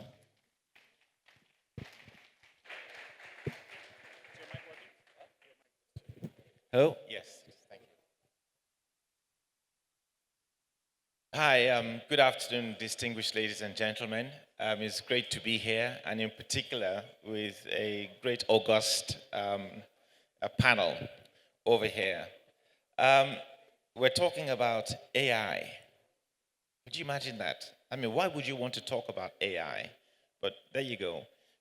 Nobody's talking about it, right? So we're going to be breaking new grounds and we'll talk about AI. But it's very, very profound and therefore for reason. And things move have been moving very, very quickly. With AI, I look at that from about 30 years ago, actually, where working at Ford, we had some guys on expert systems. And it's changed, and we've had inflection points over time. But there's something that's happened over the last 10 years because we have the advent of hyperconnectivity. You know, I was on did a lecture about 5 years ago. I talked about gargantuan data, gargantuan, huger than huge, actually huger than hugest, right?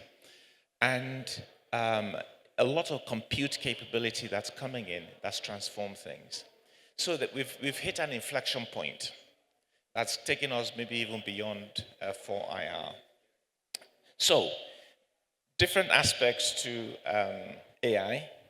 It's hitting everything we do. We've actually been living it for a while, but it's a huge inflection point. So we hear people talk about LLMs, you know, and so on, and that these big data centers all over the world trying to get power to power these things. And as you know, it's a global issue. And that happened for quite a while we had some other things going on with how artificial intelligence of sorts affects our lives. But it's getting to another level now, in that what initially somehow didn't think to be the case, and I wondered why, that we're not latency sensitive with AI has really emerged. So you have the inference part of AI that's closer to the point of use. And the actual interactive part of AI, it could be this, it could be this, it could be machine-to-machine, IoT, all of that stuff. But there's another end point of the businesses, the absolute end impact points in healthcare, government, in business, different aspects of business and enterprises. And that's what we've been looking to put into perspective this afternoon. So we've got an aspect of looking at, you know, sort of the policy ecosystem, There's some great stuff that's been happening over here. Nigeria is actually one of the leading actors globally, and certainly a leading actor in Africa. We've got the aspects of collaboration as well, international collaboration, international investments. And we have other aspects in terms of how we look at cross-cutting challenges and opportunities for Africa within the context of what's happening globally.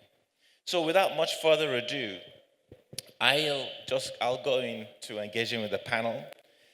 And they've been introduced, but just a brief context before going into the questions you have, and then we then get a move on that. We've got Africa mobile first innovation. We talked about connectivity, the need for connectivity, but we've got some stuff right now. We've got data centers coming up. We've got internet exchanges. Some of these have been discussed in the earlier panels, right? What makes us uniquely positioned now to take this leap of what's happening with Africa? So perhaps I'll start with outside in, if you see what I mean, because it's good to get an outside in perspective, So Euro, could you give us that outside in perspective of Africa, the impact and what it would mean? Yeah, so I come from Finland and I work for Business Finland, which is a Finnish government innovation funding agency. So we fund Finnish innovation and R&D about 600 million euros every year. So we are quite a big investor, and of course we invest right now in AI. It's everywhere. But to your question, what is unique from Finland point of view in Africa is of course your unique young population, and if you are thinking about what you should do with this huge amount of youngsters, so you should give them AI tools for education. AI in education must be one of your focus, and of course why it is. It's because it's so scalable. You can read so many for so less of investment, and you don't need these traditional classrooms and teachers, and so you can do so much with in the education side with AI. And of course another one is healthcare. So using AI in directing care and symptom analysis and also in diagnostics. So there's a lot to do in Africa with an AI in these two sectors.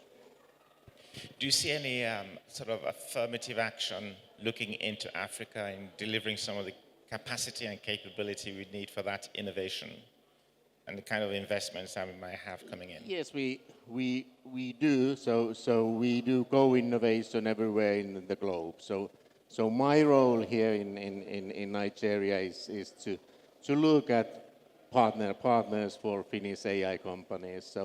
So if you want to go innovate with the Finnish company, Business Finland can fund part of that innovation work. So that is one of the roles what I'm doing here. Okay, great. Thank you very much. DG, I just mentioned the progress of Nigeria on AI, and the great kudos to you, the minister and the team, in some of the quite deliberate steps and leadership that has been provided.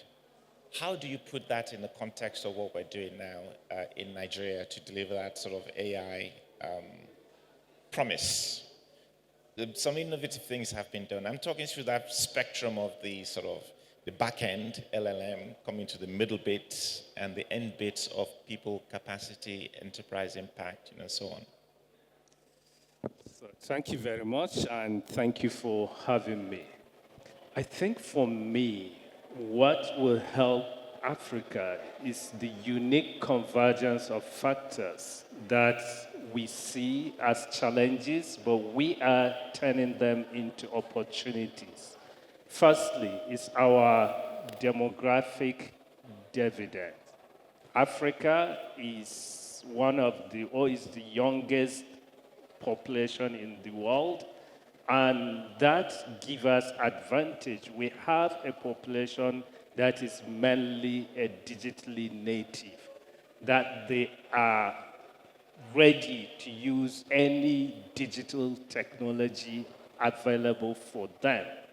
So this gives us, we see it as an asset only if we equip them with right skills to use it.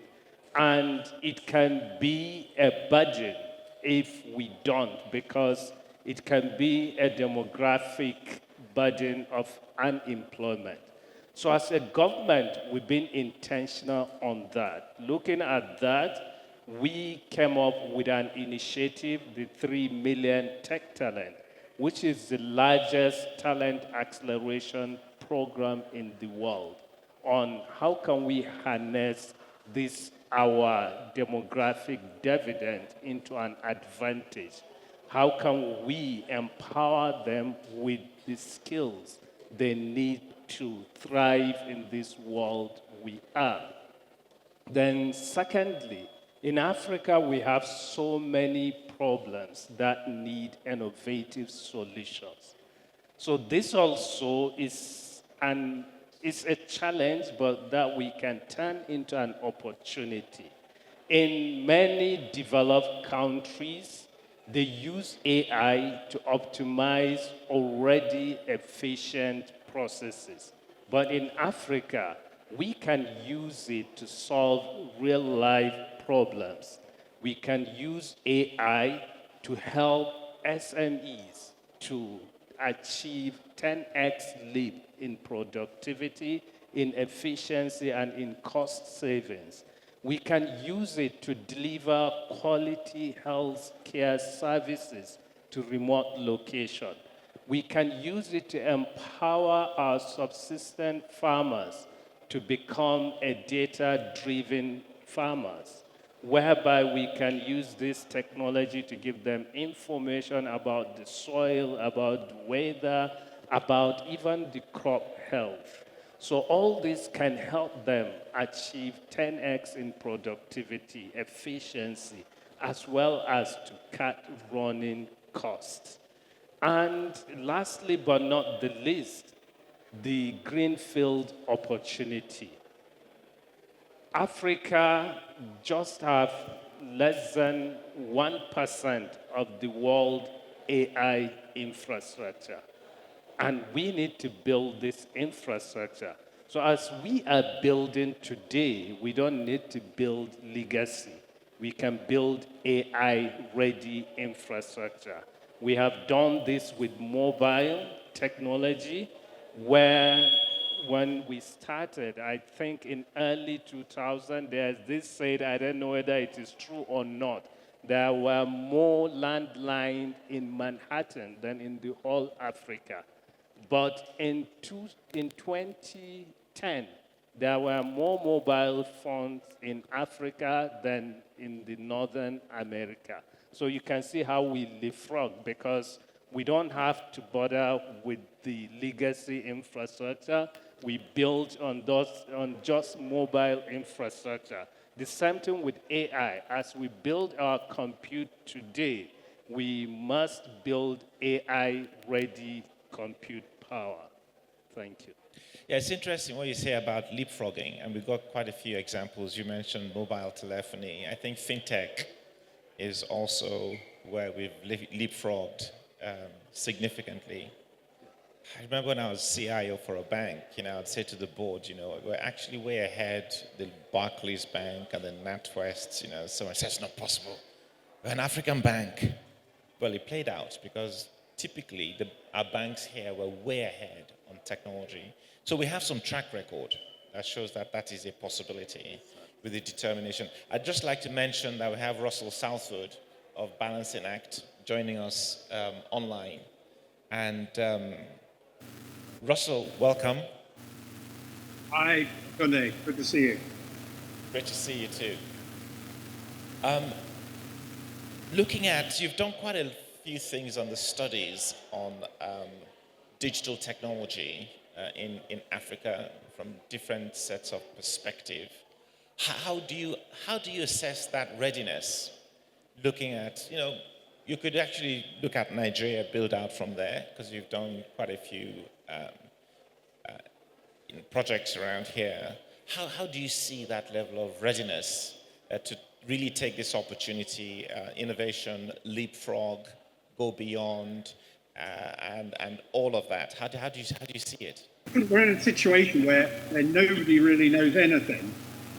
And at the moment, the conversation sort of veers between grand scale discussions about policy and at the kind of enterprise level, people implementing things like AI for chatbots, for loans, for things like that. So there's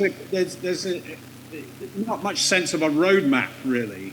It's an expensive thing. I was listening in Dublin to a variety of different countries in the Gulf pitching themselves as regional centers for AI.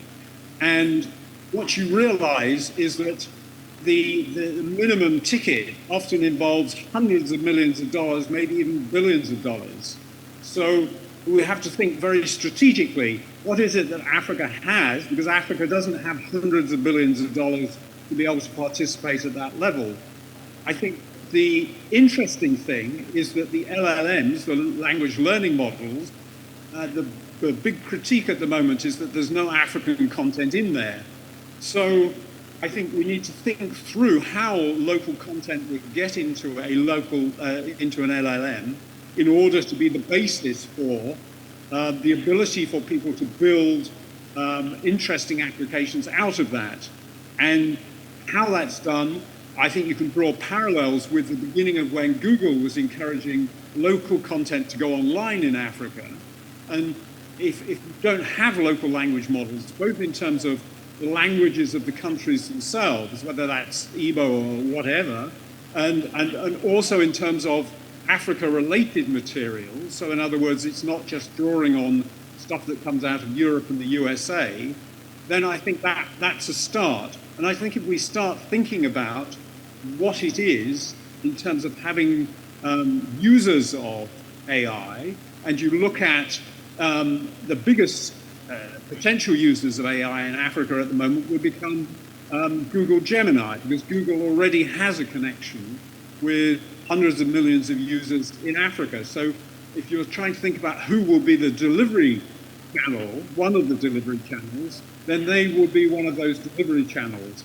So I think we somehow have got to get from the big strategic discussion where we all know that actually this will be very useful and improve efficiency and help creatively and all the rest of it, to a much more finely focused discussion about what exactly is needed in the near term in order to get to that magical point where everybody can benefit. Great, thank you very much. I'd like to take the opportunity to announce that Bukola Ajayi, General Manager, Architecture and Enterprise IT, has just joined us. If you can come up, please. At MTN Nigeria. It's quite timely because I was going to then move into some of the enterprise aspects of what we're doing. How are you doing? Yeah, what we're also doing from the enterprise point of view.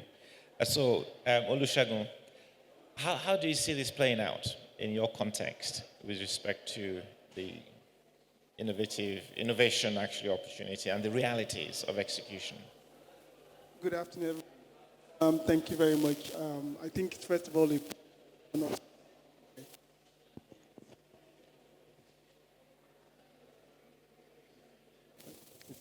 works fine. Good afternoon, everybody. Okay, I think this is much better. Thank you very much. I think it's first of all an honor to be able to sit down with my senior learned colleagues to discuss AI. At Oranos, I think Oranos Technologies with system integrators, in my role providing leadership to the team, I get to see a lot of things, right? We at Oranos sit somewhere in between, right? We have the hyperscalers, the people who have to build data centers and provide services, and we help them set up what they have to do. But Oranos has a department called the Innovation Lab, where we also try to understand what our customers need to have. And so we get to sit down with individuals, users of technology, say, okay, what do they really need?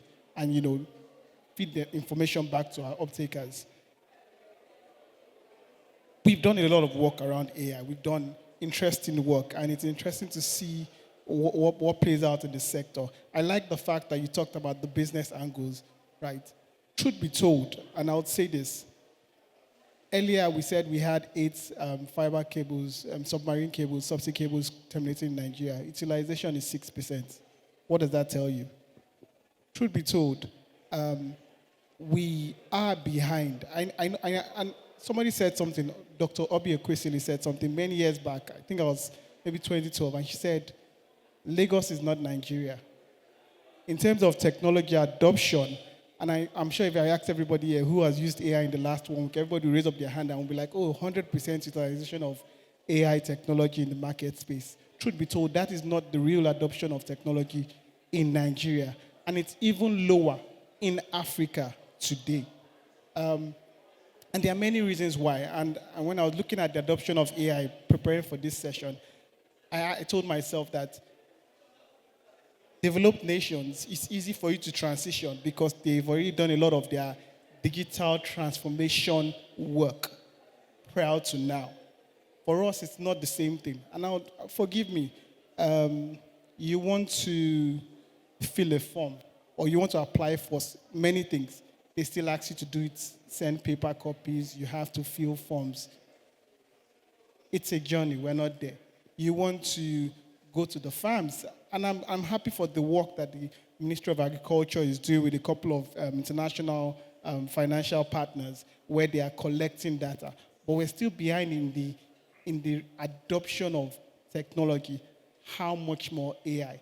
The benefit for us is that we have an opportunity, almost like telecoms, to leapfrog in utilization. But there are many things that have to be put in place. And let's start from, and where do we start from? Data collection. What are the mediums for us to actually collect data?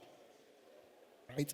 And this is if you are asking yourself, are we going to be AI model builders? Now we have large language models. We have a lot of Gen AI that everybody's using, but that is not Africa. This is Hyperscalers Convergence Africa. Africa, us being able to create models that is being used by us and adopted by the world, accepted by the world. We're still very far from there because we've not even started collecting data that is unique to us. We're making a lot of traction, but we're not there. And that's one part of it. And this is us saying, okay, we're collecting data and we're using data centers, infrastructure across the globe. If we say we want to develop these models and use it in Africa, use it in Lagos, then we now start to talk about the infrastructure. Today, a lot of people came in and, a lot of the panelists that spoke earlier prior to our session talked about the great work that is being done, a lot of data centers that are springing up. 2 years ago when President Trump came in, the first thing he announced was a $500 billion AI initiative. Where are we going to find that capital? In Africa. It's good to say $30 million, $40 million. We're talking about 40 megawatts data centers here and there. To be able to build what and consume, we need to find funding. And that's another part of. We build the data center, you now talk about resources. I could go on and on, but I think we have plenty of time on this panel to discuss these things. Thank you very much. Sure. I mean, we talk about, you talked about Lagos different. Lagos is sort of, gets lost in Nigeria's averages in its own. It's like a city-state. But then in Africa, 54 countries. We look at it holistically, but we need to also look at it from the context of 54 countries. And even you can break those countries down into their own components. So we need a way of doing the global quick wins and the practical local execution in lots of different, although similar, I would say Africa is very, very similar, but very, very different as you go around, you know. And if we look at it from the execution point of view of what we're seeing actually right now in telco, Kuala, how is it playing out in what you're practically having to do in what's now sort of becoming a more transformational environment of engaging end customers out there on capability, optimizing the enterprise to deliver to that scale? Thank you very much. I think we see AI as a key driver, not just shaping what we do, but it's becoming an intelligent layer and an enabler. So if I take the telco, I think 2 or 3 years ago, the regulator asked us to begin to do a bit of AI when customer comes in to be served. As against the traditional model of identification, biometric identity comes in.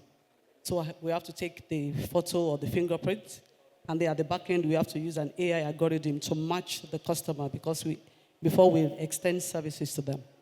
But beyond that now, I see telcos, and especially MTN, begin now to integrate AI into what we do. For customer service, because of the digital infrastructure now, most times when customer walks into our brick and mortar stores, we wait for a voice of the customer form to tell us how well they've been served. But with AI now, the customer go on social media and say, that was a scrap service. MT, I didn't like you, you know. I begin to see a lot of feedback pouring in. How do you take those sentiment analysis? How do you turn them into something you can build to improve your customer experience? So AI will help us to be able to manage that. So AI is shaping the way we do customer service.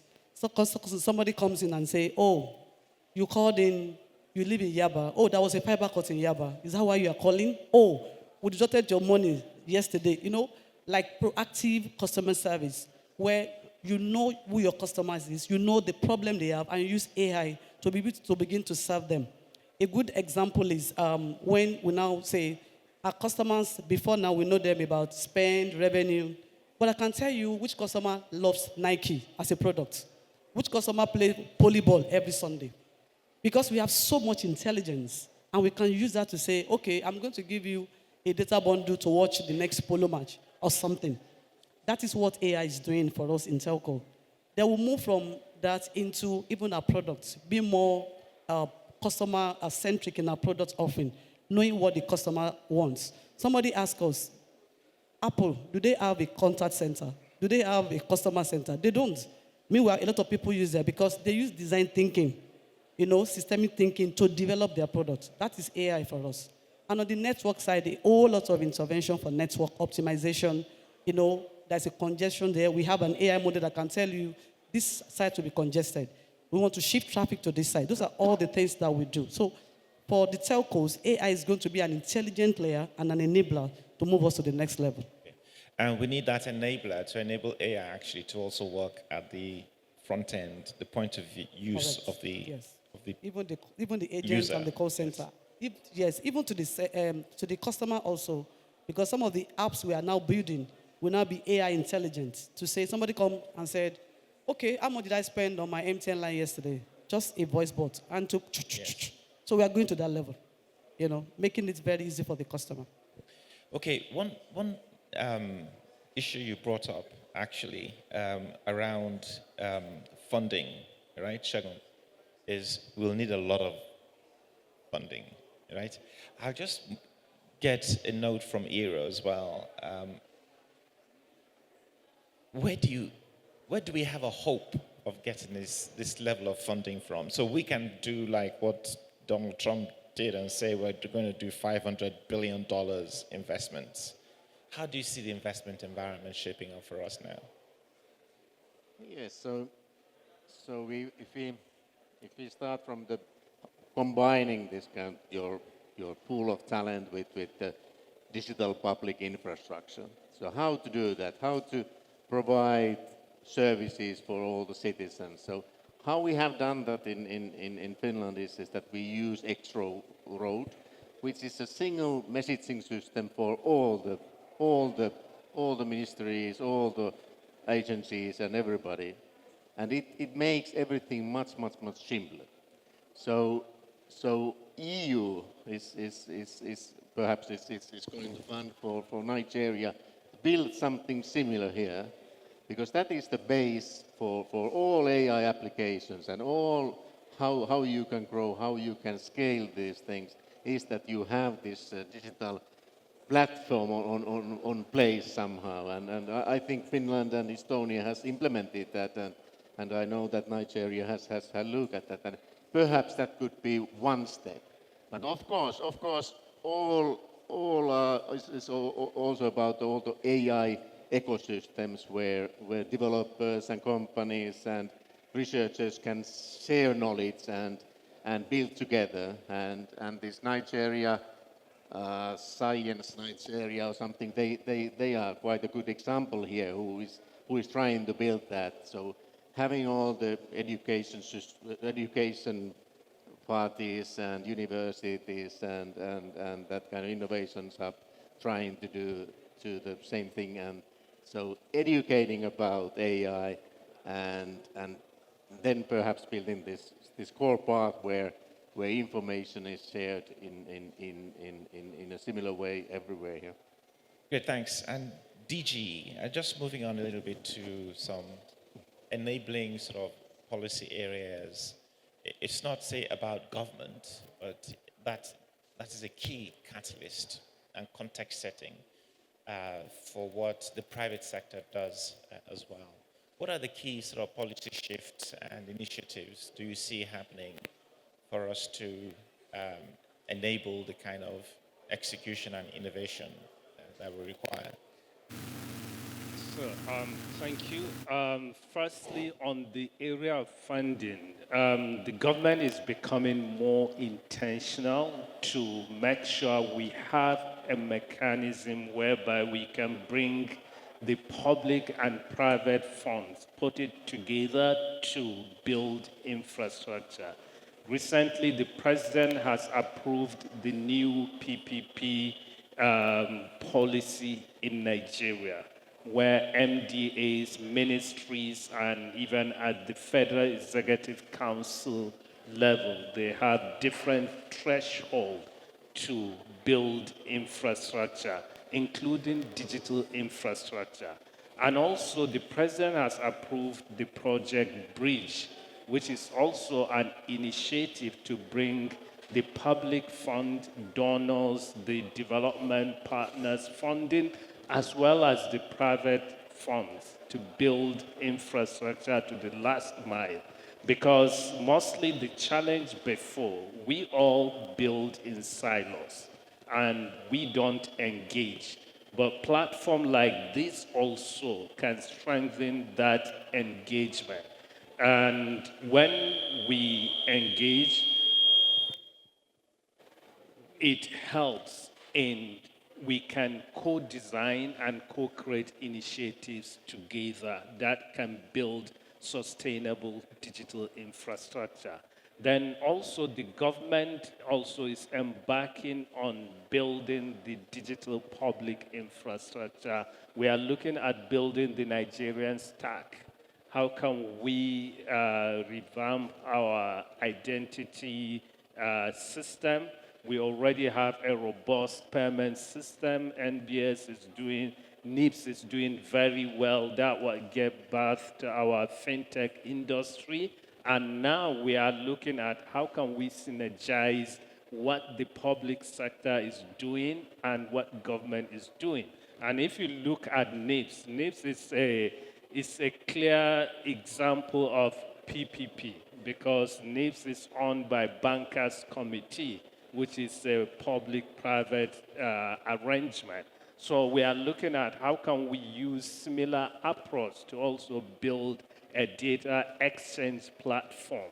So when you have the identity, you have the payment system and data exchange platform, that will help us to consolidate our national digital public infrastructure and have a solid stack where innovators can build different digital offerings to deliver services to people, including AI native solutions. So if we achieve this, we can really address the funding challenge. Then the other area we need to look at is the data and talent. How can we use local data to retrain these AI models we are building? So to get the data also, we need to be intentional, how to capture the data, how to get a clean data and train these AI models. Then we also need to look at the domestic talent. How can we harness our talent? Because we cannot rely on AI models built for developed countries. It will come with unintentional biases, and also maybe it can harm us if we don't retrain it and shape it the way we want it. So this is the only way that we can position ourselves to build a sustainable digital infrastructure that is AI ready. Thank you. Great. You touched on so many points there that if we picked on them, we could speak for a long time on this subject. And it just shows how broad it is. We talked about the need for urgency. So what I'd like to do, given time, give us a time for a couple of questions to come in, is perhaps if you could just summarize in your own context the 20% we need to do to give the 80% impact as quickly as possible. From your perspectives, Russell, how do you see that? And I'll go around the panelists now. Just a quick summary. Quickly, I think we have to, through the practical roadmap that you will need. We talked about people creating large language learning models, and in order to do that, you will need to have data centers that have specific capacity to train those models, and it's unclear to me where the money is coming from to do that. So again, we're back to that question: do we concentrate on small things that enable people to gain skills and do activities that will be useful in the future, or do we concentrate on some large-scale regional AI strategy or some Nigerian AI country strategy? And I'm still not really hearing the very specific things that need to happen. Where is the data center going to be that will train the large language models? Where is the skills that will be available for people to do the work on those large language models, and so on and so forth? So I'm sorry to be the awkward one, but I think there's some quite difficult questions that we're not answering. Thank you very much. Not awkward, sort of insightful and key questions. I'll come around. I think for me, it must be that Africa must invest in its AI, data, infrastructure, and talent. And we must make sure that we retain it home ground. Because the truth is that when it comes to training of AI, you need local data to train it. So that it's powered by Africa, it's built for Africa, within Africa. So private public partnership must come in to fund this in a way that it will be locally owned by Africans. Thank you. Thanks, Paula.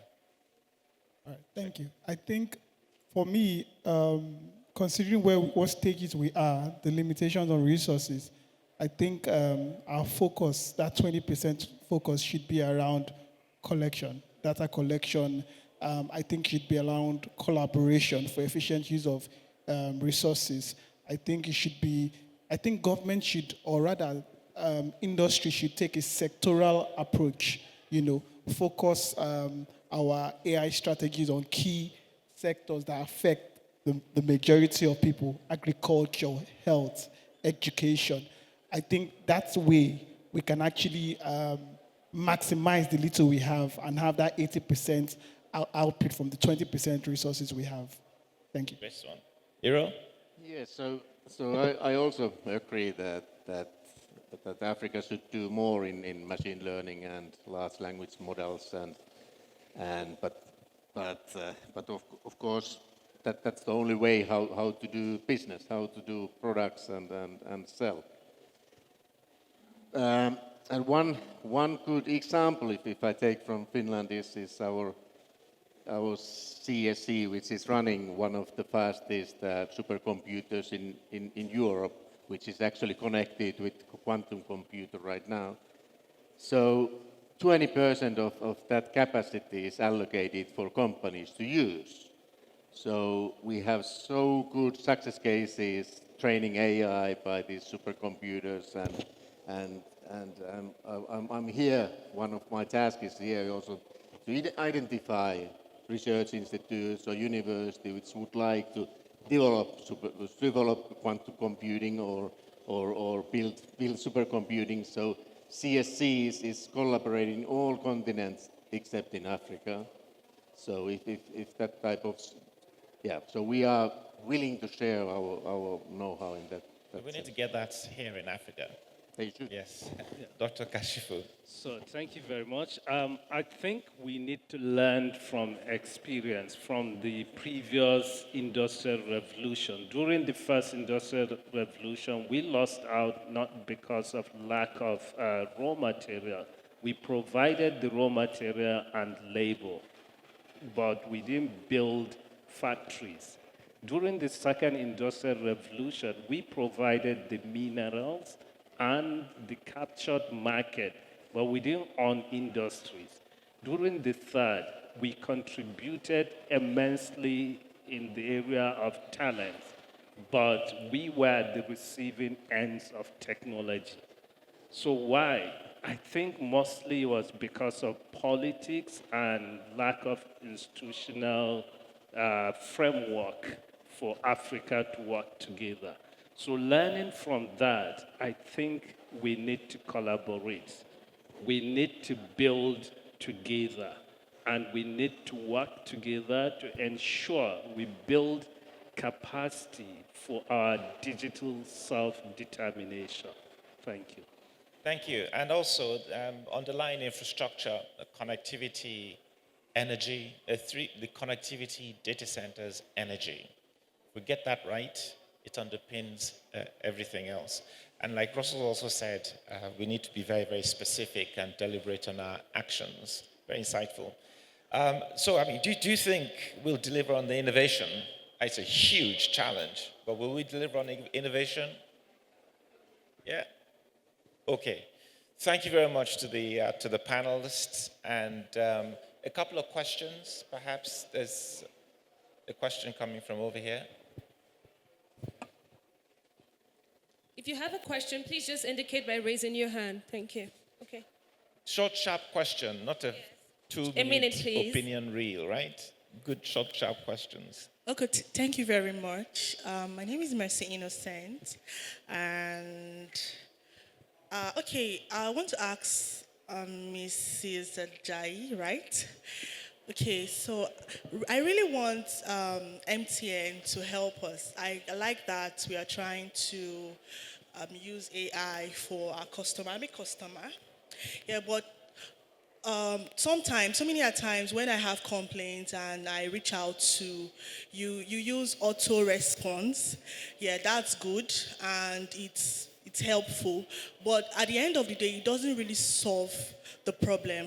Like that thing that has made me lay complaints to you, you keep giving the auto response, and at the end of the day, the problem is not solved. So I really love you to help us do something on that aspect. Really, really, please. Thank you. Okay, thank you so much. We are in the pilot phase for a transactional agentic bot that will not just only give you an auto response, but will do what you need to do. In this Q4 is going to be launched, and that will answer what you have said. Not only auto response, but it will actually do the transaction, complete it for you. So we are piloting it. Thank you. Hello, good afternoon. My name is Remy Ajanifuja from Fronet. The best parts of this for me was from Mr. Olusegun, where he highlighted how far we are from actually catching up with the rest of the world in our ability to develop our own models. Now, my question is, do we try to go back? Because a lot of the problem that the US has currently is being able to reach the capacity, to reach AGI, to reach where AI is able to reach its own potential. So should we try and compete in reaching that potential in building our own models? Or do we go in the direction of where Silicon Valley and the private sector is going in the application of these models, fine-tuning them, and then bringing them to actually apply to our own context here? Thank you. In MTN, we do both. We use OpenAI, ChatGPT, and we build LLMs. Because the truth is, you need to have something that is trained on your local data. So I would say let's do both. We'll learn from people that have gone ahead of us, but we can also now curate it and make it ours. So we have a lot of AI model, both on the ML and all the agentic one that we can use. But anytime you see a locally built model, you speak directly. If I say Ekaro in Yoruba language, because it's Ekaro, I'm a Yoruba person, the way I would say the intonation and the accent, remember when somebody in Spain did Ekaro, and you don't even know what we are talking about. So I would say let's do both, use all the different models and build our own. Thank you very much. I think I get what you also I get the question. I think from a national point of view, how do we capture value within that ecosystem, the supply chain around AI and AI adoption? I think we should focus on that thing that gives us unique value. I'll tell you two areas that give us really unique value today. One is energy. Two is data. We have the numbers. There is very little in terms of, the US, they want to think like we do. You find out, and I'll say it in a very, very, very simple way. Simple example. Take a student from a pretty run-down school in Mushin, take him to the US, and he will do exceptionally well. That intellectual capacity is something we have. It's local to us. And if we could harness this, collect it as data, the world is looking for it. That's two areas for starters. In terms of real-life adoption use cases, like she said, again, we might not have the entire computing or processing power we need locally. So we have to take that out. We have to take our data out, process it. Again, of course, we can build models using their platforms. We'll look for what we add to the value system and milk it for what it's worth. Thank you. And localize as much process. You are going to add to that? Yeah, very shortly. So very recent MIT report shows that 95% of generative AI pilots fails because they are not able to integrate it to the processes. So whole AI project is a change management project. And as you pointed out, Africa has so few legacy systems, so perhaps it would be easier to implement these modern AI solutions in Africa than in the Western countries. Okay, you got one.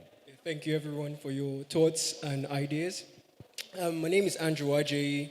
I'm a DevOps engineer. I also want to say thank you, Doctor. I'm a student of the cohort 3 for 3MCT as well.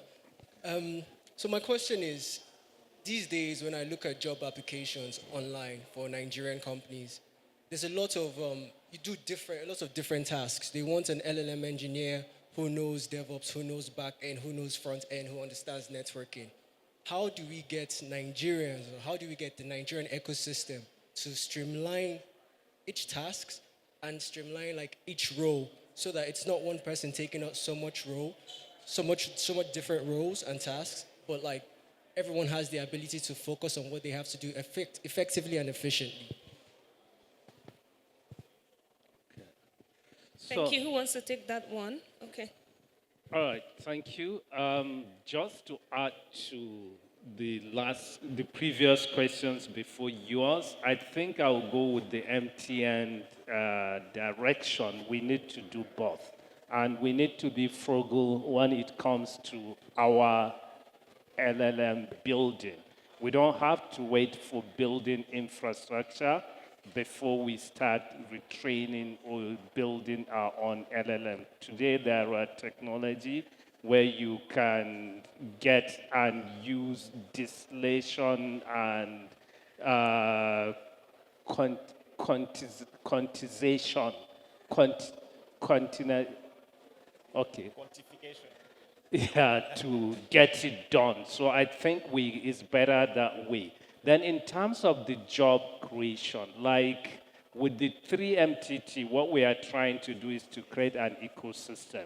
We have the fellows like you who go through the training to learn, and we have the placement institutions and mentors that help to provide mentorship and get job placement for you. But to me, the most important is not just about the role, because the role can change anytime. Because like more than 60% of the jobs we have today, they don't exist 30 years ago. In the next 5 years, most of these roles will change. But the most important thing is for you to build skills that can help you wherever you go. So AI is going to displace many jobs, but it is not going to replace you and I. But it will replace the skills we have today and the processes we use for our jobs. So many tasks will be automated. So the most important is just to develop that skills and also to have that, or to develop the agility for existential survival. When there is a threat to what you do, you should be able to build a different skills to change that job. Thank you. Okay, thank you very much. I think we're out of time. Agility for existential survival. I like that, being very, very specific. The mix of what's our own, Tiwantiwa, and from elsewhere. Let's give our appreciation and applause for the panelists, please. Thank you very much. Thank you so much. Beautiful panel session. Thank you. Please, can you...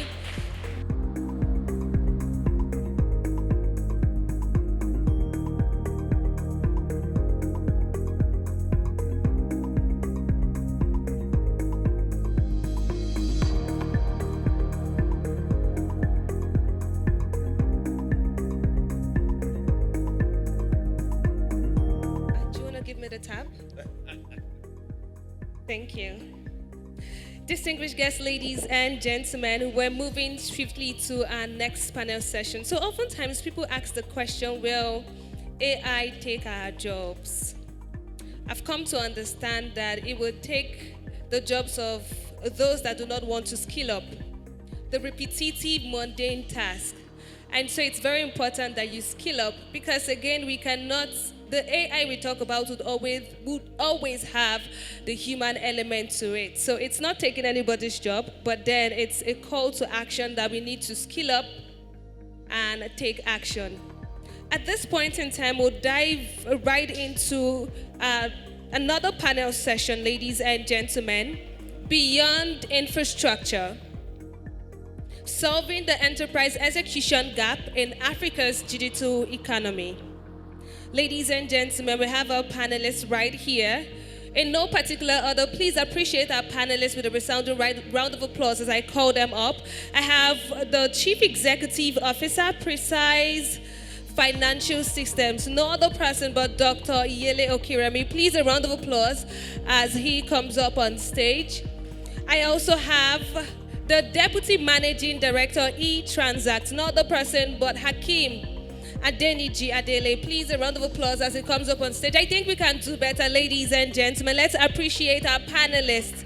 Let's appreciate our panelists. We also have the Regional Account Manager, Vective, not the person but Okechio Swago. Please a round of applause as he comes up on stage. I also have the Group Managing Director, Y Connect, not a person but Dr. Yemi Okiremi. Please, a round of applause as it comes up on stage as well. We're having important conversations here. And to moderate this session, no other person but the Director, Solutions Architecture and Engineering, Equinex, no other person but Oluwashayo Adede Asha Oshademi. Please forgive me if I murdered your name. Please. A round of applause. Thank you. What's the actual pronunciation? It's Osha, Dami.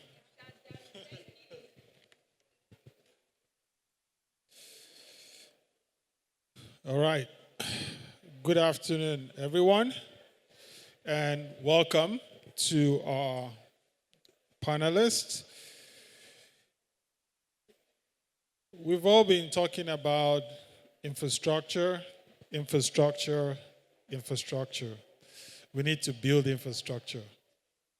But beyond building that infrastructure, how do we solve the execution problem, the execution gap within the enterprise space? Which begs the question, are we really using the best of what we have? So we have our panelists, they're all experts. They've gotten their hands dirty. They've done a lot. They've built. They know what it takes to execute at scale. So we will be hearing from them this afternoon, as we know that the African digital economy is growing rapidly, whether it be in financial services, oil and gas, manufacturing.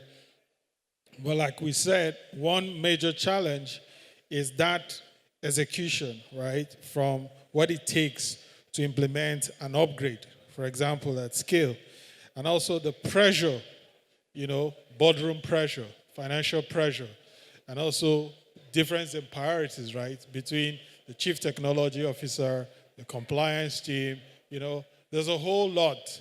So I think this session will be a great one where we'll tap from all of their experience in terms of how they have been able to execute at scale and also what we need to do going forward. So to start, I know we've done the introduction, but we'll start with an opening question, and that opening question will go to all of the panelists sitting here. And the question is, what is the barrier to execution in Africa enterprises? What is the barrier?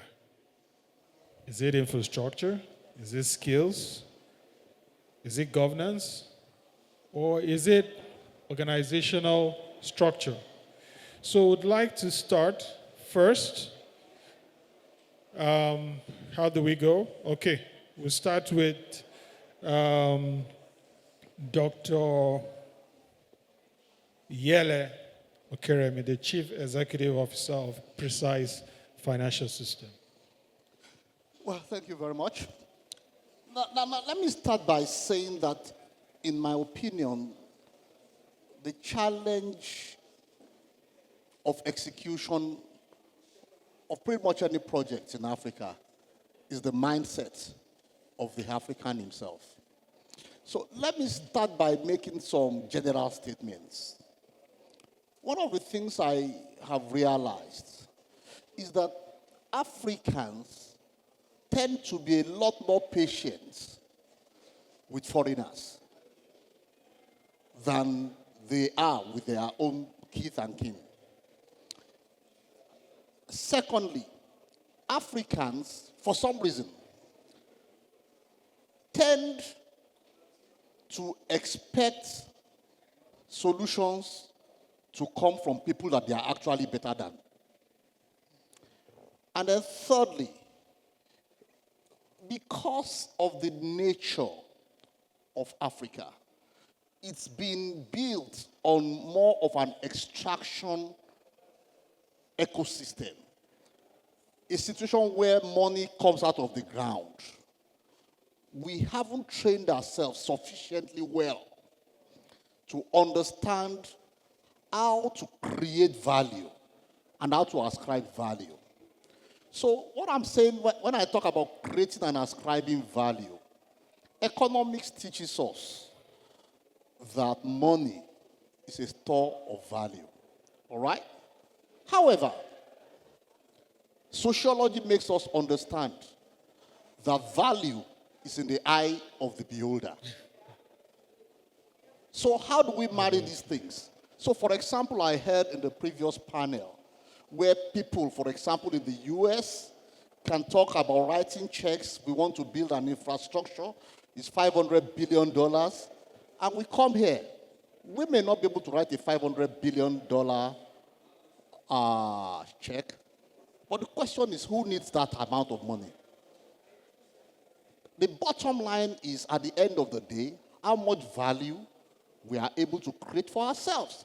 And the way to look at that is to look at those issues that are pending and are pressing upon us and guarantee that we can solve those problems by ourselves and have policies that say, if we are unable to solve these challenges by ourselves, we are happy to partner.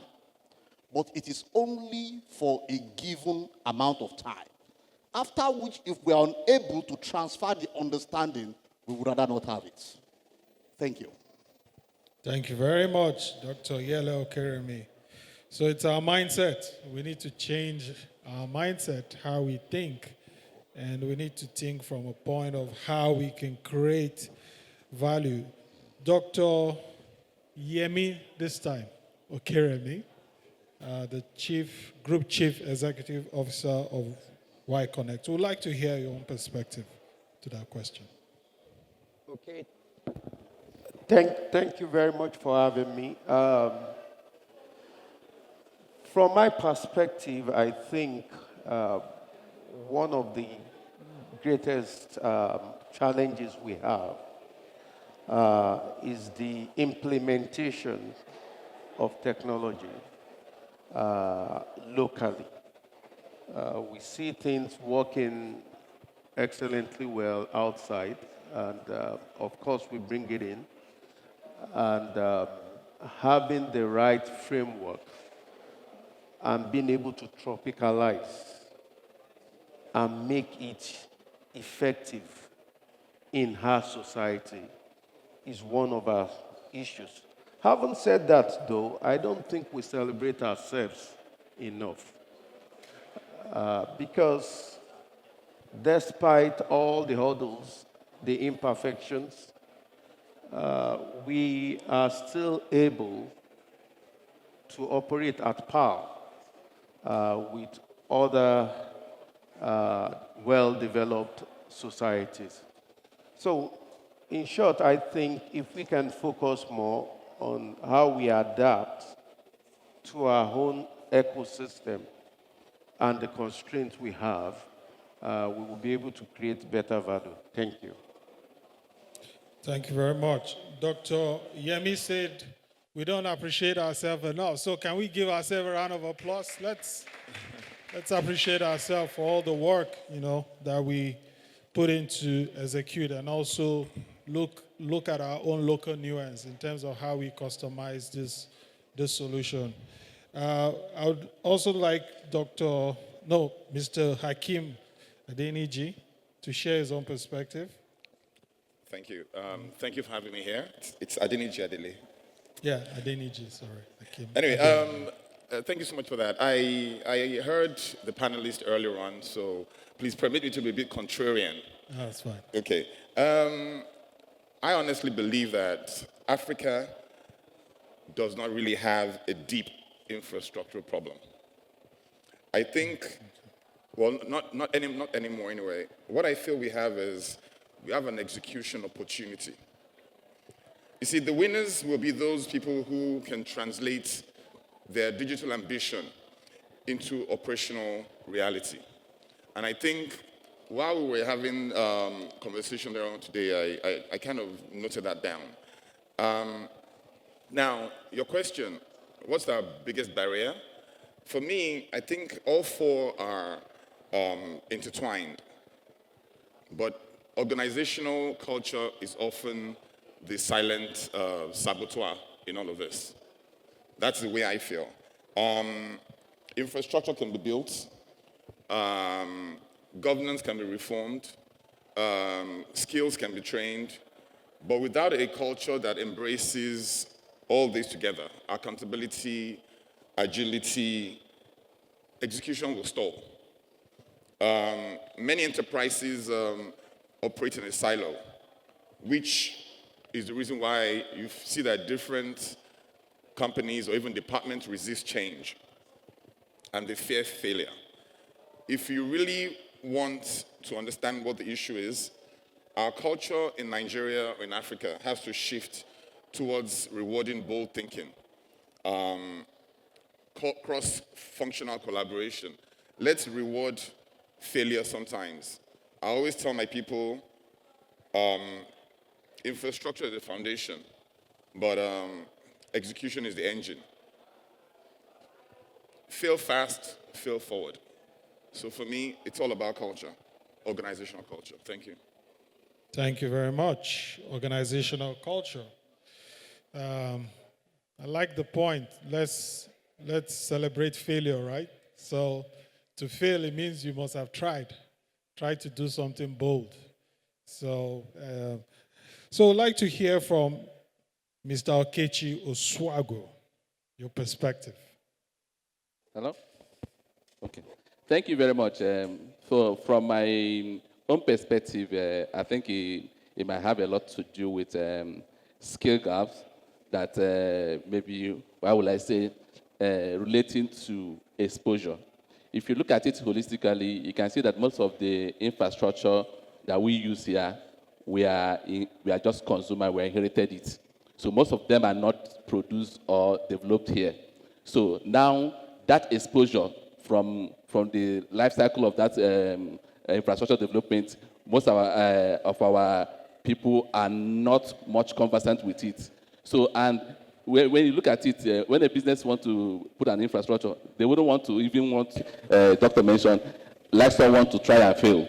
We just want to look at it and get the expert that has already done it before. Please come and just execute this thing. So we don't want to allow failure. So, and that is creating a lot of gap on skills. So that's for me. And again, the second one has to do with collaboration. We have several organizations that have done one thing or the other in the past, but there's lack of collaboration between those enterprises that we don't learn from the mistake of the other. Everybody's playing on its own silos. So that's how I like to contribute. All right, thank you very much. So we've looked at different perspectives from culture, our mindset, how we think, and also lack of collaboration. And all of this are responsible for the failures or the gaps that we see from execution. Now we want to go straight into execution gaps and the barriers that we see in enterprises. So we'd like to hear from the experts themselves in terms of real life, experience, so we can learn.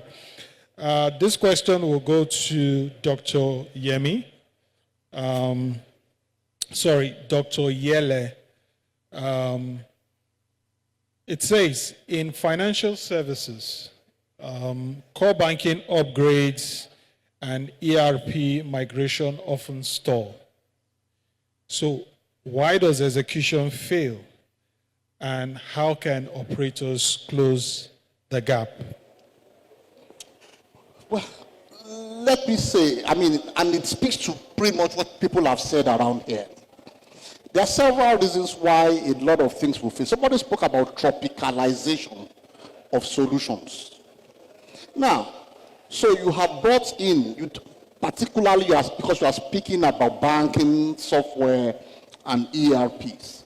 So essentially, what has happened, take a look at the banking landscape and take a look at the financial landscape in Nigeria. Who are the big players? If you are not a Finacle site, you are a FlexCube site. If you don't belong to any of those two, you are a T24 site.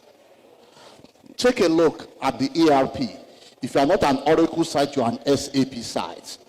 If you don't belong to those two, you are a Microsoft Dynamics site. Who designed all this? For what markets were they designed? Now let me be very clear. Every market has its own peculiarities and its own nuances. So essentially, I stand bold to say that when I became CIO of a bank in 1991, this was one of the first things I said. We are actually paying for solutions that we will never use 70% of.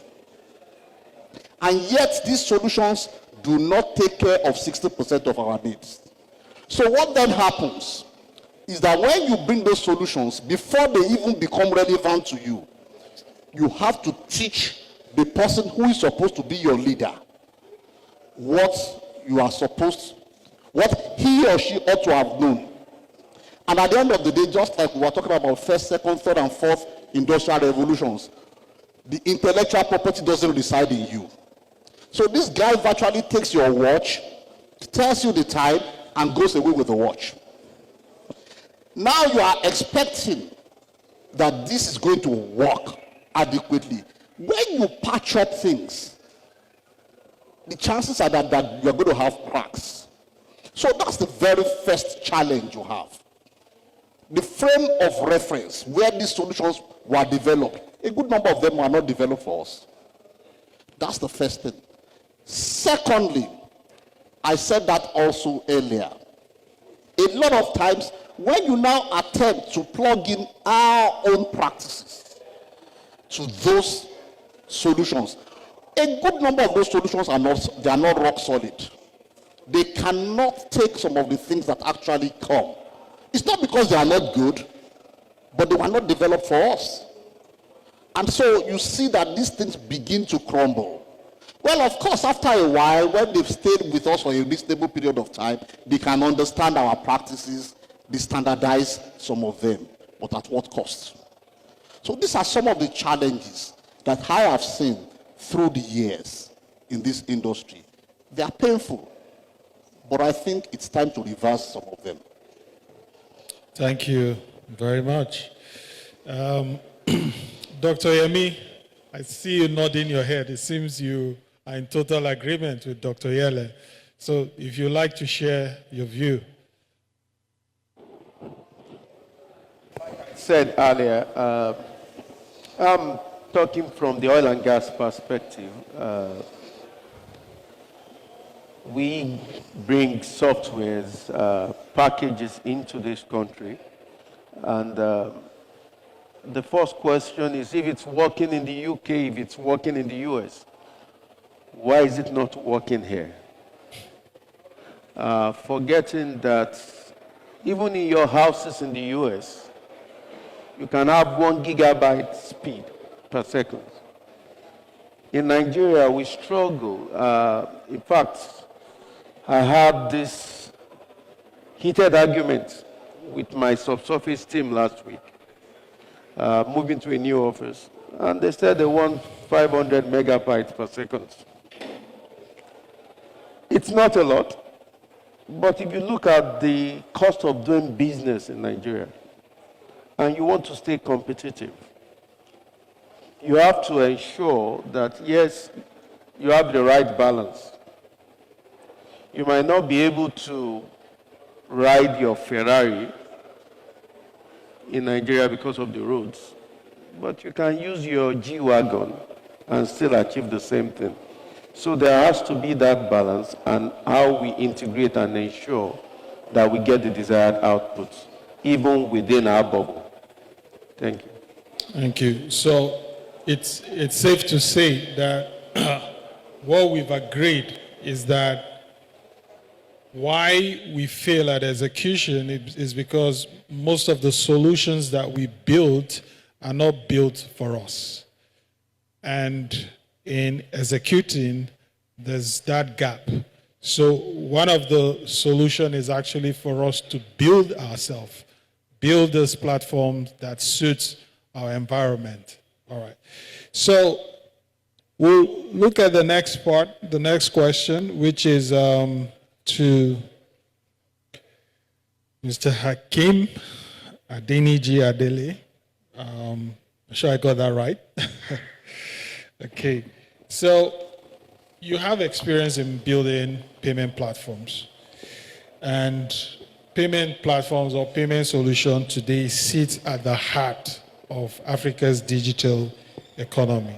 So what lessons have you learned that you would like to share with us in your journey that has helped to execute this digital transformation at scale? Because if you look at the operations, you kind of process millions of transactions, right? So what can you share with us? Yeah, thank you. I have to agree with my co-panelists here. One of the most important things that we noticed was a misalignment between a business strategy and technical delivery. As we said earlier on, what we're trying to achieve and what we're buying, two totally different things. But luckily, I'll give you a real-life example. I work for eTransact. eTransact 20 years ago built a homegrown solution, switching solution, which worked. When it was time to scale, we couldn't. Now, these are the solutions, and these are what we learned. We realized that we did not really invest in change management as a methodology. We also realized that there was a breakdown in what I call monolithic upgrades. We're not agile. We're not facing things in a modular way. We also did not empower our cross-functional teams. So that kind of had issues because there were no shared KPIs between those that were working on those systems. And also, we didn't really adopt DevOps so that we could accelerate delivery and also reduce our risk. Now, we now did we went the other way. We went out and bought a solution, okay, which has been fantastic for us. But we decided to buy a customized off-the-shelf solution, which meant we're part of the whole build process. So what are the lessons learned? Like I said, we started from a very soft beginning in the sense that we were one of the first switches in Nigeria. So it was okay for us to scale. Then over time, we now realize that it's important, if you really want to build something that works, you have to start with the customer, not the code. That is very important. Because every transformation must solve a real pain. Second, you have to build for resilience and not perfection. Okay? And when I say resilience and not perfection, I'm not saying it should be perfect. Or not really something. Build for resilience and not perfection. Again, fail fast, iterate faster, and scale what works for you. The last one for us was invest in people and partnerships. Technology is only as strong as the talent and the trust behind it. Sorry, that's not the last one. The last one is this. Cloud native architecture and API first design are essential for scale. And my favorite word, again, don't digitize, platformize. If you can do that, you're good. Thank you. Thank you very much. Build for the customer, build for resilience, and also cloud native infrastructure. Okay, so we'll go to Mr. Okechi Osiegu. You work for Vertiv. We're seeing a lot of demand, right, coming from the enterprise. They're shaping even how you innovate in terms of how you execute your solution. Now, looking at what artificial intelligence, compliance requirements, a lot of countries are now talking about owning their data, digital sovereignty or sovereign cloud initiative, and also cybersecurity. These are all driving demands. And that's why we're having this huge workload needing a data center solution. So how are data centers adapting to host those workloads while staying effective and sustainable? I know you provide the solutions to the data center. You don't run it, but we can also get your perspective from them. Okay, so thank you very much for that question. And what I normally tell people is the innovations in applications and technologies is fast overtaking the rate of deployment of infrastructure. So most time before infrastructure is fully deployed, that is already outdated. So we need to have an innovative way of getting infrastructure that can adapt to ever-changing innovations in application. So for instance, I just want to give a little analogy. There was a time I was helping one of the colo providers to size data center. So the owner was telling me, okay, you want to build a 20 megawatts rack density. So I told him, no, this is huge, because those days it was like 3.5 to 5 kilowatts per rack. I said, no, don't try this. You're going to waste a lot of your money, this, a lot of power, cooling. He said, no, that he's already seen the future. That is what I want to be. So, but today, if I look back, I laugh at myself. Look at, I was trying to advise myself, see what is going on. So now, to address these challenges, we need to look at innovative way of deploying infrastructure. Now, one of the things we see happening is now building a modular and scalable solution. So if you deploy a solution today, it's not built just for today, it's just built to be scaled tomorrow. So you don't have to have issue of after deploying your data center, you're in a fix of, okay, new application is coming and I'm going to chunk everything here and build another one. So that scalable system is what we encourage people to do now. And again, there's a lot of innovations, especially on liquid cooling, which Vative is championing. So now, when rack density grows beyond something like 50 kilowatts, the traditional cooling system will have, all those air cooling is not going to work. So what works now is a liquid cooling, which have a lot of different ranges of it based on chip cooling, mass cooling, and a whole lot of them.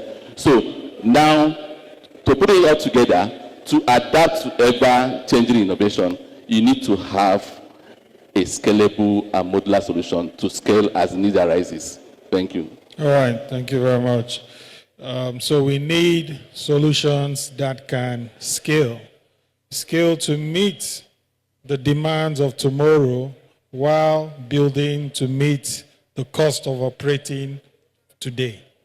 Okay, so now we move to the governance and compliance part and also the culture, what we see within the organization. And this question goes to all, so we'll start from Dr. Yemi and then Mr. Oshiago back to Mr. Kim.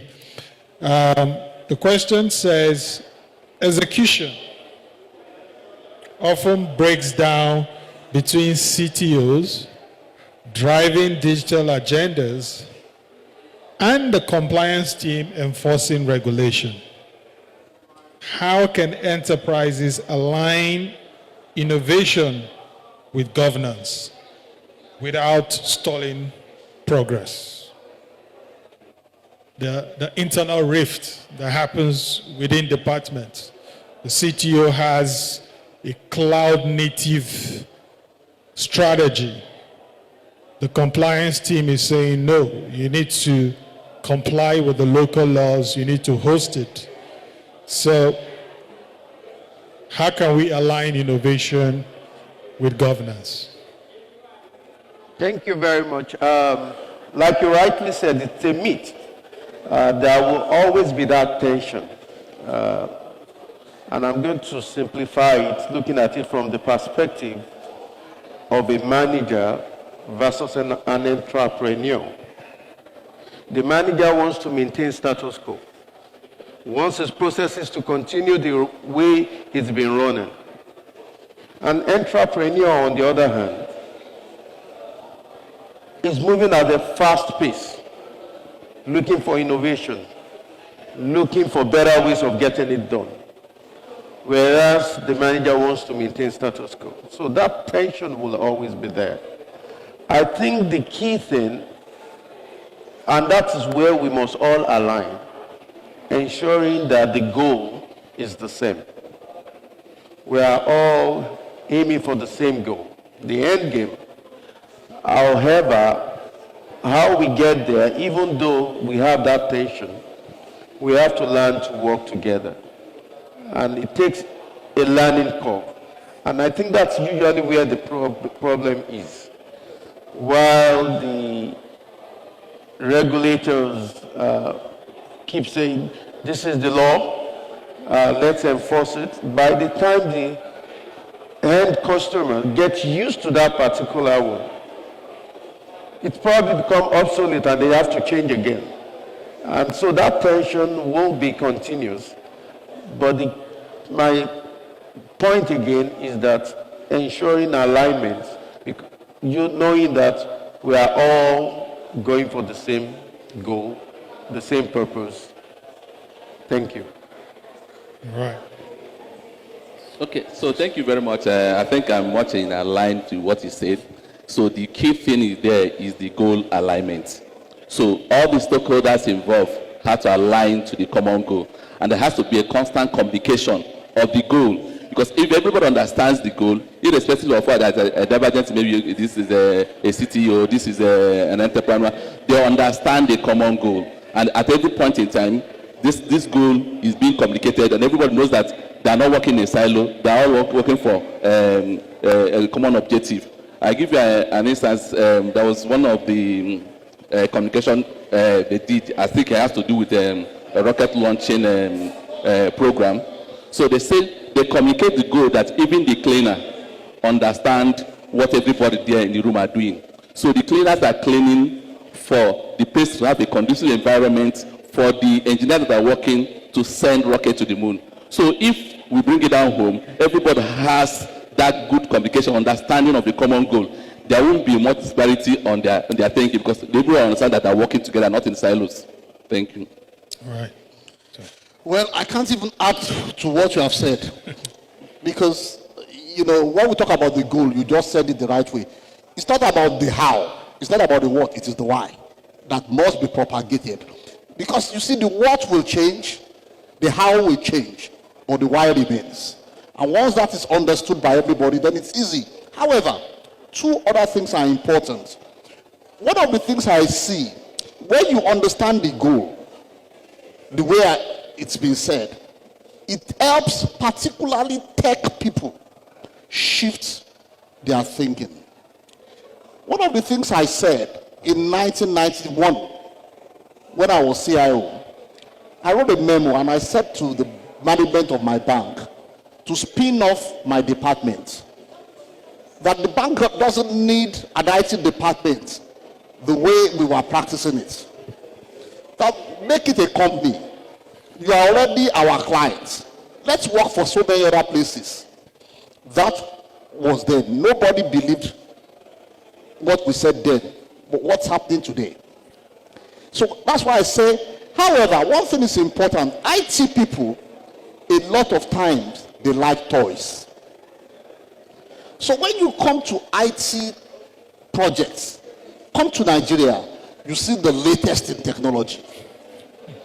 You see the highest in technology. But is that what the business actually needs? These are the questions we ask. Then lastly, is that we need to understand that the modus operandi for a startup is significantly different from that of an establishment. When you are a startup, what are you looking for? You said it, and I was nodding because when eTransact was coming up from Vano, Valentine came to my house and we spoke about these things. So the entire blueprint, a startup, you want agility. You want decisions to be taken possibly by the same person and act immediately. But as you begin to become an establishment, you need to begin to understand checks and balances. But if a startup attempts to put checks and balances in place, it will never scale. So if we understand that it's necessary that that transition will take place, then we will be going somewhere. Thank you. Thank you. Fantastic question, by the way. It's funny. I used to be a CTO for Microsoft, and when consulting for other companies, and we reach out to the CRO or the compliance officer, we used to call them back then. We used to call them Chief Business Destroyer. Why? Because you come up with a plan, and they come and tell you why you can't do it. And you're thinking, what are you on about? Anyway, for me, yes, CTO wants to do stuff. He has his cloud native strategy. top of mind. You have compliance, there's enforcing regulation. Alignment starts with shared language and shared goals, as you said. CTOs and compliance leaders, they must really understand that that governance framework has to be co-designed, or else it will fail. What tends to happen sometimes is that you find out that the governance framework is coming from compliance. CTO is not aware or part of the whole framework, and everything falls apart. There'll never be innovation, or even if there is, it will be restricted, which means they can't really scale. It's also important that they use risk assessments as well, agile risk assessments, to iterate quickly. The other one I'm writing down now here is to embed compliance into their DevOps pipeline. Very important. That's actually the most important to me. You must embed compliance into your DevOps pipelines, so it's proactive. Because if it's not, you find out that the compliance guys are always reactive to what they've come forward with. Then, again, foster a culture of transparency and trust. Very, very important between both. Innovation and governance for me are not opposite at all. I think they're partners for you to have a sustainable execution. Thank you. Thank you very much, all our panelists. Governance and innovation needs to go hand in hand. So that's the summary, right? So we'll be having one last closing questions to all, and in one sentence, just one sentence. We'd like to know what's the single most important step that African enterprises must take to move infrastructure adoption to successful execution. I know we've said it in different ways, but one important step. So this time, we'll start from Mr. Kim and we'll take it to the end. Yeah, thank you. One important step. First of all, okay, in one sentence you said, I think we need to shift from project thinking to product ownership, empowering teams to build, to own, and also to evolve solutions that can deliver real value. All right, thank you.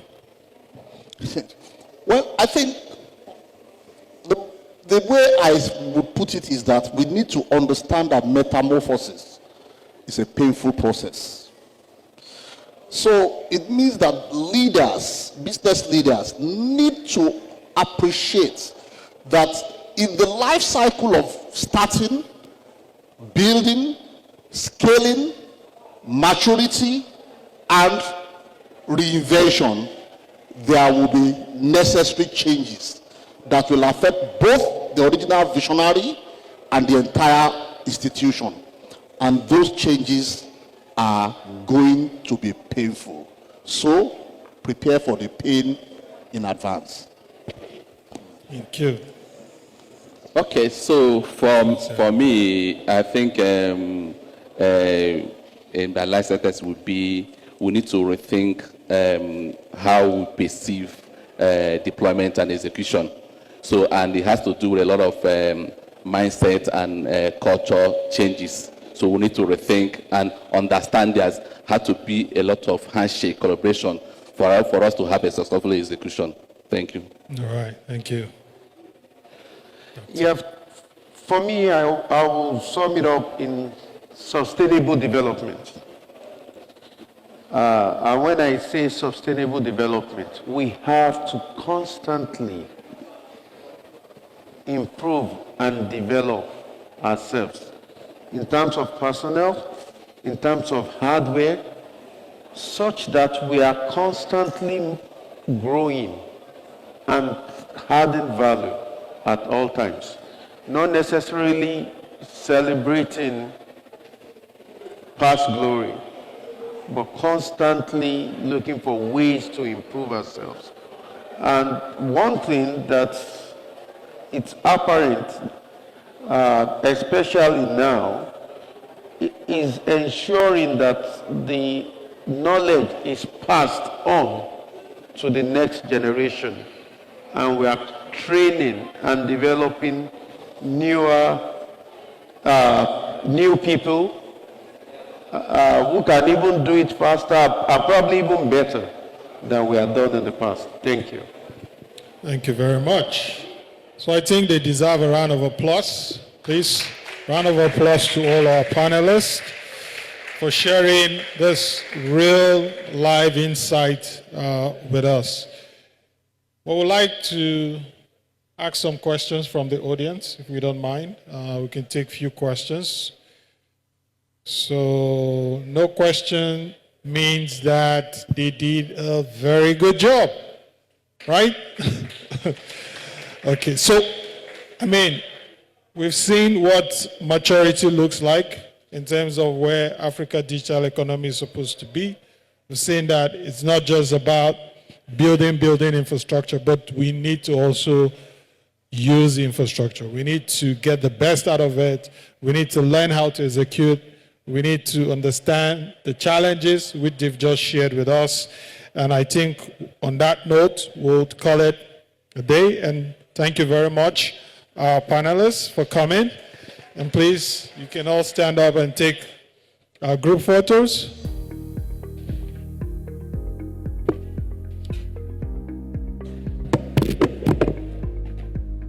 Ladies and gentlemen, distinguished guests, please appreciate our panelists and our moderator for that wonderful session. Would have Temitope join them now for the photo ops. Thank you.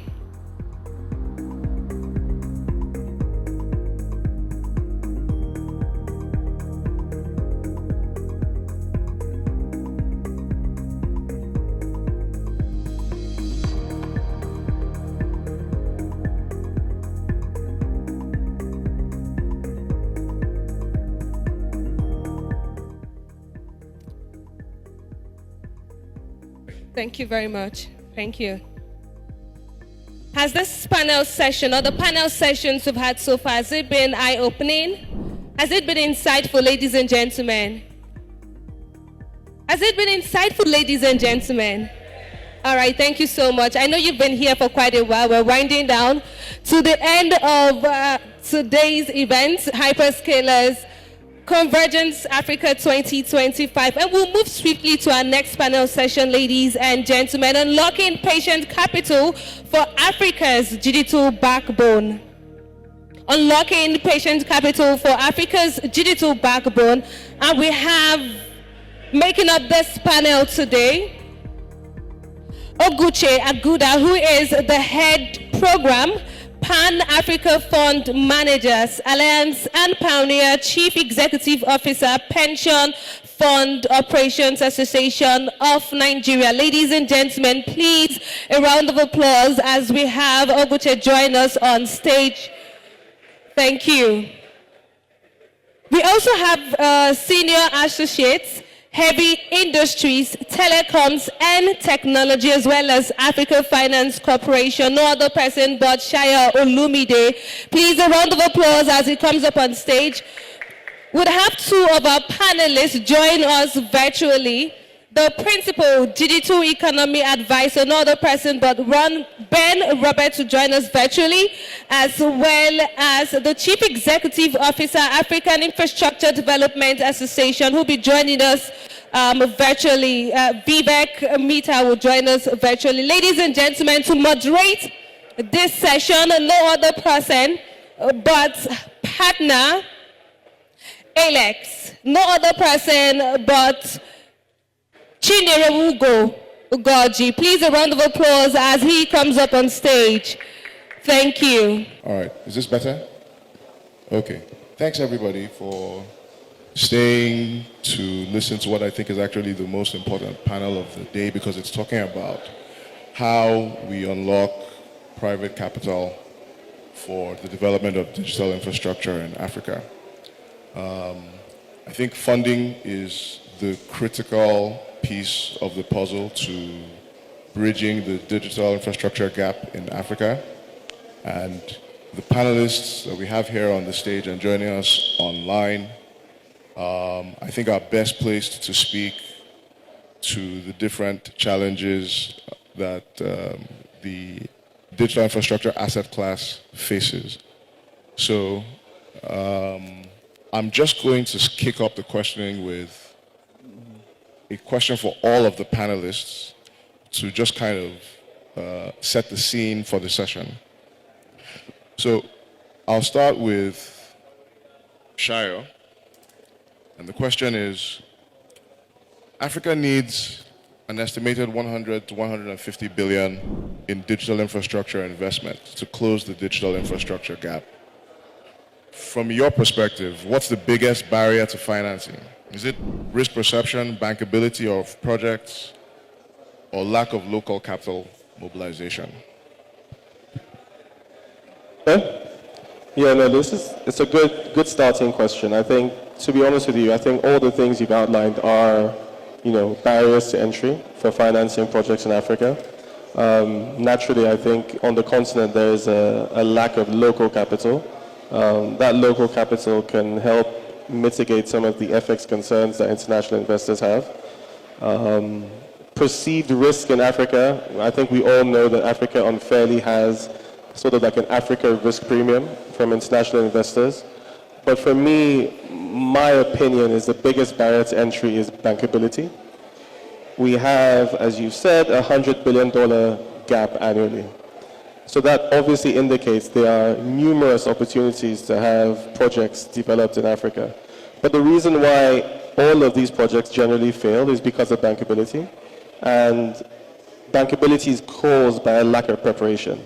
A lot of projects, when they come into the market, they tend to neglect the need to prepare their projects for bankability. And this is via various things, right? It's feasibility studies, getting your land, your permits, working with the right contractors. But most importantly, it's being able to understand the risks and being able to allocate the risks to the proper counterparts. It's one of the things that as an infrastructure investor, any project that you are in contact with, ignoring all the fancy models and everything, it's really a case of, do you understand the risks associated to the project? Once you understand the risk, you can then allocate that risk and then have a bankable project. So for me, the short answer to your question is undoubtedly the highest barrier to entry is bankability. Excellent. Thanks for that response. Uguche, let's come to you. All right. I think it's a bit of all of those. I think there is some perception of risk from the asset owners and the people that manage capital. There's also a bankability problem. There's also a just understanding problem. It's also an emerging asset class, right? It's not something that the local funders are typically used to.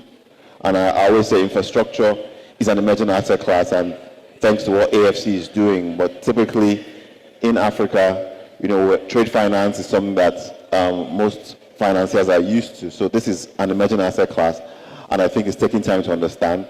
I would say it behoves on both parties, those who are funding, those who are fundraising, to sort of come together and understand, what the dynamics are. Like you said, once the funders understand the risks, then they're able to allocate better. So I'd say it's not one thing. It's a bit of all of those: the bankability, the perception of the risk, the risk involved, the understanding of this asset class. And I think once the parties come together, we should begin to lower that perception of risk and get the funding to this digital infrastructure that is really needed in Africa. Yeah, excellent. I love the nuanced perspective you've brought. Let's go to our panelists who are joining us online.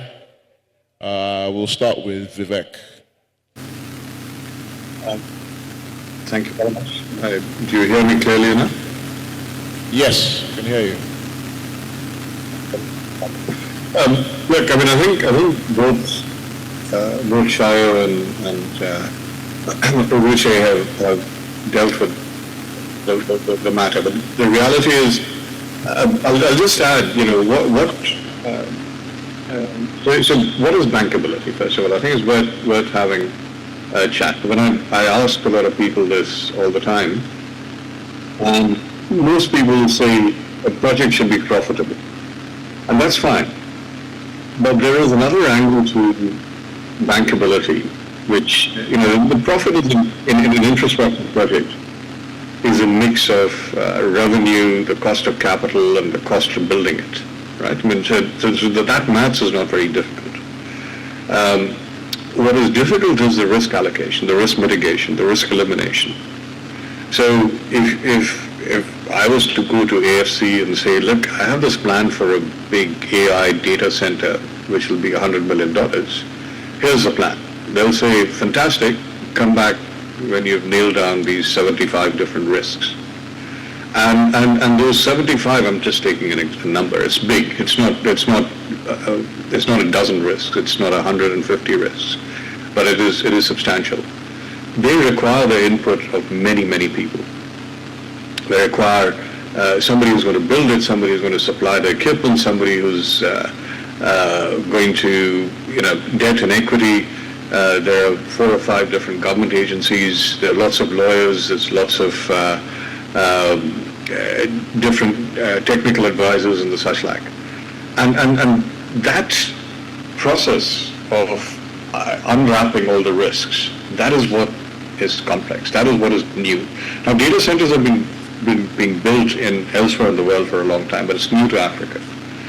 And that is where the challenge comes. Now, this ecosystem of people, institutions that need to come together to unbundle that risk, that requires practice. That's where the repetition is important. And, if a project is going to take 5, 6, 7, 10 years to get off the ground, as energy sector projects do, oftentimes, then that practice never happens. So I've gotten into the weeds on this, but just to add to what the 2 previous speakers have mentioned, that we should look at. So there is always a risk perception. People from afar will not know the difference between Lagos and Luanda, for example, or Morocco or Madagascar. I mean, that perception is always there. But the more we have a practice of successful projects, getting to financial close and then investors getting paid back, that will reduce over time. So hopefully that gives you a little bit of sense. Yeah, thanks, Vivek. And let's wrap up on this opening question with a response from Ben. Ben, can we get your perspective? Hello. If you could repeat the question, because I have just joined. I've just landed in OR Tambo. So if you could repeat the question, that would be superb. Sure. So the question was, Africa needs an estimated $100 to $150 billion in digital infrastructure investment to close the digital infrastructure gap. From your perspective, what's the biggest barrier to financing? Is it risk perception, bankability of projects, or lack of local capital mobilization? I think it's all of the above to some extent, right? I think that certainly local capital should be going more, particularly pension funds and other things. You look at globally, data centers are being funded by pension funds and REITs and other things, and that is not happening in every part of Africa. But even when it does, even when local banks are putting lending in, it's very expensive. Yeah, I mean it's almost too expensive to be doing infrastructure projects when you're borrowing at 17, 18% from local banks. So it's a piece of that. But obviously, when it's come to digital infrastructure, it's largely been private capital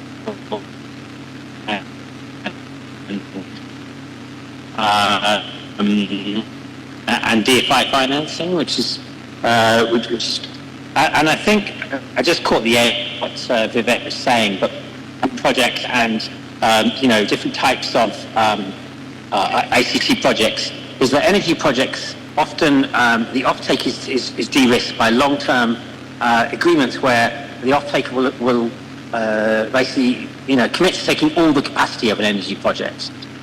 Where if you are building a data center, you tend to overbuild the capacity versus what the immediate customer needs are.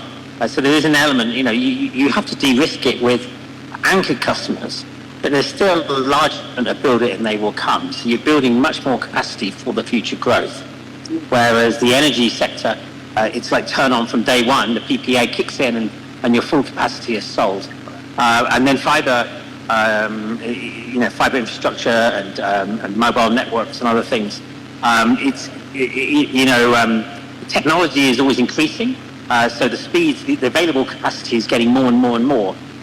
So even as you get offtake customers at the beginning, you never sell the full offtake capacity of a subsea cable or terrestrial cable or any other types of last mile networks. Even building out fiber to buildings, you don't get full uptake. You don't get every customer, every single building and every customer connecting.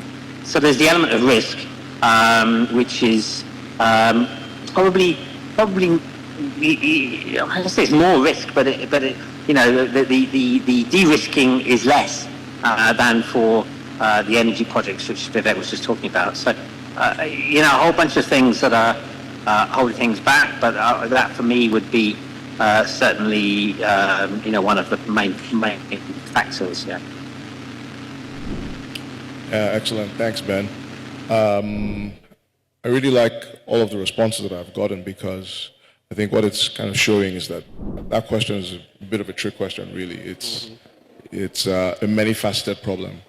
So let's dive into some of the specifics now. Uguche, you didn't mention, or maybe you did, just in passing, the question around how to unlock local capital, of which there is a lot, actually, and you'll know this better than anyone. There's about 20 trillion plus under management by pension funds in Nigeria, and very little of that is being allocated to infrastructure. Even infrastructure as an asset class, not talk of digital infrastructure as a subset.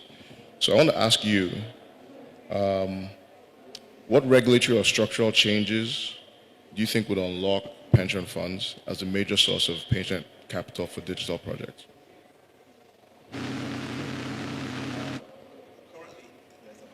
1% of that 24 trillion plus invested in infrastructure.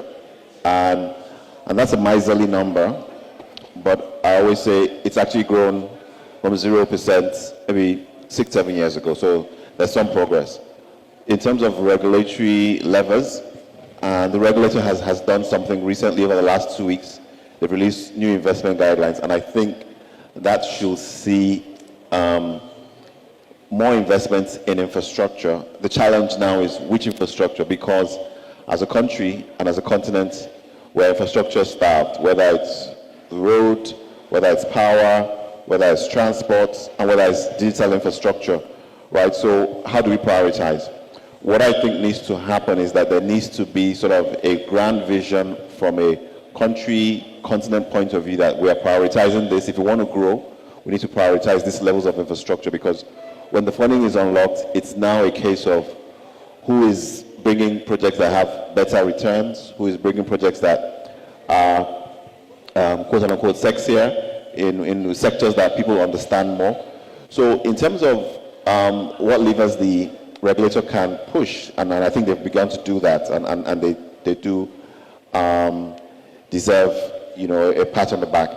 Number one is reducing the allocation to government securities. So pension funds have been accused in the past of dumping in government securities and with little risk. So the allocation was before about 60%, and the regulator has reduced it to 40%. So what they're saying is that you have to have a maximum cap of government securities. So if you reach this maximum cap, you now need to look for other asset classes.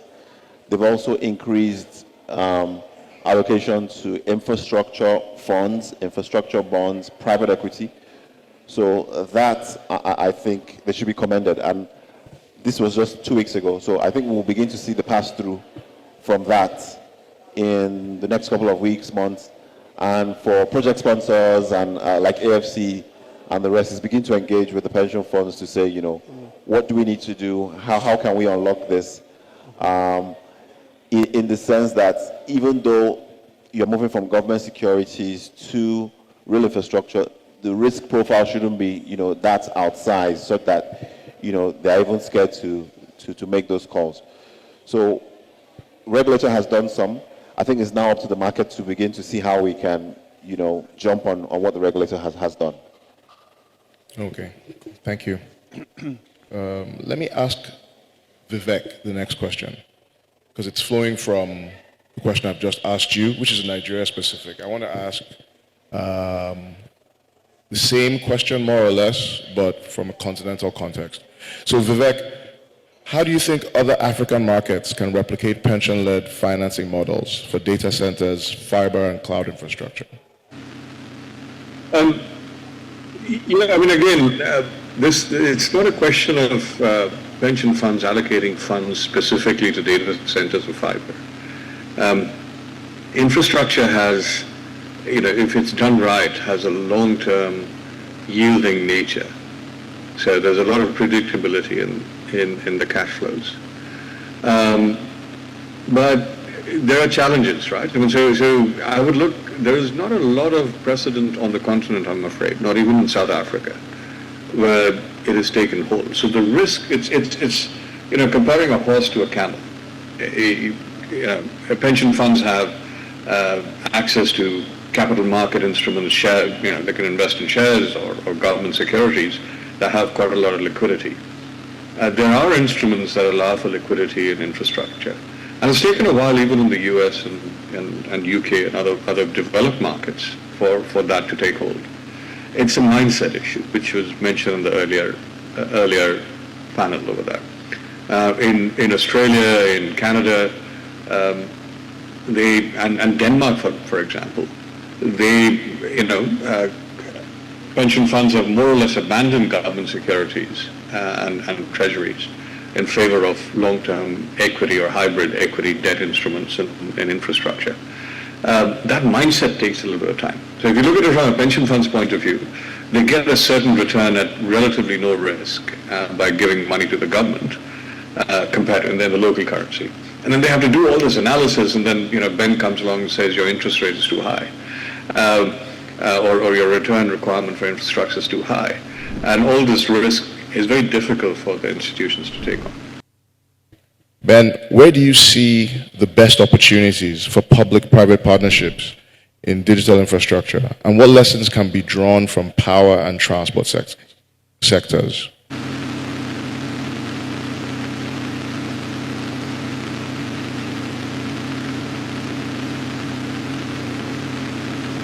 There's some background noise.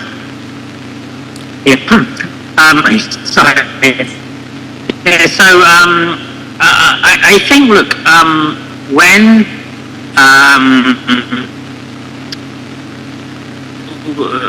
people started building out, particularly fiber and subsea cables and data centers, we started building out all of these things.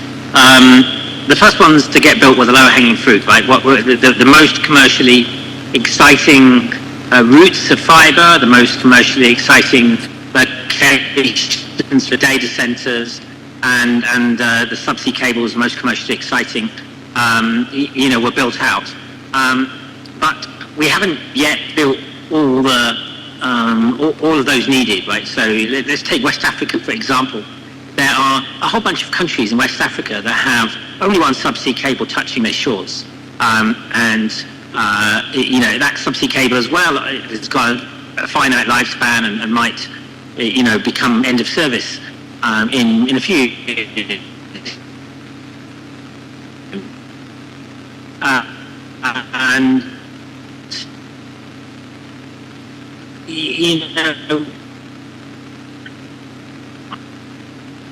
I've been involved in looking at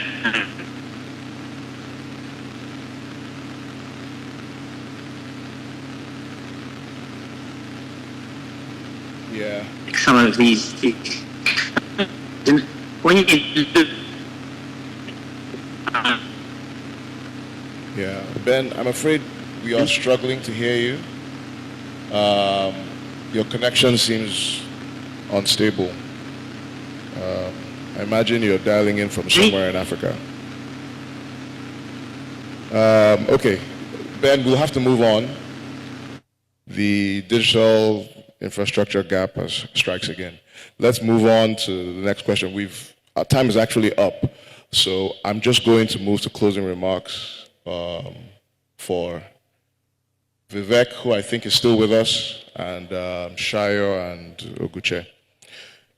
Just give me in one sentence, what is the single most important step Africa must take to unlock the next $100 billion for digital infrastructure? Shayo.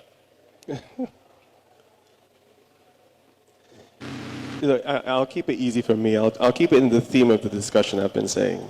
The single most important thing that Africa must do is build bankable, scalable projects. We have a $100 billion gap annually. We're not going to plug that gap financing 100 projects a year. We're going to plug that gap financing several bankable projects that are scalable to meet future demand. Excellent. Oguche.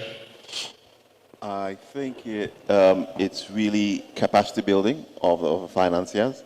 I think once the financiers understand the sector, are comfortable with the risks, and their de-risking mechanisms, then I think the financing to that sector will grow. Okay, so de-risk. Vivek? A single word is, to de-risking and bankability is revenue. We need clear paths to revenue for these projects. And there's a big distinction between projects that are able to demonstrate that, where the teams have a vision on how to create revenue. Build it and they'll come as a philosophy doesn't work. The intermediated philosophy of approach of signing long-term contracts with utilities that can't pay their bills and do not pay their bills, and then trying to enhance that credit price doesn't work. So single word, revenue. Thank you, Vivek. And Ben, if you can hear us, your thoughts? I can hear you, and sorry to have lost you just now, but I mean, perhaps to build on that, in order to get revenue, we have to have the basics of services working, right? And the fact that I can be in Africa's biggest and busiest airport and the Wi-Fi stops working for 30 seconds while I'm on a video call is a demonstration of some of the sorts of things. We have to really make sure that the services are working in order to make people want to use what Vivek is talking about. So, ultimately, whatever services we develop from having the digital infrastructure, they have to, be useful to people in whether they be businesses or citizens, and they have to work, and that has to then become something that people will happily pay for. I mean, I wouldn't have paid for this Wi-Fi; I got it free, but I'm not very happy with the service. Yeah, well said, Ben. Thank you. Okay, we will just try and wrap up with a few questions from the audience. So if there are any questions, can you just raise your hand? I think there's one in the back. We'll do it quickly. Yes, I know. Yeah, but we have.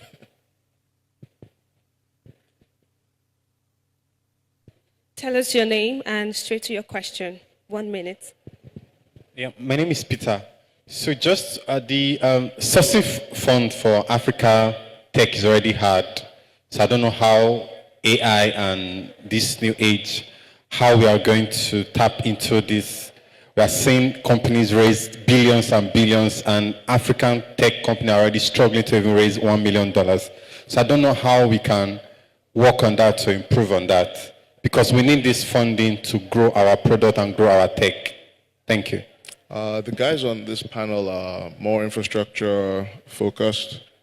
Not sure we can try. We have the capacity, but We'll try. We'll try. We'll try. Look, I think it's a good question. One thing African entrepreneurs have to be able to focus on is building solutions to solve for African problems. I know the buzzword in Europe and the US right now is AI, and that's how, European or American companies are raising money. They're raising money on the back of AI. If you want to raise money for an e-commerce business in Europe now, it's not attractive. But if you say it's an AI e-commerce business, you raise 100 million. We don't have an AI issue now, so our founders need to focus on solving for African issues. And they've done that well, right? They've done that well in the fintech space, right? We've gone leaps and bounds in how we've solved for financial inclusion by solving for a very Africa-focused problem. We didn't try to solve for a problem in the US with our financial inclusion issues here. So it's a catch-22. I understand that right now, if you're trying to raise money abroad, they're kind of focused on AI. But I think ultimately our founders have to remain strong and focused in what they're solving for. There is capital, coming into Africa to solve for those issues. They just need to be patient and look for the right partners who are willing to go with them along that journey. So, in a nutshell, you just have to find the right partner to be able to raise the capital. Excellent. Thanks, Shai. I hope that answers your question. We've been told time is up and we have to wrap the session up. So I will just say a very big thank you to all of the panelists. And thank you to the audience as well for staying this long to hear them speak. Good afternoon, everyone. Ladies and gentlemen, distinguished guests, please a resounding round of applause for our panelists. And our moderator would now invite Temitope to join them for a photo session. Thank you.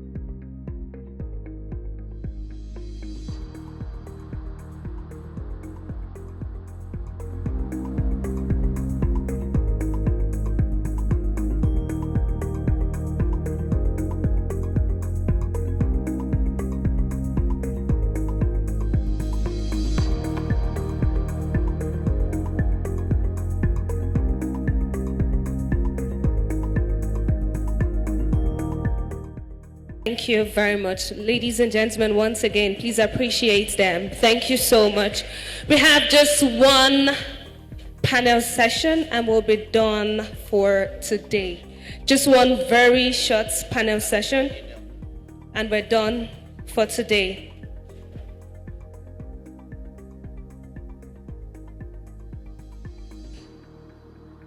The last panel session for today's event is Shaping Africa's Digital Future, Policy and Regulatory Framework for Accelerated Growth. And to talk to us about this topic today, I would love to respectfully invite the Director General, he was here earlier, the Director General, National Information Technology Development Agency, needs that no other person but Dr. Kashifu Abdullahi. Please, a round of applause as he comes up on stage. Thank you so much. Thank you. We really appreciate your presence here today. We also have representing the Chairman, Association of Licensed Telecommunication Operators of Nigeria, Engineer Benga Adebayo, is Dayo Oketule, who is representing the Chairman, like I said, Association of Licensed Telecommunication Operators of Nigeria. Please make welcome Dayo as he comes up on stage. Oketola, thank you. Dayo Oketola, thank you very much. Moderating this session, another panelist that we have is the General Manager Technical ICSL, no other person but Tinuade Oguntuyi. If I got that correctly, please appreciate her as she comes on stage. Thank you very much. And moderating this session is no other person but Finance Director. I'm talking about Osinachi Ibeneme. Please a resounding round of applause as he comes up on stage. This will be the final session for today's event. Thank you so much, ladies and gentlemen, for your patience. Thank you. I think we'll go straight into it. It's really a pivotal moment in Africa and in the world as the world continues the race towards digital emancipation. So I'd like to start with you, DG, sir, if you don't mind. The race towards AI is on, and sometimes the question is Africa being left behind? How ready are we in Africa, in Nigeria, in Africa, for the AI revolution? What are your thoughts? Thank you very much. Thank you for having me once again. I think for me, Africa, our focus should not be about the rest. It should be about how can we harness AI and benefit from it. Because there is always this, either to move towards the west or east. But I think we should be at the middle to bring the west and the east to help us achieve our goals. Because sometimes if we said we will just lock ourselves with one technology, we are not helping ourselves. So as Africa, we need to look at our potentials. We need to look at how technology like mobile technology helped us leapfrog, create markets, and create wealth and prosperity in Africa. AI is going to be more powerful than the mobile revolution. So how can we harness it? Then we need to look at what are the foundational infrastructure we need to have in place. What kind of policies do we need to have in place? And what kind of skills do we need to build? So one of the big challenges we are having in Africa is policy fragmentation and uncertainty. That's why most of the big techs are not willing to come and invest and build infrastructure in Africa. But do we have to wait for them? Can't we build it ourselves? We have proven to the world we can do it. During the mobile revolution, the digital payment system, we led the world on how to build these systems. Because I know when we started using smart ATM card, they are using the magnetic ones in most of the developed countries. When we started using instant payment more than 15 years ago, they were struggling with T+3. Just 2 years ago, I was in the US. One of the big technology companies was pitching to us instant payment solution. Then I told them, we have passed that one.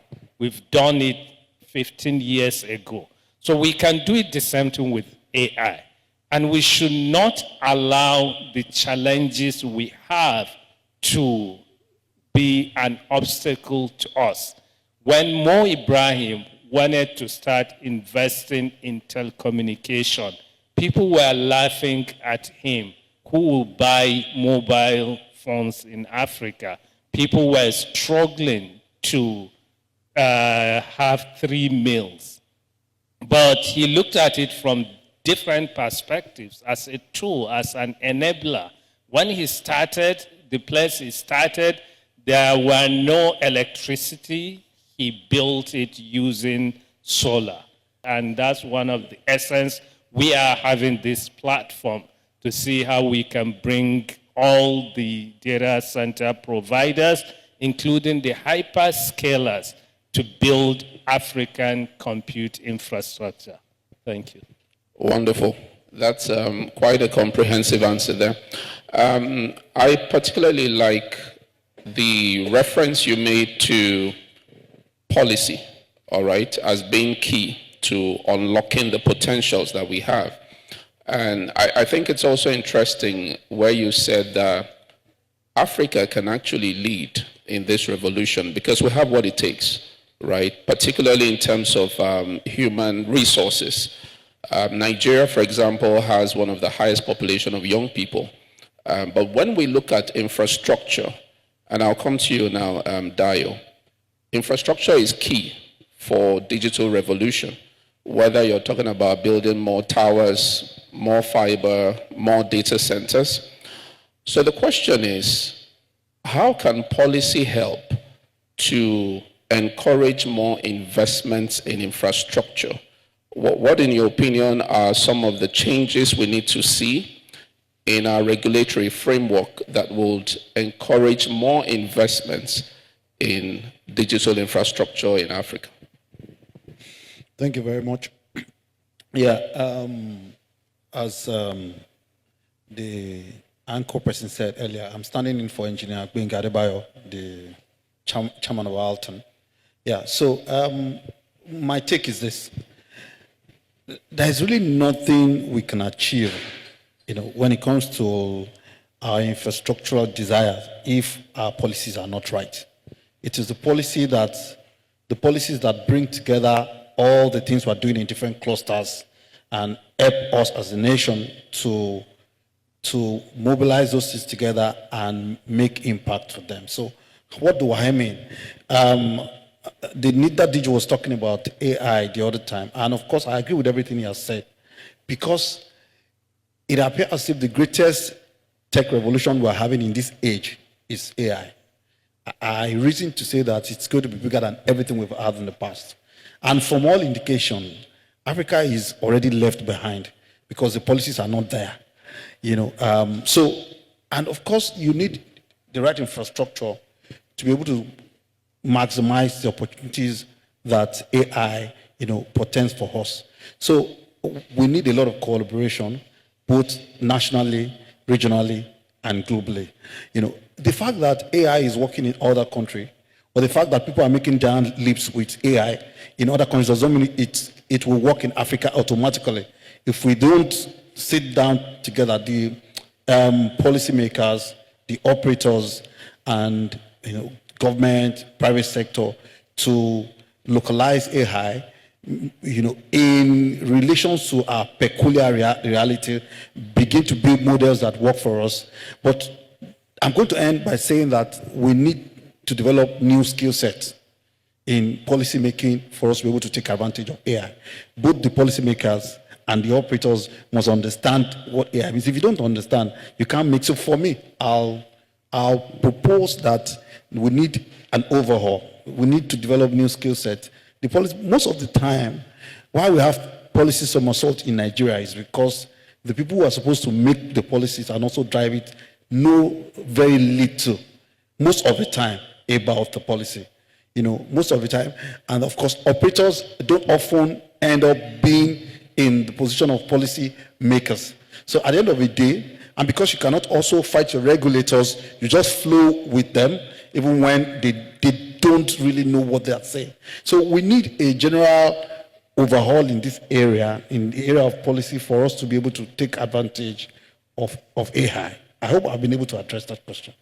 Yes, thank you very much. What I hear you say is there's need for education, even for the policymakers, because you need to understand what you need to regulate in order to make that impact. And I'll come to you now, Tino, because there's something Dio mentioned that I want us to hone in a little bit on. And that's with regards to public-private partnerships, all right? Clearly, there's a lot of work that the private sector is doing in this area. But what, in your view, can and should we see more of in terms of public-private partnerships that will help us to drive the unleashing of this digital revolution? What will be a recommendation in this area? Okay, thank you very much, and good afternoon once again, everyone. I think I have gone ahead to modify the private and public partnership beyond that to also add the civil society.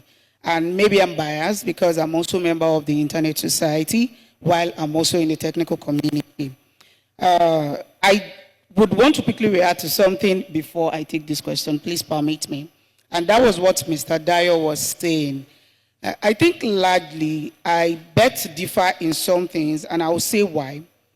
I think largely all over the world, there is always this conflict of policy and technology being like an advancement or when it emerges.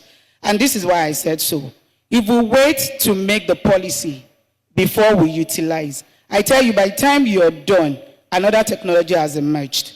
So I think it's always safer that the synergy comes right from the beginning. If something is emerging, bring the ones that are the technocrats, for instance, and bring the government or the regulators or the policymakers to say that this is the direction AI is going. And these are some of the things we look out for. Whether we like it or not, OpenAI coming like 2022, all we are saying now is not what we're saying as at then. So there was no way there would have been a policy that would probably capture everything. Having said that, I'll come now and streamline it into the private and the public and the civil society merging together and coming together. When we synergize, then we align thoughts. When we isolate, then we have diverse, and that is why it looks like there are too many silos. If government comes and say, oh, AI is everywhere, what is the direction? Policymaker, come into this room, the regulatory body, you're there. Private sector, come into this room. The people that take this even to the communities that naturally we don't. Do you know how many schools in Nigeria that it is civil society that takes digital literacy to?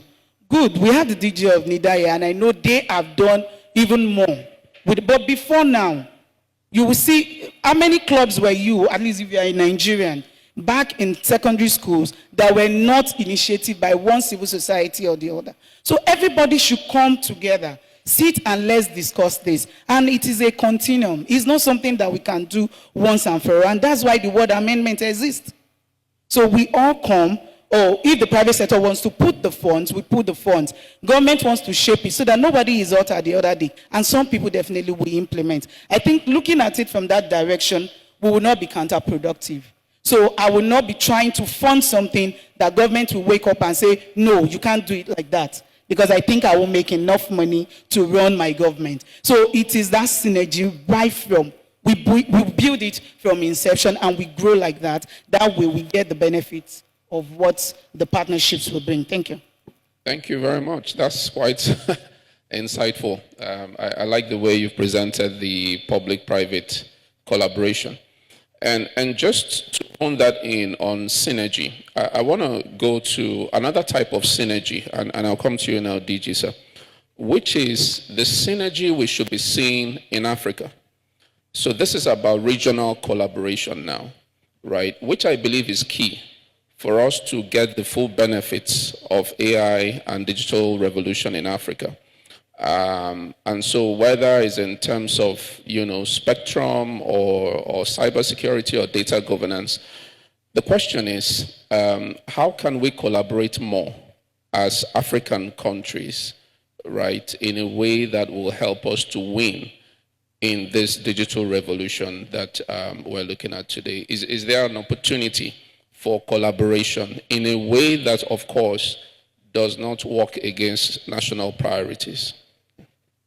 So thank you very much. Let me just echo what Dayo said before I respond to that. We need to change the way we see policy making. And also, as an ecosystem, we need to reinvent our social contract. Policy making is beyond just government officials sitting in the office using armchair theory to come up with policies. We need to make it a collaborative way of doing things. Because when you are making policy without having the builders as part of it, you will never get the desired result. That policy will end on the shelf catching dust. So to reinvent that social contract, what we are doing at NIDA, we came up with a framework. We call it Intelligent Regulatory Framework for you to make a policy or regulation, you need to be aware of the industry. You need to carry everyone along. You need to be intelligent. You need to have enough data, and you need to develop agility. When you get new data, you should be able to change the direction of that policy. And you need to be dynamic. You need to adopt new things. You need to change quickly and so on. So to achieve this, you need to have all critical stakeholders on board to design and co-create that policy. The typical example is how we develop our national AI strategy. Was developed through a collaborative framework where we brought all Nigerians with AI background into a room to design that strategy. And also we carry the civil society organization, academia, everyone. So that's the way today we design policies. So we look at ourselves as an ecosystem.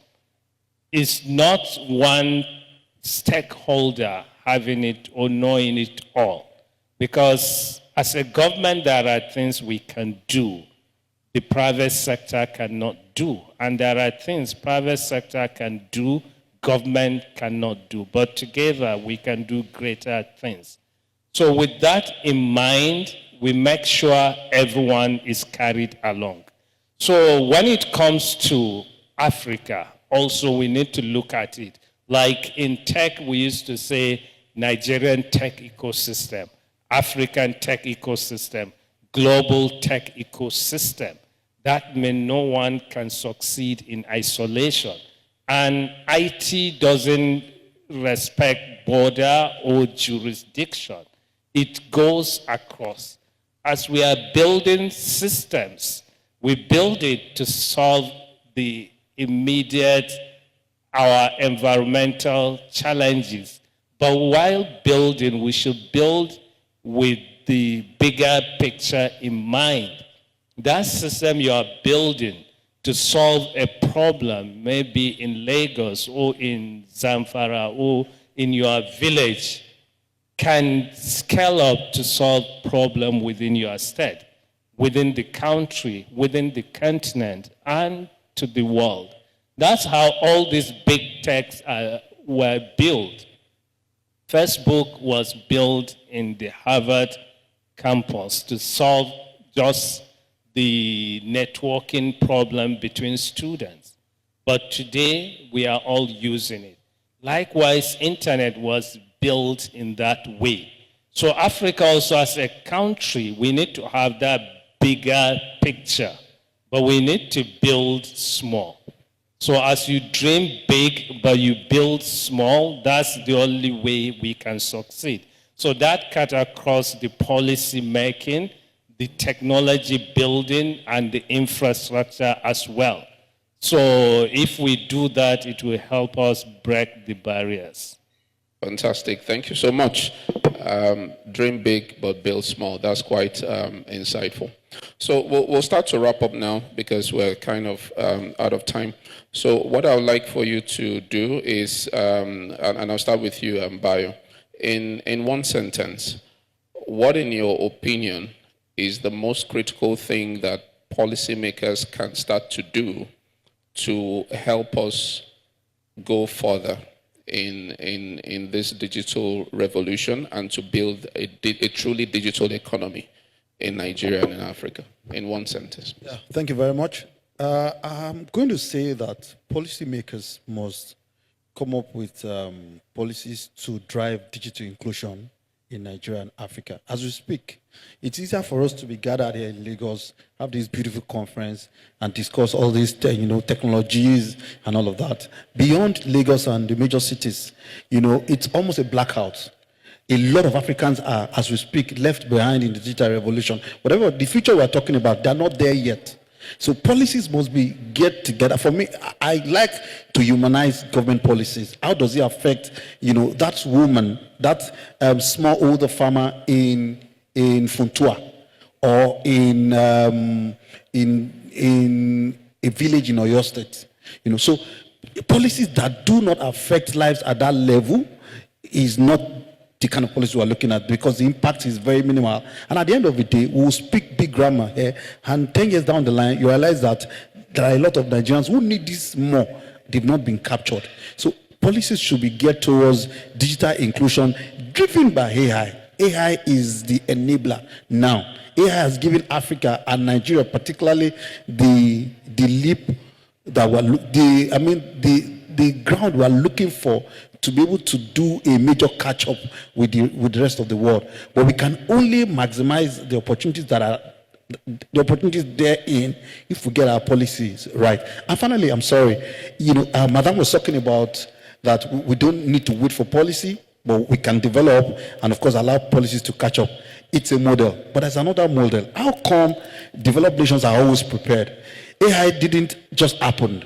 When AI came, when it emerged, some countries tapped into it immediately because they had a very solid, proactive policy-making machinery in place. That is what we don't have in place. For now, we're talking about AI. Those people are talking about what's going to happen next. There's something beyond AI. It's going to be AI, largely AI-driven. Some countries are thinking about it. We're not there yet. So our policy making should be proactive. You see ahead, you plan ahead, 5 years, 10 years down the line, so that you don't get caught up unawares. So digital inclusion is the mantra for me. Policy making is the driver that can make it happen. Thank you very much. Wonderful. Thank you so much. Very apt. Yes. Thank you. All right, Tino. Let's hear from you. Okay, thank you. So that it doesn't look like you are reacting to questions, but I had my reasons for saying that part that I mentioned. We say now that, the developed countries, they saw ahead and all that, which is fine. I think even before we came here, there was something we were talking about in relation to this. But do you know, even in the West, they are still struggling with AI policies? Do you get what I'm trying to say? Because even like to the deepfake, there's this 60-minute program that I watched right on the stage. The deepfake happened even to the moderator and the panelists. That is not captured yet. And that does not mean you should have stopped the usage. I'm just saying that along the line, we do it. We can't just wait. Because if you wait to build the policy, then the tide had gone ahead. That's where I was taking it from. So thank you for clarifying where you also brought it. And I think the whole idea is for everybody to get value out of this. So for me, policymakers, I wanted to take what the DG said in another way we say it in internet society, for instance. It is to think global and act local. We can solve all problems. I don't know how many of us know GBT right now. I don't know how many of us heard of the recent $1 million investment Google had in Africa. I mean, all of this can come. Policymakers just need to get the right people in the room. We cannot achieve this in isolation, and I'll keep saying, when we know what the immediate problems of our people are, let's tackle those ones head on and not copy and paste. Because what worked in Canada is likely not going to work here. And I like what you said about, because like internet society, we go to the rural. And the company I work for, ICSL, we build rural telephony networks. And I know even in this country, we've installed or we have deployed telephony network that people were calling for the first time from their own soil. I mean, is that bad? I heard that call and I was teary. That, are you kidding me? And this person speaking was like a chief. So every time they need to make or they travel miles to make those calls. So policy needs to also take care of the people that are largely not seen, but they contribute largely to our society. And this does not just mean Nigeria. And another part that DG said that I really love is, let's start it small like that. And replication will come automatically. Because one thing I have noticed, when something succeeds, to replicate it becomes really easier. Yeah. To replicate it becomes really easier. Thank you so much. Thank you very much. Thank you so much. And I like the passion that you used. All right, DG, Doctor, sir. Okay, thank you. I think policy or adoption, which one should come first? For me, it's paradoxical situation. They need to come together. We can't wait for policy or adoption, which one before which. Because, for example, like regulating is like putting a traffic light. To put a traffic light, you need to understand the traffic pattern. These technologies we are dealing with are not something that generation before us dealt with. So there are no law books or history we can make reference to. Therefore, to regulate them, the only way out is to test them by developing use cases, then putting guardrails in place before you talk about policies. We don't want a situation like a social media where we all started like Alice in the Wonderland. We thought we were using Google. Later on, we realized as we search Google, but not as much as Google searches us. We thought these are free systems, and they see us as a free raw materials. So we don't want to end that way. That's why we are pushing for a collaborative way between the policy makers, change makers, and impact makers to work together to build responsible and ethical system. So our approach is always whatever we are going to do, whatever is illegal online is also illegal offline. If you are building a system that will decide who gets what in a society, you cannot just sit as a system engineer in a cubicle to build that system. You need other professionals to contribute and be part of it, to design it. So that's why we are pushing also for sovereignty. The sovereignty for us is not about closing our borders to say we need to build our technology, we are not going to use any foreign technology. But we are talking about building capacity for digital self-determination. Today, you and I, we don't determine the technologies we use. We don't have control over it. It's agreement. You don't have option to reject that agreement. User agreement, if you reject it, you can't use that technology. But how can we build technology that respect our laws, that respect our values, our culture, our society? So we need to change our perception, the way we see technology as just a market for profiting. This is societies we are building. This technology are becoming increasingly powerful, controlling us, deciding who gets what, profiling us, and so on. And also they are becoming increasingly integrated. Anything you can think today, you can connect to it, you can get data, you can manipulate it.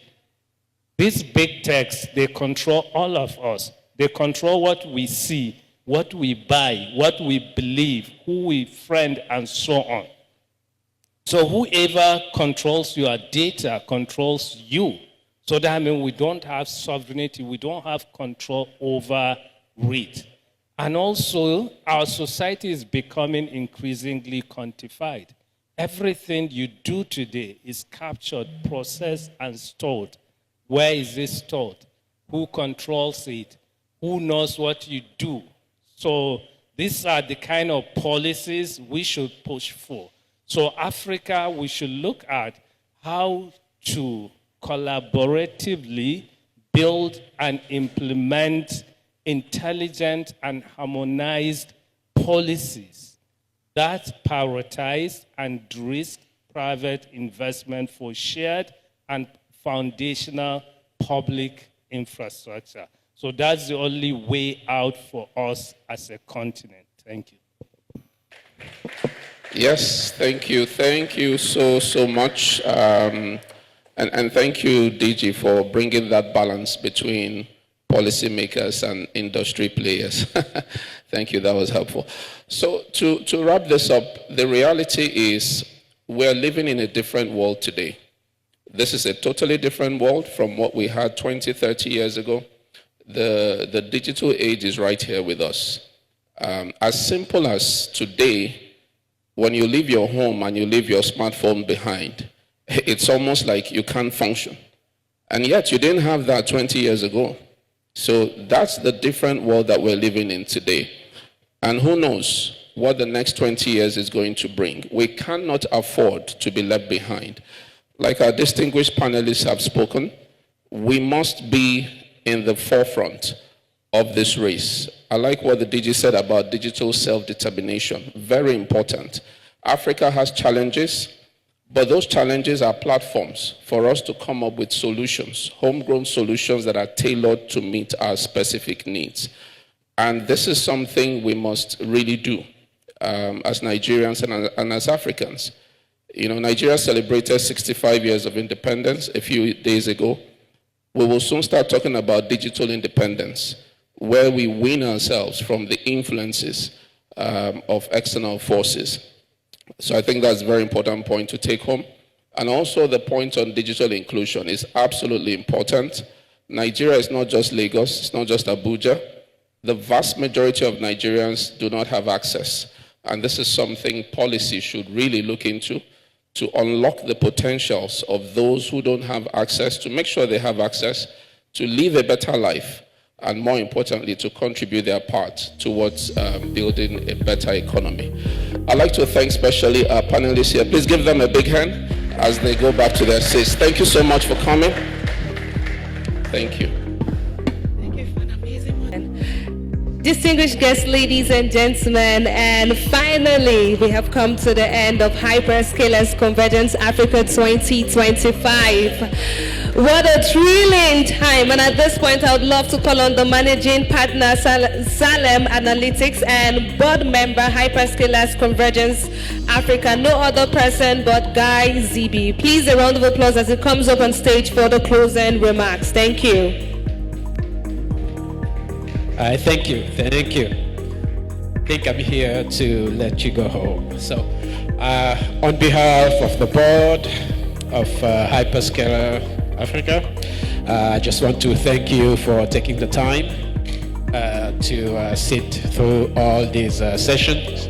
This was extremely instructive, fairly intense, lot of learning. So I hope you did a lot of learning. So I want to thank the audience. I want to thank all the speakers who took their time to come in and share their insights with us.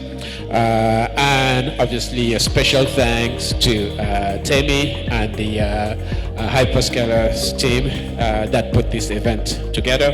Having seen this done from a vision to actually making this happen, I'm extremely impressed and very encouraged. So thank you for taking the time, and hope we'll see you next year. So have a good evening, and God bless.